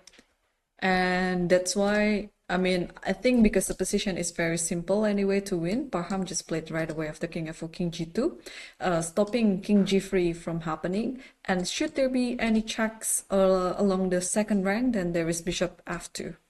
Absolutely. I mean, you can only play king g3 now if it was a blitz game of Vidit, you know. Right. Yes. So what do you think? What will black do in this position? I know the position is losing, but if you were black in this position, what would you do to keep the game a bit alive? I think you have to go for g5, g4. You have to, I think, you know, even if you lose the f6 pawn. Yeah. You have to go for a last stand, and that last stand will come by trying to create a passed pawn of your own, even if it's a very low probability of success. It's pretty much the only option you have remaining. So yeah, I think you have to probably go for something like g5 here. After g5, as you pointed out, an attempt to attack the f6 pawn here can be replied with f5. So white also will want to keep the bishop on this diagonal to keep the option of bishop f2 open. And there are two ways. Maybe he can bring it back right away to attack the f6 pawn. If black goes f5, then white starts advancing with a5, the bishop on f2 protecting the king, as well as discouraging the advance of g4 because you're keeping an eye on the h4 pawn as well. And on the other hand, this pawn just starts going forward at a breathtaking pace. If this pawn reaches a7, it's pretty much game over because the bishop will protect the a7 pawn and this rook will just need to be anywhere on the 8th rank. Yes, yeah. Can I try some concrete approach there? Instead of playing bishop f2, can I just try to give a check on c7 and then see where your king goes? You absolutely can. The position is so good that you can win in, I think, more than one way. Against bishop c7 check, I would go king e4. Give up this pawn if you. And after a5, you have rook b2, yeah? Yeah, after a5, I have rook b2 check. Just still, again, not the end of the world, but it's, I think, so much nicer when you have the bishop on f2. Yeah, I agree. The bishop being placed on f2 serves so many purposes, not only protecting the pawn in the future to a7, but also protecting the second rank for the king. So yeah, principally, I like bishop f2. Yeah. And g5 happens, yeah, so we're actually looking at the right position right now. So will Parham play bishop f2 just like what you showed just now? I think he will, because it feels a very human move to me. Just, taking care of the potential counterplay, and also in these types of endgames where there is bishop against the pawns, I always look at the corner of the queen in square in case there is a by some accident, if there is a rook trade, and white also has the right color if such a scenario occurs. Of course, white will not want to go into such a situation. But it's useful to know as a checkpoint when you're making your calculations. Right. Yeah, it's very useful because some people forget about this principle, about the color of your pawn with the bishop. Yeah, it's always useful to check something like that.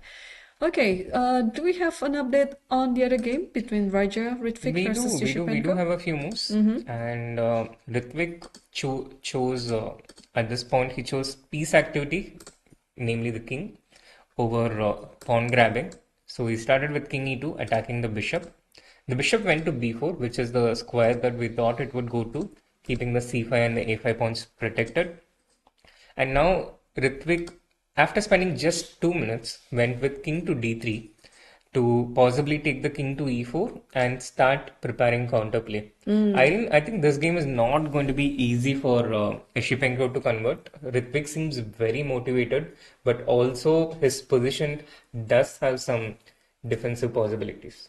Yeah. I think I like how he approaches this game. He knows that he's in the inferior side of the position, but he doesn't give up. In fact, he's actually playing a very principled chess. He's bringing his other piece to the board, so not letting the rook just working alone by itself, but also now bringing the king to the center part of the game, and therefore discouraging black to do some attack pretty much on the h4 pawn, because when you have your king active, it is also another piece on the board. So now for black, I think not only that it has some potential attack on h4, but also black has to solve this problem on the 7th rank. If you move your king to the 6th rank, then you are moving your king into a possible check on b6. So it looks like something that you shouldn't do, but all of these things you have to calculate them precisely, because it might be actually the solution. So approaching this position in a concrete way instead of a principled way. Absolutely, but the challenge in doing that, Irene, practically is the time factor. With each moment spent thinking, it also counts down on your clock. And with that, Esipenko has less than 11 minutes right now. His clock is ticking down to the 10th minute, and normally you would want to spend all your 10 minutes in a position like this trying to figure things out, but he has this 10 minutes remaining for the entire game, and therefore he has to be able to guide his calculation using certain principles and be able to evaluate based on that. And he's done that by going king to f6. The king moves forward as well. Now I expect Rithwik to either play the king to e4. I think he will probably do that, because that seems like his intention of bringing the king forward. And the other option is to play the rook to b7 or a6 in order to, try and take this b6 pawn. Yeah, that looks very, I think that looks very natural to play either of those ideas, rook b7 or king e4. I was just trying to think whether I should move, if I were black here, whether I should move my knight from e7 to a square like c8, going to d6. But then I realized that the knight, in chess and game, I have this idea that I always put my pieces into a certain task. So probably the task for the knight is not for defending the pawn. The task for the knight is just going for the pawn on h4. So this idea of knight c8, knight d6, when we see that there is knight f5 or knight g6 going to h4, yeah, I think we have to prioritize the latter one. So king e4, should it come to the board, how are you going to continue with the knight going to f5 or g6? I think f5 looks nicer, Irene, just to discourage this rook b7. And in case your opponent falls into it. But then the rook might come to a6, yeah? Yeah, it's pretty much the same thing because the black knight also, I think, eventually goes to h4 in any case. But then if for some reason you want to change your mind, I would just prefer to keep the knight on f5. And also, yeah, it just feels better, the knight being on f5 than on g6. And in this case, it will reach this position, knight into h4. Now, if white takes rook into b6 check, black can, move forward with king g5. f4 check, there is king to g4. And then he'll just try and roll this h pawn forward.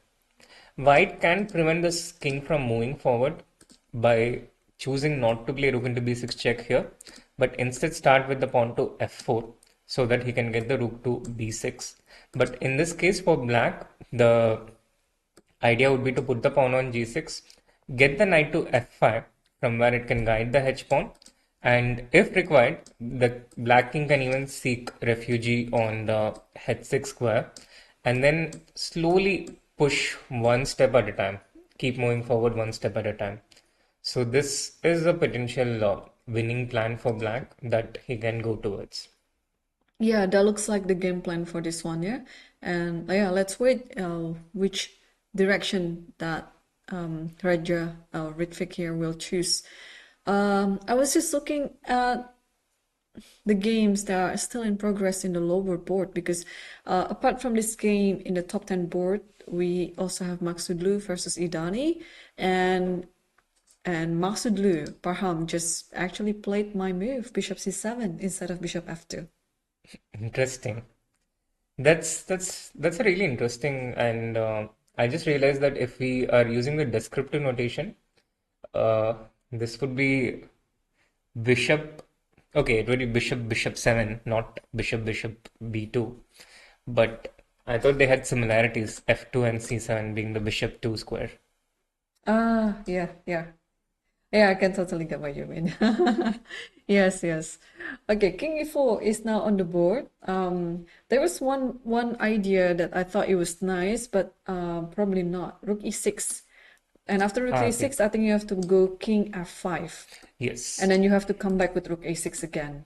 Yes. And after that, there is g4, and then black gets what he wants. So true. Yeah, but apart from that idea after king e4, I still want to free my rook up. I want to take f6, but also I have to save the a4 pawn first. But if I push it now, f4 f5, then black will play f5, right? Yeah, f5, but I can also maybe give a check first. Yeah, give a check first. Yes. Because after I push your king back and I play f5, when you play rook e6 check, which you might, I have this option of playing the king to f3. And now as black, I set up potential perpetual check related ideas. That's right. That's true. Yeah, the king cannot escape from the perpets, and we still don't have any move, yeah? After Yeah, we still don't have any move after king e4. Parham has time. He has about 8 minutes remaining. So in this sense, it's actually a very similar time and position situation in both the games that we have in the top 10 boards. On this board, we have 8 minutes for Parham right now. He's winning against Idani, who has 15 minutes.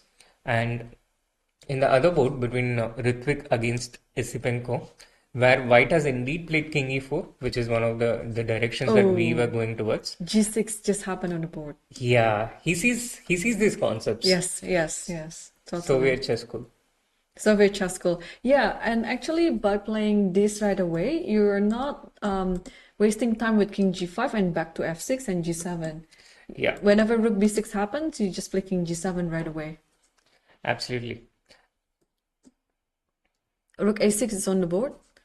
And knight f5, rook b6, and now as we speak, I think he's going to play king g7. Mm-hmm.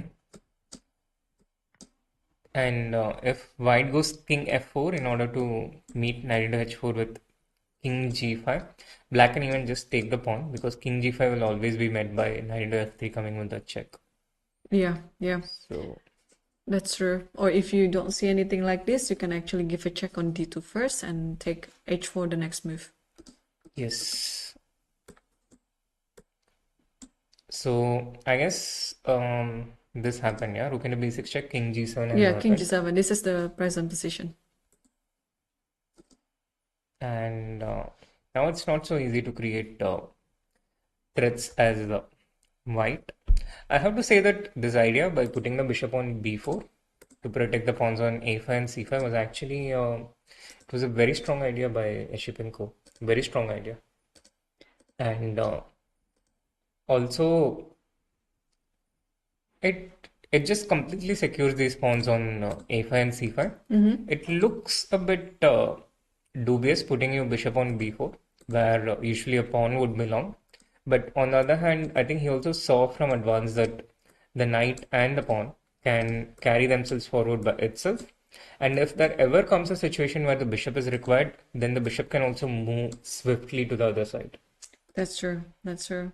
Yeah, I think with accurate play, slow play, sooner or later, Esipenko will win this game. First of all, he has to take care of the h4 pawn, put the knight back, and then allowing the pawn on h5 to roll over one step at a time.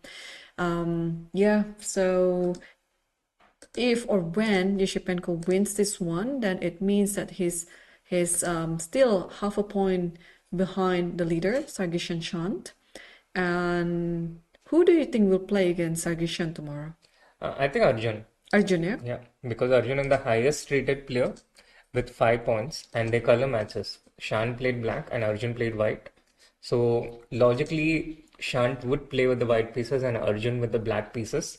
And that also puts Arjun in a situation where he has a great opportunity to jump in the lead, but also under enormous pressure because with black playing against a player of Shant Sargsyan strength is not at all easy. I mean, No, look not at at his all. games this Yes. tournament, yeah? Yeah. He's been playing very solid chess. I like how he plays in every game actually, almost without any risk.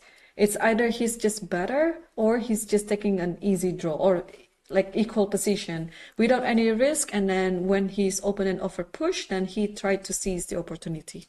On the other hand, Shant and Arjun, they have of course faced off many times, being of close to each other in age. Most recently, I recall them playing in the Stefan Avagyan Memorial in Armenia, where I think Shant did have the white pieces, and that was a game in which Arjun.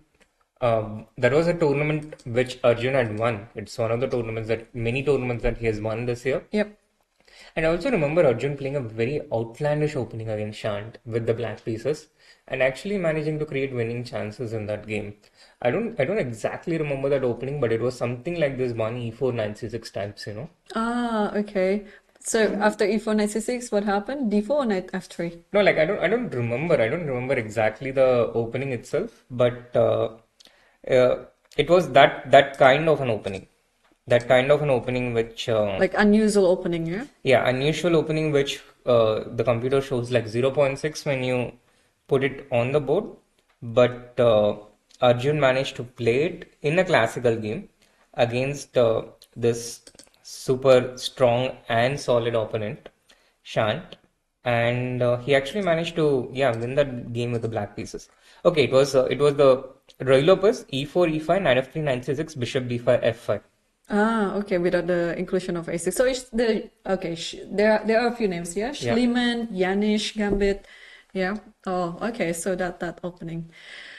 Oh, I was just quickly checking Arjun's rating change after 6 rounds here in Qatar Masters Open. Can you guess how much he gains or he loses. I'm not going to give it away whether he gains or he loses some rating points. I think he maintains what he has.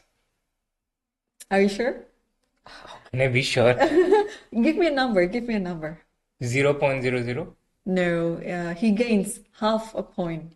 Ah, It's 0.5. close. So very close, very close. But I guess if he saves some of the little points from the previous month, I think this 0.5 will round up to 1 for the next Yeah, count. yeah, it always rounds up. But on the other hand, I don't think he has anything to save from the previous month. Does he have? I don't know. I've no idea. It could be like even 0.1 also is very important, right? 0.1 or 0.2. I know it's very little, but for his rating being a 2801, you know, Every little point counts. every Yeah? little point counts. Yeah, you mentioned about Anishkiri being also actually he was almost there. I think there was a point when he was like 2799 point something that round up to 2800. Yeah, Yeah. but he didn't get it published, unfortunately. Irene, we have this position here with Rook C7 being the last move. And I think black will take the pawn on h4 and go back to f5 and start rolling the h pawns forward. The story in this game is still not over yet because white will put the king on f3.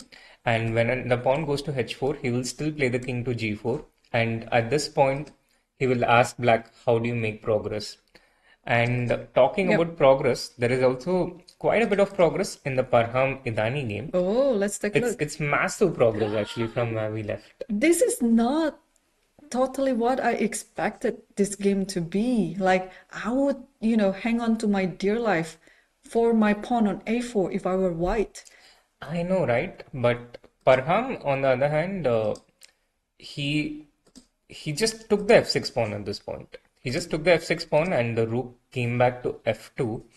And I think he has made a calculation error here, Irene, which it's very possible to do as a human. For some reason, he thought he can stop this advance of g4 from happening.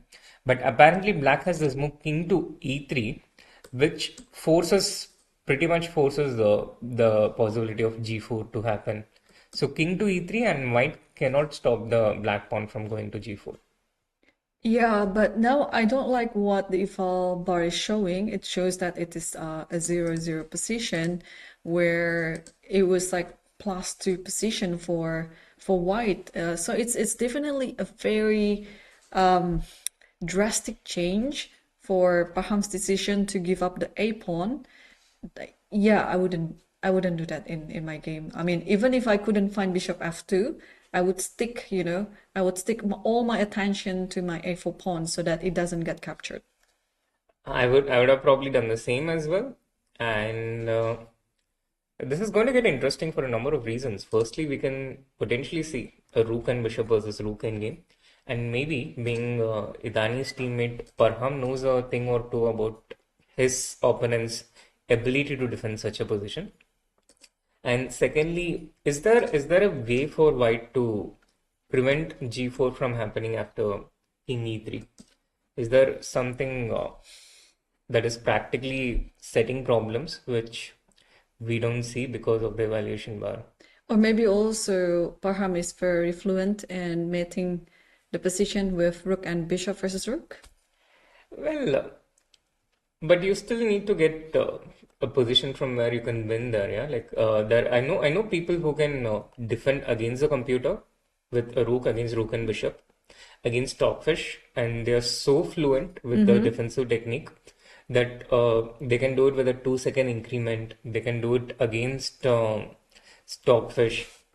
So by default, the position is so equal and drawn that you can only win if your opponent allows you to get the theoretically won position.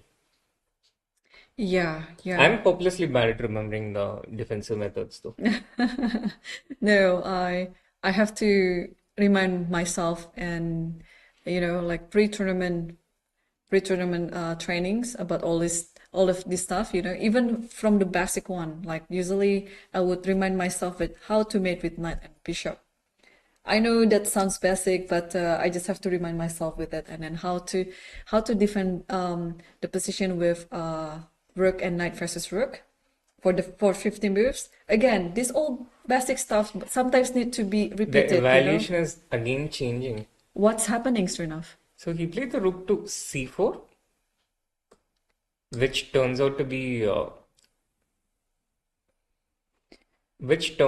a mistake because white can go bishop d8.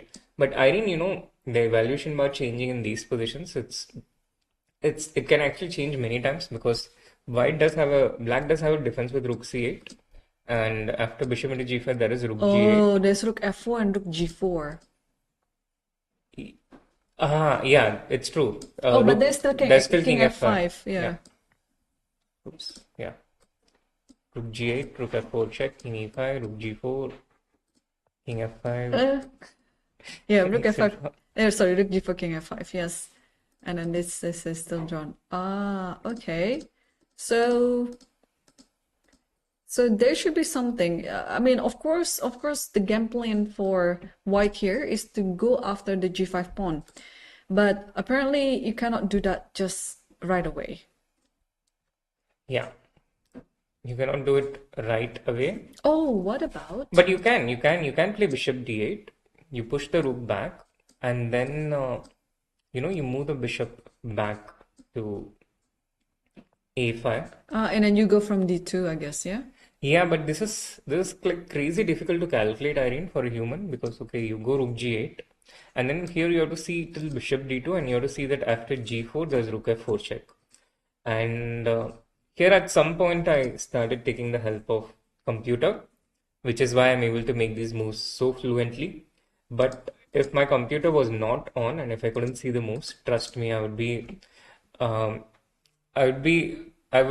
literally be making moves one by one, and then evaluation bar would be changing with each move, and that's how I'd be figuring out how to, play the best way. Yeah, or maybe what's more human is after bishop d8, rook c8, and then what if I just play bishop e7? My idea, okay, I just want to keep an eye on the g5 pawn anyway. Yeah, but the problem is rook g8, and here you might have this move bishop d6, but the difference here is the king is within touching distance, and g4 comes inevitably, making a draw. The rook and bishop versus rook, for those who are not aware, is a theoretical draw. So he does go bishop d8 with just about 2 minutes remaining on his clock. And I think Idani has to play rook c8 fairly quickly because that's the only move that keeps his pawn. I mean, there are other moves. There is rook c5 and rook c6. But if white gets his rook to g4, in those situations, it's game over for black. So that's very good to know because this sometimes as a chess player, I also have a problem understanding where my pieces should be on, and then of course the key square for the rook here is none other than g4. You're attacking the g5 pawn, but you're also keeping an eye of everything else, like everything should be under control. So where do you think Idani will play after this? Where does the rook go? It has to go to c8. It has to go to c8, yeah? He has to play to c8, and he has about 12 minutes remaining. And it's a very tricky situation for him to, calculate his way out and make the best moves. So I think in these situations, practically an element of speed is also important, but also not too fast that you don't calculate anything and you quickly make the move. But you need to make these quick calculations. And I think calculation is one of the most difficult things in chess, for which you need to be in your top shape mentally. For some reason, if you're not slept well the previous night, or if you're not well physically, all these factors, it affects your calculation, I think. Yeah. At least for me, it does. And I'm very specific on getting my 8 hours of sleep during tournaments for this reason. Yeah, well, we'll see if Idani's health is affecting his endgame here, because it looks like he is well onto saving the game with a draw. Meanwhile, we also have other updates on the other game, huge updates actually, of the move, not the result yet, because they are still playing on board. Second board, was it? Wow, they're playing on board 3. Board 3. And indeed, there have been huge updates. We left it around this point exactly. White played rook c7. Black took the pawn. f4 was played, trying to block the king. Knight f5, king f3. This is the point where we thought black will need to find a plan. He finds a plan with a check followed by g5. The check taking control of the c6 point, forcing f into g5. And after king into g5, rook g7 check has been given. Esipenko has played the king to f6. And this is the current position that we have now, where Esipenko is winning because of the outside hedge pawn. But he has to do it within just 5 minutes. Rithwik has played his rook to d7 on the last move. And now it's black's turn to play. Okay, so rook d7, what is the idea? I thought the rook will come back to c7, trying to attack c5 at some point, but now it means after rook d7, the bishop is quite free. Although black has also be careful, because after bishop goes anywhere, apart from e1, of course, with a check, there's rook d5 with a double attack on c5 and h5. Yeah, all these pawns stand on the 5th rank. And Rithwik, understanding the pressure that his opponent is under, he just gets up, takes a walk, and takes a stroll around. Meanwhile, Esipenko has to be the one who's calculating this. As white, you kind of know that with best play, this is going to be probably winning for black. But you also know that it's very tricky to be able to calculate the best lines without time remaining on the clock. Yeah, so what I was thinking is probably I can try to get to a2 pawn. Is it a good plan? I think Esipenko hears you, because he just went knight e2 check from what I can see on the board. That is knight e2 check, right? Yeah. Going towards c1 and a2. Yeah, that was my plan. So if king goes to h4, trying to get to h5 pawn, black can just safely let it go. After king h4, just knight c1, and then this trade of pawns, I think is very advantageous for black, because then after winning the a2 pawn, you can come back and try to win the b3 pawn, and you have a passer on the a5. Absolutely, Irene. This is actually a very practical, and it's actually a very strong attempt to try and make progress and try and attempt to win as the black pieces. And it's not easy to find a solution for this one, actually. I'm a bit stumped because king h4 is such a natural move to make in this position. But after king h4, like you pointed out, knight c1 it's winning, and we can clearly see that from the evaluation bar. Yeah. So we have to reject king h4. And in this case, let's say the king goes to f3 to attack the knight on e2, and knight c1 happens. Then what could be? But then how do you? Why is this different? How do you protect the pawns on e2 and b2? I think at some point the king can somehow protect the b3 pawn, but then the other problem still remains, like how to stop the h5 pawn, right? So I think Esipenko is very, very tricky here. He literally just posing few threats on different side of the board simultaneously, and therefore Raja Rithwik is totally in trouble. I think this is like the most practical approach that Esipenko can do in this position. I like it. Yeah, and it's not easy to understand White's defense here, even with the help of computer, and because the hedge pawn, you're literally trying to stop this hedge pawn, yes. And the game suddenly shifts to a new direction. How do you where do you move the king? And if king f3 knight c1, then what is the defense? Meanwhile, Irene, we actually have a big update in the Parham Idani game, where it exactly happened. The whole variation with bishop d8, Wow. rook c8, bishop a5, rook g8 happened. And here white logically went with the bishop to c7, but after this move, the evaluation bar comes all the way down. And I think I see the reason. Me too, I think. Yeah, I think you just have to keep chasing the the bishop while also maintaining the idea of g4. Yeah, rook g7. So if the bishop stays on this diagonal, you just keep chasing it. Unless the bishop goes to h2. Exactly. This was also my thought.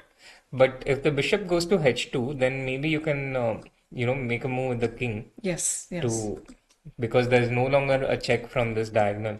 Oh, but Idane played king e3. Logical move. The same idea. Yep. You want g4. And he's like, how do you prevent it? Yeah. You can prevent it by playing bishop b6 check. And if the king goes to d3, then you come king f3. But the king will not go to d3. It The will king will stay on come back to e4 e4, right? and keep threatening to play g4. Yeah. Well, okay. So let the players solve this problem. And also, Raja has already made his move. He decided to play king f3.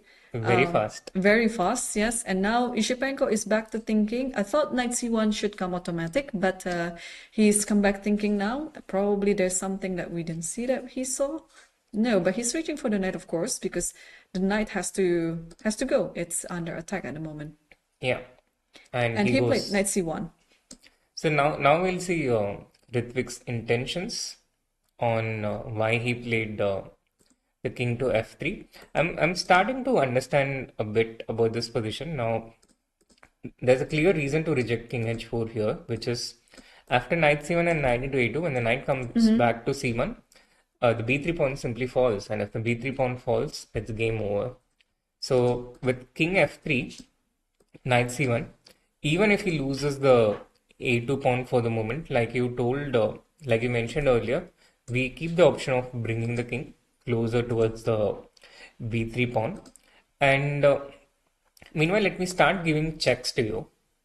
So I start with the rook d6 check. Yep. If the king, let's look at king e7 to understand the position better. Now, so this is the wrong way. Going after the h5 pawn is the wrong way. Okay. So you have to I think keep the rook on d1, and then I think you have to maintain your rook here.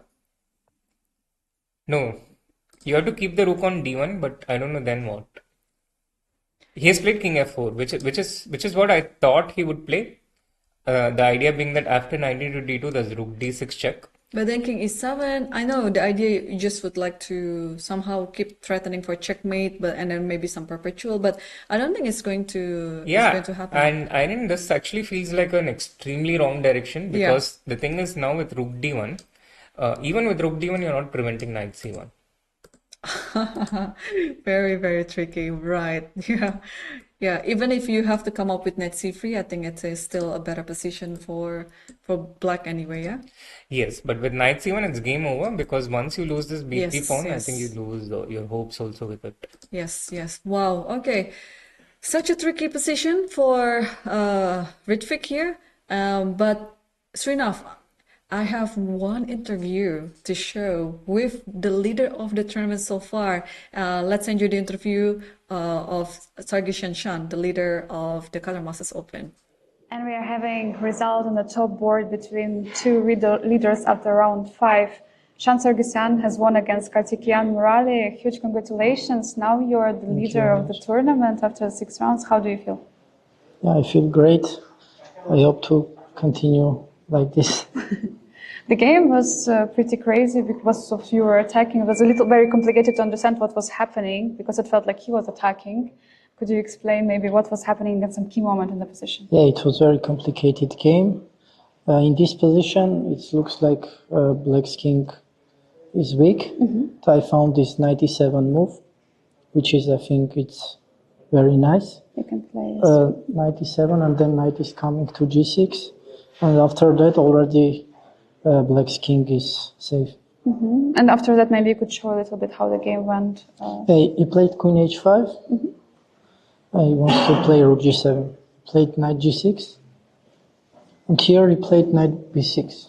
Actually, I missed this move. If queen b6, rook e6. Here I played bishop b3. Knight c8. Bishop c2. He played knight e7, it's the only move. rook e8. Now we can't move with knight. He played rook e2. But I think it's already doesn't matter. Black is winning. Yeah. Rook e2. And here, maybe many moves are winning. But I played f4. His rook does not have any Yeah, it's like squares. sharp, Rook yes. f3, rook g4, e2 is hanging. And after f4, it's already over. So do you think having this rest day helped you to prepare more and prepare mentally also for this match, because you were both two leaders after the round 5? Yeah, I like actually a rest day. I enjoy my rest. I didn't prepare so much, just like always.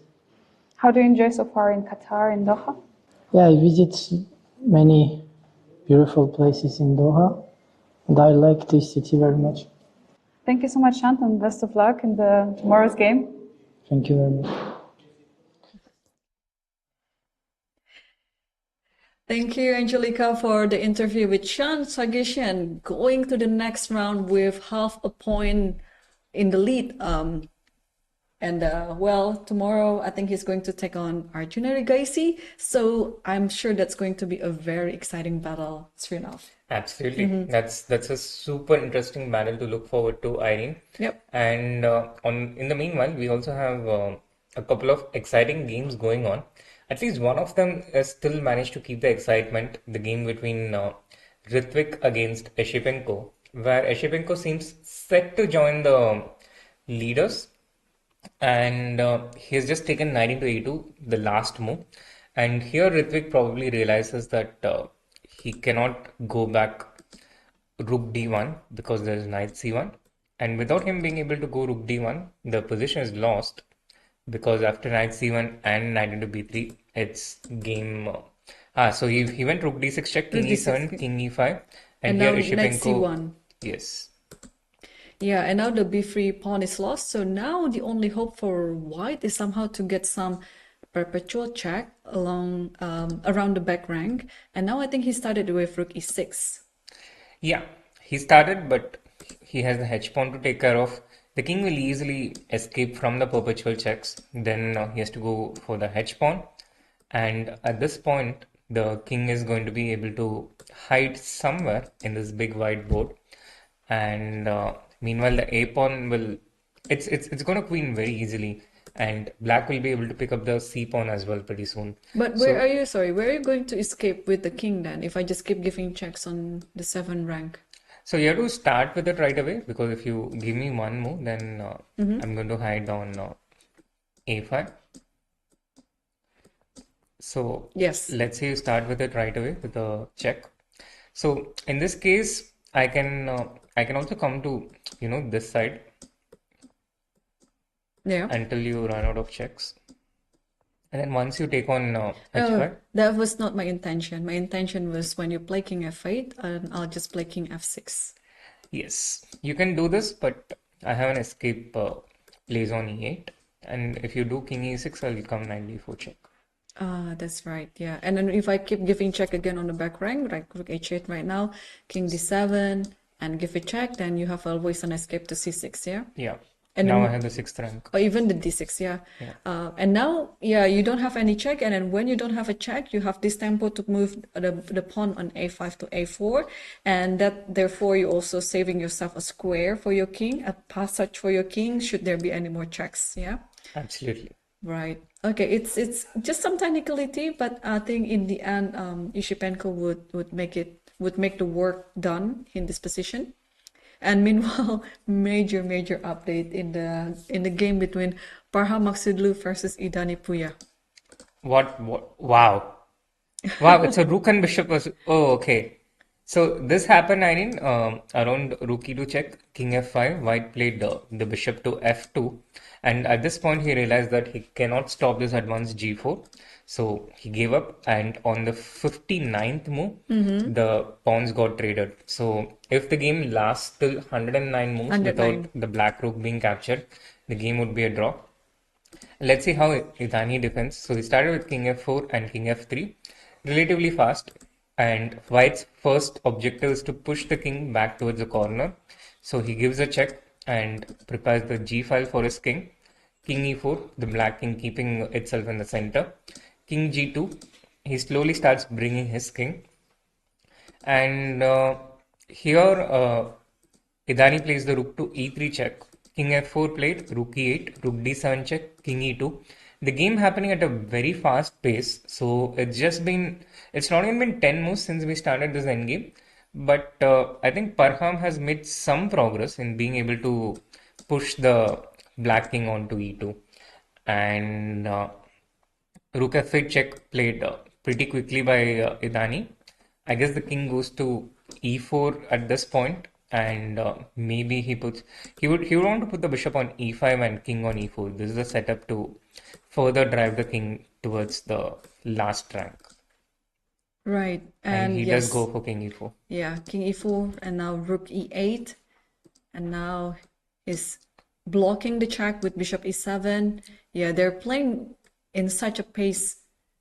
And now we see rook g8, yes, and Yes, rook g8 on the board. I think bishop d6. yeah, bishop Yeah. d6. Yeah, you want to put the bishop blocking the check again, but now on e5. Yes, bishop e5, and now I think after king e1 we reach the defensive position. Rook e6 is also possible. Yeah. Yeah, I think one of the main ideas to defend this position is to keep the bishop pinned, because it's Yes. very important for this bishop not to come into action with all these checks and so on. So normally after this position has been reached, then white will somehow include the rook on d7 to go into the back rank. So which side that do you think this rook will go? To a7? This I'm not sure if there's any difference. And the computer is also not going to help you, Irene, because when you open the table basis, Yeah. the first move it shows is rook d1. Wow, that's the drawn part, yeah. And he went for rook h7, so he went the other way. Rook back to e8, yeah, keep pinning the bishop. Give a check on h2. King e1, I think. I think so too. But we have to wait for Idani to play the move. Yes, king e1. Wait, king e1? Yeah, it is king Yeah, e1. yeah, it has to be. Now the technique is if the white king goes this side, the black king goes this side.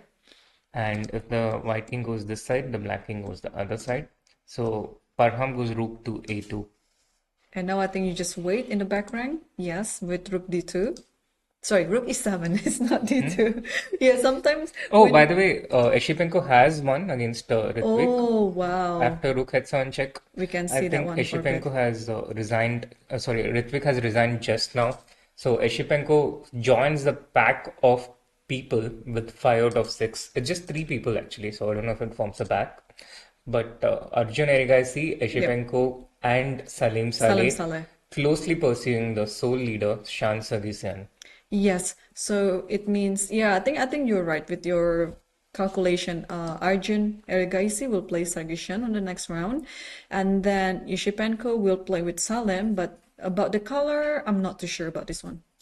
Yeah, that's a tricky one. I recently saw a clarification on Twitter regarding this, but let's return back to the position where there has been a few moves and a very instructive technique Yes. shown by Idani. After rook e2, he maintained the rook. Now the king went to the king side. So the opposition king went the other side, the dance of the kings. Bishop d4 to try and bring the bishop further. And now black plays the rook to e2 Yeah. to free up the second rank defense. I remember about a few of the defenses here. Rook rook and bishop versus rook is there are two. First, you try to pin the bishop if possible, and whenever the bishop is not pinned, you try to have this second rank defense. It means that you have to challenge your opponent's rook on the second rank, because usually it will try to limit your king's activity on the second rank or on the 7th rank, depending on the color. That's very well put, Irene. So the second rank defense, and that happened at this point. After rook a3, he just went back rook e8, and Parham just kind of came back to square one. So king e4, rook e7, all these things happening, And the pace at which Idani is playing and the confidence with which he's showing, it seems very clear that he remembers this defensive techniques. Yes, yes.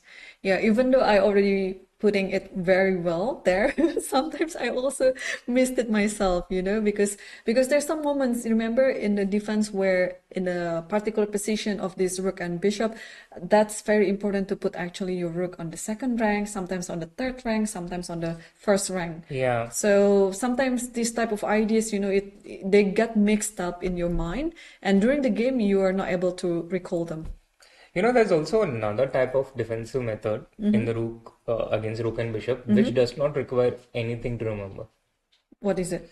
So you have to put your rook and king one square apart. Okay. And you have to keep maintaining it as much as possible.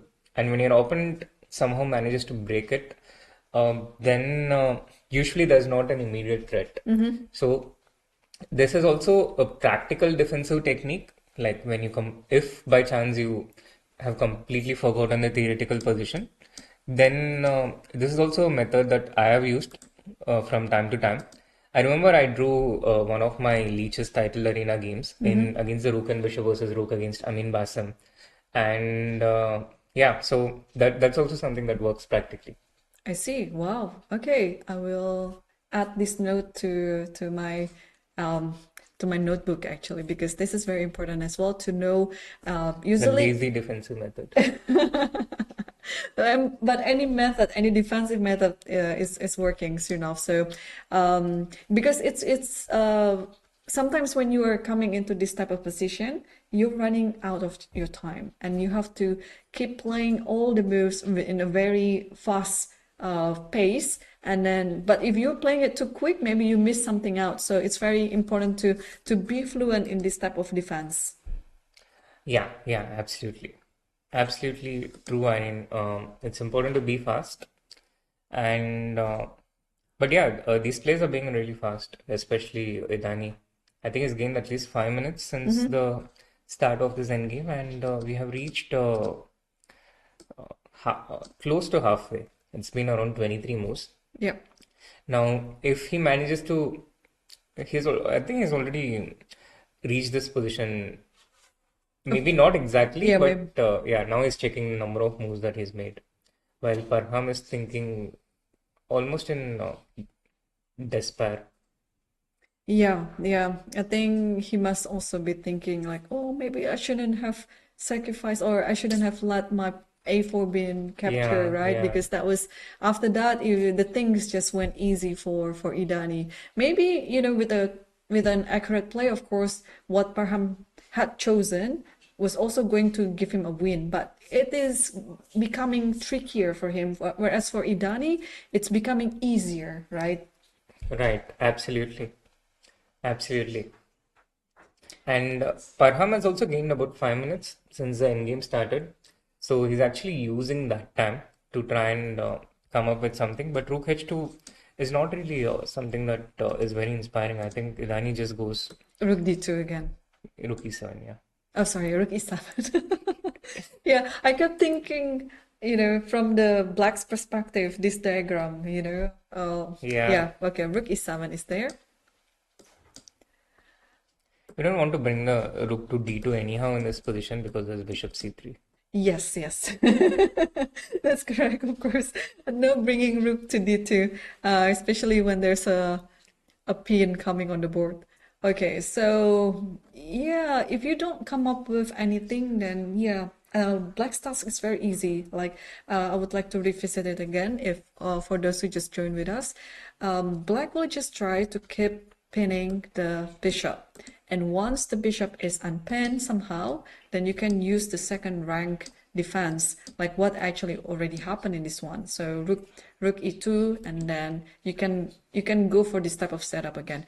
King d4 has already played. So King f1, yeah. It's also very important to note to go the opposite side of the opponent's king. It is also to prevent the opposition and things like that.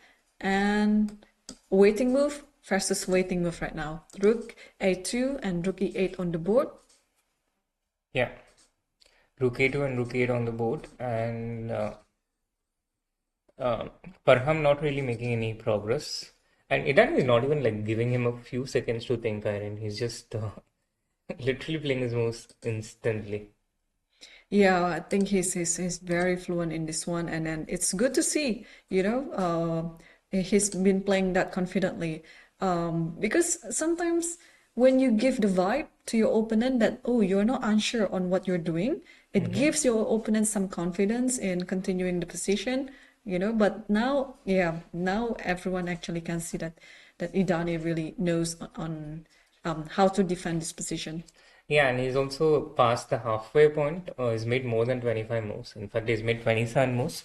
And at the 50th move, he can actually claim to the arbiter by first writing down the intended move that he's about to make on the 50th move, which should be the 109th move for black here. And then calling the arbiter and saying, I'm going to make this move and claim the draw. If neither player claims the draw after 50 moves, the arbiter himself can stop the game and declare it a draw after the 75th move mark. Yes, yes. Yeah, that is also the task for the arbiter here because going into, finishing the sixth round, I don't see any complaints yet made to the arbiter. Everything has been going so smoothly in this tournament. Yeah, absolutely. King d5 played by white here. And I guess, what do you do here, Irene? Oh, many things, yeah. One of them is just probably I'll just give a check to d8. I can also play, I can just play king e1 back. I think it's fine too.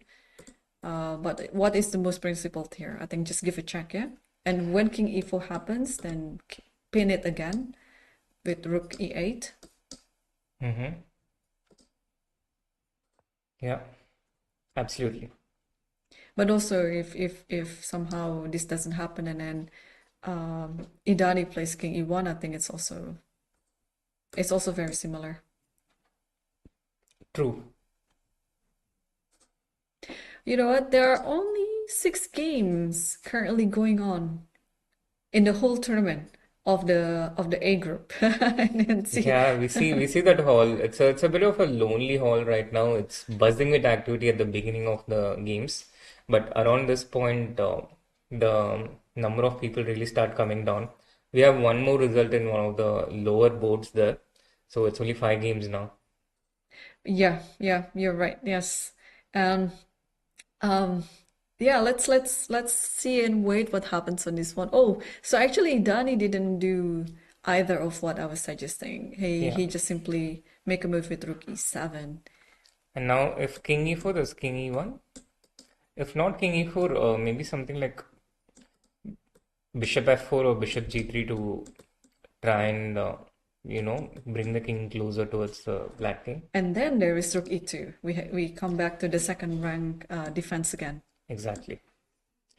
So, yeah, the second rank defense and this position with the pin. I think this is called as the Zen drawing position, if I'm not wrong. The Zen drawing. I think so. It's spelled as SZEN, and I think this is the name of the position. All these things, the first time we learned, maybe 20 years ago. To be honest, I don't have a clue of the name of this position. Well, we still don't have a move yet. But I just would like to update the position. No, actually, there's something is going on the lower board. It's between Abdusattorov versus Maturosyan. It's almost coming to an end. Wow. It's almost coming to the end, but not the end that we might have anticipated when we looked at the pairing and the rating of the players, Irene, because Haik Martirosyan at 26.56 is clearly outrating his opponent Abdusattorov at 25.36. But at this point, it's white who has a massive advantage, and with queen c3 is threatening the c4 pawn. The white king is absolutely safe, whereas the black king is in perilous danger. And on the plan for white is also clear cut because he can just bring in the bishop in any which way he wants, whilst the black king and the black's pieces are stuck due to black's king safety. Right, but also it's very important to wait what is black is doing at this point, yeah, because there might be some ideas with rook takes f7 if the queen on e8 somehow moves away from the e8 square, you know. But of course, what you were saying is just very easy. You don't want to deal with anything like this, and then just simply activate the bishop on a2 via b1, and then you go into your desired diagonal. And did this just happen? Yeah, so queen e4 and rook c1 happened, and now bishop into c4 is the simple threat.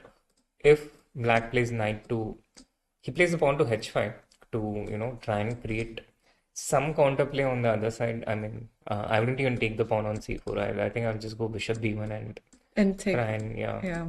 I think so too. Like, I think that would be the quickest way to win, because the bishop on f7 is stuck anyway. It cannot go anywhere because then the c4 pawn will fall. But yeah, bishop b1, rook g1, and somehow you're creating the attack around the king. Absolutely. And Abdusattorov is, I think he's on the 3.5. Like, he's on the 3.5 right now. So if he wins, it's quite a significant result. Absolutely. So he will move to 4.5 points. And actually, we saw a lot of draws today amongst people who are at 3.5, which is interesting. We had decisive rounds in the first 4 boards today, with 3 of those wins coming for the player with the black pieces. And in the boards just below that, there were so many draws. And I think he took bishop into c4, by the way. Okay. I mean, this is also, a quick way to win. Yeah. It's just a matter of taste, I think. And it's actually not that difficult to... So, black just goes h4 in any case. Keeps advancing the pawn. But yeah, I mean, I'm not a big fan of the approach taken by white. Me too. Well, this one looks a bit too easy for black to keep playing. Meanwhile, I'd like to torture my opponent, right? So I like to play bishop b1 and then I want to see my opponent squirm with all this attack around the king. And I just realized, true enough, today, round 6, in the top 4 boards, we have 4 decisive results. It's something that's very rare to happen. Yeah. Right? Yeah, 4 decisive results in the top 4 boards, because they really want to seize the title, seize the first prize. Wow. Okay, but tomorrow round 7, which is also a rest day for the World Championship match. With 2 rounds to go. Wow, things are just, it's getting so heated up there in Singapore. 2 rounds to go. It's definite. The 2 rounds will be played anyway, no matter what happened on the result, right? And maybe we will see also a tie break. Absolutely. With the exception of Magnus Nepo in Dubai, I think we have been seeing tie breaks in most of the World Championship matches since they are playing in this format. Yeah, that's true. And I was also calculating the day when I have to fly. And if they have the tie break on the 30th of December, I would be very sad because I wouldn't be able to watch that because I'll be in the flight. You should fly back to Singapore. Yeah, but I already made another plan. Yeah, this is happening too. I remember in 2006. This is not chess. This is football. In 2006, there was a final between France and Italy, right? Exactly. Yeah. And do you know where I was? Dubai? I was in France. Wow. I was in France myself. I was following the World Cup then. I was in France, but I was still, how old was I? 14. Oh, I was actually just finished some WGM tournament in Marseille. And then it was just my fate that my flight back home happening on the final day. Actually, before I boarded the plane, the match was already happened for the first round. Okay. So I think I would also, if this World Championship match went into the tiebreak, I would also have the same FOMO because I But wouldn't be Irene, able. do you know one of the differences between 2006 and 2024? Yeah, I could watch it on the plane, right? In-flight Wi-Fi.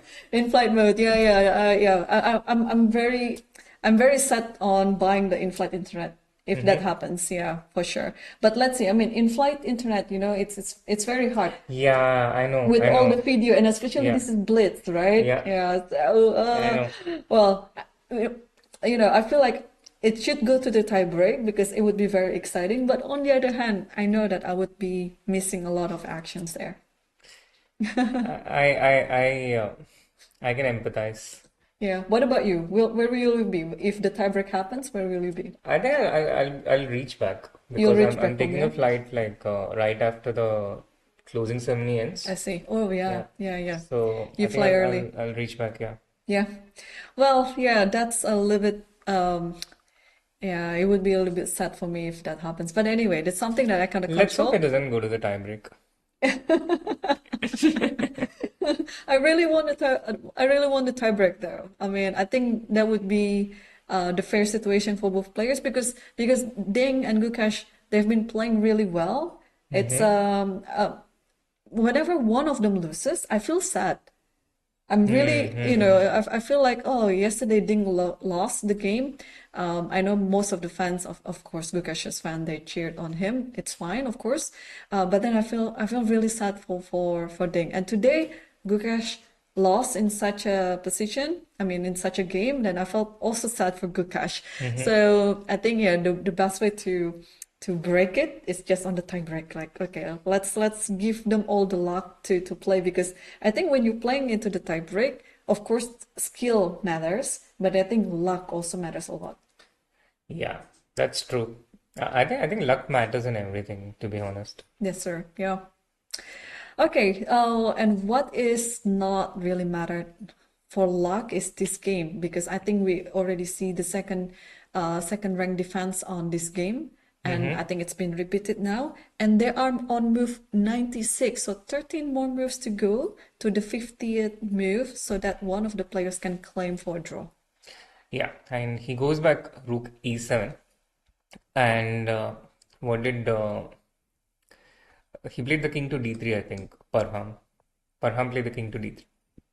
Yeah, I've had a few different experiences with the rook and bishop versus rook. I lost one of those games against the German Grandmaster, Niklas Huschenbeth. Okay. And yeah, that was also a pretty long game. And after the game, my first worry was that the metro station had closed. This was in Dubai. I was like, oh my God, the metro station has closed. How am I going to go back? And what year was this? Sorry? What year was this? This was in, I think, 2012. Something like this. The Dubai Metro was fairly new at that time. It was like, I think maybe 2 years since it began. Rook f8 with threats of a discovered attack, yeah. Yeah, and king g2 was played. And bishop e3. Yeah, I think now you can just play king g3, yeah? Yeah, the king comes out from this corner. The king comes out from the corner, and then at some point you reach a point where even if you're blundering the rook, you make the draw by 50 moves. But don't blunder it on the 50th move when it captured, right? Yeah, it's safer when it's a mate in 2 on the 50th move. Yeah. Yeah, but for all the kids who are watching this at home, please don't try it, yeah, because then you'll be the one who's going to be responsible should any parents come, oh, they're watching Srinath saying that you can actually give away your rook on the 50th move and then somehow, they mistook it. And yeah, don't be responsible on that, Srinath. Just keep playing according to the principle. Keep pinning the bishop so that the bishop cannot move freely, or do the second rank, or rather in this one, since the position has changed a little bit, do the G file defense. So Yeah, just be like Idani. yeah, But be you like can play a Idani. bit slower. That's okay. You That's don't have to true. play this fast. Idani does because he knows what he's doing. So King E2 is on the board. I think I would like to play King G4. Also, there's nothing wrong with Rook E4. I mean, pretty much in this position, yeah, you can play anything. Yeah. Any move draws, and as long as you don't give up your rook. Yeah, actually, literally, most of the moves draw here because again, it's prevented. There's the 50 move rule.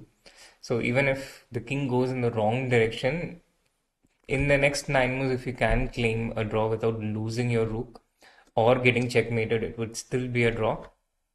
And sometimes there are people who would, give up in such situations when they have the rook and bishop and Yeah. just agree for a draw anyhow. But Parham doesn't seem to be in that mood yet. Oh, by the way, Srinath, before you played Rook E4, I was just picking on your screen. It's such a cool feature on Lichess table base there. Before Rook E4, there is put King E2 here. There is this move, loss prevented by 50 move rule. Yeah, By exactly. playing King H2. So it means that if you play King H2, it's principally wrong. You're walking into a matting net. You're going to lose usually, but since there is a 50 move rule, you're not gonna get checkmated before move 50. Yeah, that's exactly where I got this, idea from to say that even if you go the wrong direction, your Yes, 50 yes. move will still save you.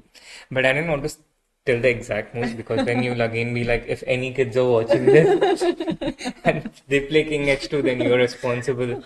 Yeah, King H2 is not PG-18. Okay, so Rook F5 and Rook A4. Rook A4, yes. Yeah, I think both players already realized that it's going to be a draw, but of course Parham has to keep trying until his opponent make a claim of the 50th move. Yeah, it will also, I think, be an instructive moment to watch the claim itself being made because a lot of people might not be familiar with some of the nuances, but in general, whenever you make a claim for the 50 move rule or the repetition, generally you write the move down first, and then you call the arbiter and you make the claim. You don't make the move first, but you write the move down, but then you make the claim to the arbiter and say that I intend to make this move. Meanwhile, we have another version of the same drawing position that we saw earlier. That was with the rook on e8, bishop on e5, and the king on e1. Yes. With the rook on b4 and king on h4, it's the exact same thing, except the sides have changed. Yes. Yeah, it looks like it's almost like an X-ray there, but they're just going around, with the board. It's 64 squares for a reason, so that you can go to this side, you can come back to the e8 later, and then you go to the a4. So, but Yeah. it's going to finish in about 3 moves from now, because after King h4, it is move number 106. And if they completed the 109 moves without any capturing, then Idani can claim the draw. Yeah, and he just had a peek at his score sheet for the same reason that if he knows that if he makes, he goes king e5, black will go king to h3 now. And I just made the move because I know I can read Idani's mind by now in this position. Right. And rook g8, still trying. 2 more moves to go. Yeah. Again, instructive moment, anything draws, but not something like rook into d4 because that would lead to a capture. So don't show off in these situations. Just be like Idani. Follow the principles. Rook a4 also played. And with his next move, Idani can claim the 50 move rule. But again, make a normal move according to the principles because What if you miscalculated the 50th move or noted it down wrong, for instance? That happened to me when I was like 8 years old or 9 years old, but this was a different story, not something like this, but with the time.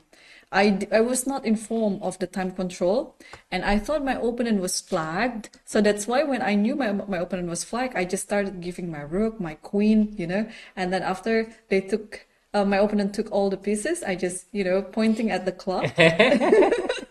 Oh my God, but it was such an embarrassing moment in my chess career, because then my opponent was like, no, I have another hour, because we were using analog clock that time. The clock was literally flagged. So I thought it was the game. I mean, it was the end of the game, but then it still has another round around the earth. Yeah. So the board automatically claimed a draw in what we have right now, which is why the result has been declared, because it senses the 50 moves. But officially, Idani is just claiming the draw. He has written down his move, and Parham Parham has accepted also agreed for the draw. And so. Wow, what a match. I mean, it's I think I have to give it to both of them, even though they're coming from the same country, they battled it out until the end here, until actually there's no draw offer. They drew because of the rule, right? So it shows that they're really playing everything out, especially for Parham. Because, I think in the game, it was only Parham who had a chance to win the game, but somehow he missed it. And Idani, with his very fluent defense in rook and bishop versus rook, he managed to defend it very, very well. Yeah, it was a defense as fluent as any defense could be, with a level of speed which is just remarkable. And also a good lesson for, I think, all of us. Yes. I was actually happy that we stay on this one, and this was being one of the last game in the top 10 boards to finish, because I could also revise all this, memory about how to defend against rook and bishop versus rook. But anyway, Srinath, what a game. Yeah. What also a day we had today. What a day. What an incredible day. Yeah. We had so many treats here. We mentioned earlier we had a very beautiful game in the game between Daneshvar versus Salem. It was very instructive. His opening was very instructive. The middle game, how he executed it, and then the tactical end in the end, it was really nice. And also a very chaotic and messy game by Arjun Erigaisi versus David Paravyan, which ended with a checkmate. And it was very nice of David to allow this to happen, because I think he had the respect of the game, because Arjun has been playing very well on the game. Sometimes, I could see so many good players, they just allow the checkmate to happen to give the respect to the opponent who had played a very good game. Absolutely.